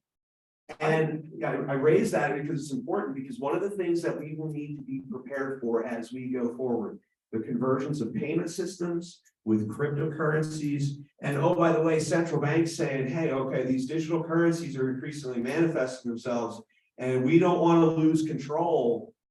Well, there's a convergence of all of these different forces in a confidence game that's going to be moving at an increasingly fast speed in the years ahead. So we should be prepared for, we think about the flash crashes that took place in 2009, 2015. We should be prepared for unexpected bouts, hiccups, things taking place in the market at any given day. They're like, okay, what's happening here? Or maybe within the banking system. Those are the types of risks that are going to need to be monitored and need to be managed as we go forward through the rest of the decade and into the next. I was just gonna add one thing. A lot of you know Chris Whalen, and I've asked Chris Whalen and some other bank analysts. When's the last time a bank could not make it to the close of business? And no one can remember another example of that ever happening.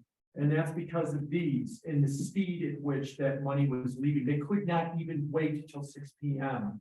And you also knew it was an issue because it's the same day CNBC had their live camera shot in front of a Silicon Valley's main branch. And there was nobody in line. There was one old guy with a walker. That was all it was.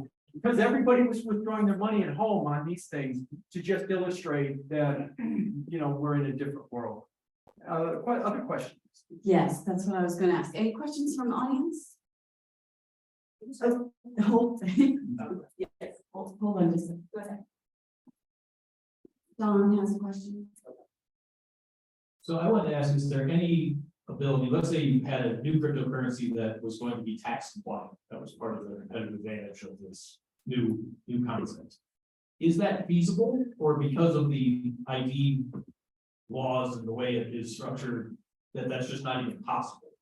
I'm just struggling with that. Would it be even possible to have some sort of structure where you would not have that problem with sales taxes? Yeah, so if you're gonna have a new cryptocurrency, to use the terminology, you can either have a currency or you can have a token. And so if you have a currency, Bitcoin, Ethereum are currencies, they will trade on their own blockchain. Now you can create a blockchain that would give that disclosure to the government so that it can be taxed. A token would be a second or third cryptocurrency that trades already on an existing blockchain. USDC Circle trades on the Ethereum blockchain. So Ethereum is the currency, and USDC is technically a token. The Uniswap token would be another example of that. You could do that, but it gets back to what I originally started off with. Are we losing sight of what we're trying to do? If the point of a blockchain is something that is decentralized, permissionless, cannot be censored, then what we're doing is we're saying, let's build a blockchain that can be centralized, can be permissioned, and can be censored. Censored if you don't pay your taxes, there's going to be a penalty. Well, there's a simpler way to do that. Just have it run at the Fed servers and call it central bank digital currency. And that's why the central bank digital currency has been such a controversial idea. I don't know if any of you were in La Jolla in February when Leland Miller was speaking, and he eloquently said, it's not a currency, it's a surveillance state tool, is what it is. It's because the central bank digital currency, now the Fed or the government can just sit there and watch every transaction you do and have the ability to say, nope, you can't do that one. Okay, you can do that one. This one we're going to tax you extra on. This one we won't tax you on. And that's what we're trying to get away from. So yes, you can build that. And if we did build that, what are we trying to accomplish with this? Just create a digital dollar called a central bank digital currency, have it run on the Fed servers, and we're done. And and what we've done is we just created a digital version of what we already have. And we haven't really gone any further. We will like it here because we're comfortable with the rule of law and everything. But I'm not so sure if the Venezuelan central bank built a digital dollar or a digital bolívar that had those rules, that the Venezuelan population would be that enamored on owning that. So that's what you have to start thinking about. I know there was a couple other hands up in the room for questions. Yep, here. I would just say, taking away the poker chip argument, but all the other things that you said about what cryptocurrency is supposed to solve, the seamless transactions and being able to do, cross borders, and so the other objective you said that it's important that if we don't do it, somebody else is going to do it. So who's the we? Because it does not benefit the Fed. It does not benefit the Treasury. It does not benefit the SEC. If I send you $1,000 for Taylor Swift tickets, Venmo sends a report to the treasury. Is it the treasury that goes to? It's over $600. Yes. Those are all of the crypto transactions, because we're going the opposite direction in terms of oversight. And who knows with all this stuff that's going on in Palantir and Banjo and all these other monitoring things. And then certainly the banks don't benefit from it. You think about where the power is in this country, they don't benefit from crypto. Their crypto or Bitcoin, of course, they get usurped. In the argument, if you want to meet those objectives, it points right back to digital currencies. And especially you think about the US dollar, and we were concerned about it being the standard currency around the world. I mean, a central bank digital currency helps rather than have yuan step in. And then there's the big one that we talked to Catherine Mann, full faith and credit. You mentioned trust being a big issue. If you put the full faith and credit, and I'm not a big fan of don't get me wrong here. I am not a fan of central bank digital currency, but everything that you address, that seems to cover the broadest swath of everything. I mean, that's comments on that? Yeah, no, I think it comes down to a forward-looking vision. You're right, it doesn't benefit the Fed, it doesn't benefit the Treasury, it doesn't benefit banks or the SEC today. But it's the need to be able to look forward and see, okay, what's going to be coming down the road. And in my view, it all comes back to the first mover advantage. We are in a position right now, and the world is basically looking to US leadership. I mean, we are the global center of the financial world, and people looking to US leadership, US regulators, US rules makers to say, okay, we have these cryptocurrencies, what are we going to do with them? And we have a choice right now, is that we can either step forward and say, recognize, okay, this is where the world's going 10 to 20 years from now, and we may not be benefiting from this today, but we want to have the lead seat at the table so that when the time comes where we can benefit from this 10 to 20 years from now, or even 5 years from now, that we have a leading voice and the world is still looking to us for guidance and leadership on how to manage it. Because to a good point that Jim has made a couple times in conversations that we've had about it, if we see that position now and we allow the Chinese or other leaders around the world to set those rules and to set that framework, by the time we recognize that we need to come to the table as regulators at the SEC or as central bankers at the Fed or at the Treasury, we'll be in a greatly disadvantaged position and potentially put our global leadership role in peril. So it's the ability to have that forward-looking view, I think, is really critical. So two real quick points. You're right. We're the apex, so it doesn't benefit us. Just like the internet didn't benefit newspapers, but it came and they had to change their business model. Just like online retailing didn't benefit Sears and Roebuck. It came, they had to change their business model. Their business model changed and went out of business in terms of changing their business model. Just like Uber didn't benefit taxis and they fought it too and it changed their business model. This is coming.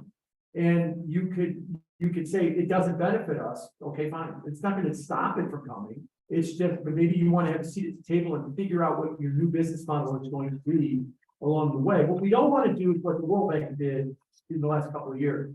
El Salvador brought up that Bitcoin was going to be an official medium of exchange for the country of El Salvador. Bukele, the head of El Salvador, was trying to push a payment system for his countries for people to use it or not use it. And El Salvador is a challenged country as well. And when they went to the World Bank for assistance, which is what they're supposed to do, that's why the World Bank was there. The World Bank told them, "You're doing that crypto thing, you're on your own. Well, we're not going to help you. We're going to punish you for making this decision." And that was it was a terrible decision by the World Bank, but that's the way that they're treating these things right now. And it's not unlike the way that municipalities treated the onset of Uber, and trying to ban it and everything else. It's going to be a process that they're going to have to learn that this is coming one way or the other. And if you're in that business, it's always unsettling when your business model gets changed. But that's the evolution of life, that it comes and it gets changed. And just because you want to wish it away doesn't mean it's going to go away. That's a great way of saying it, just because you want to go in. Well, please join me in thanking both. And it says on your agenda that I'm to have some concluding comments. Well, I think we've heard about monetary policy, we've heard about labor markets, we've heard about the financial markets, and now cryptocurrency. Hopefully, all of us have gained some knowledge and have been taken a pause to think about these things and consider them further. I would encourage everyone here, if you have benefited from this, this information, please go to the interdependence.org website, join this group of people, and you will have the benefit of this information, whether you are in person or online. And the last thing I want to say is a special thank you to Risk Bridge Advisors and Strategas for their very kind. Thank you for that. So thank you, everyone, and I hope you have a safe journey back home or in a good evening. What's the schedule for the rest of the evening? Well, we will have a GIC dinner this evening at 6 o'clock back here at the Wart Hotel, just in the next room over at the Gold Piece Room. So feel free to enjoy the town, maybe head over to the Cowboy Bar and see what that's about. And we'll see you back here at 6 o'clock. Big round of applause for Jill. Thank you. Thanks, everyone. You don't think I want a public park and a low brow?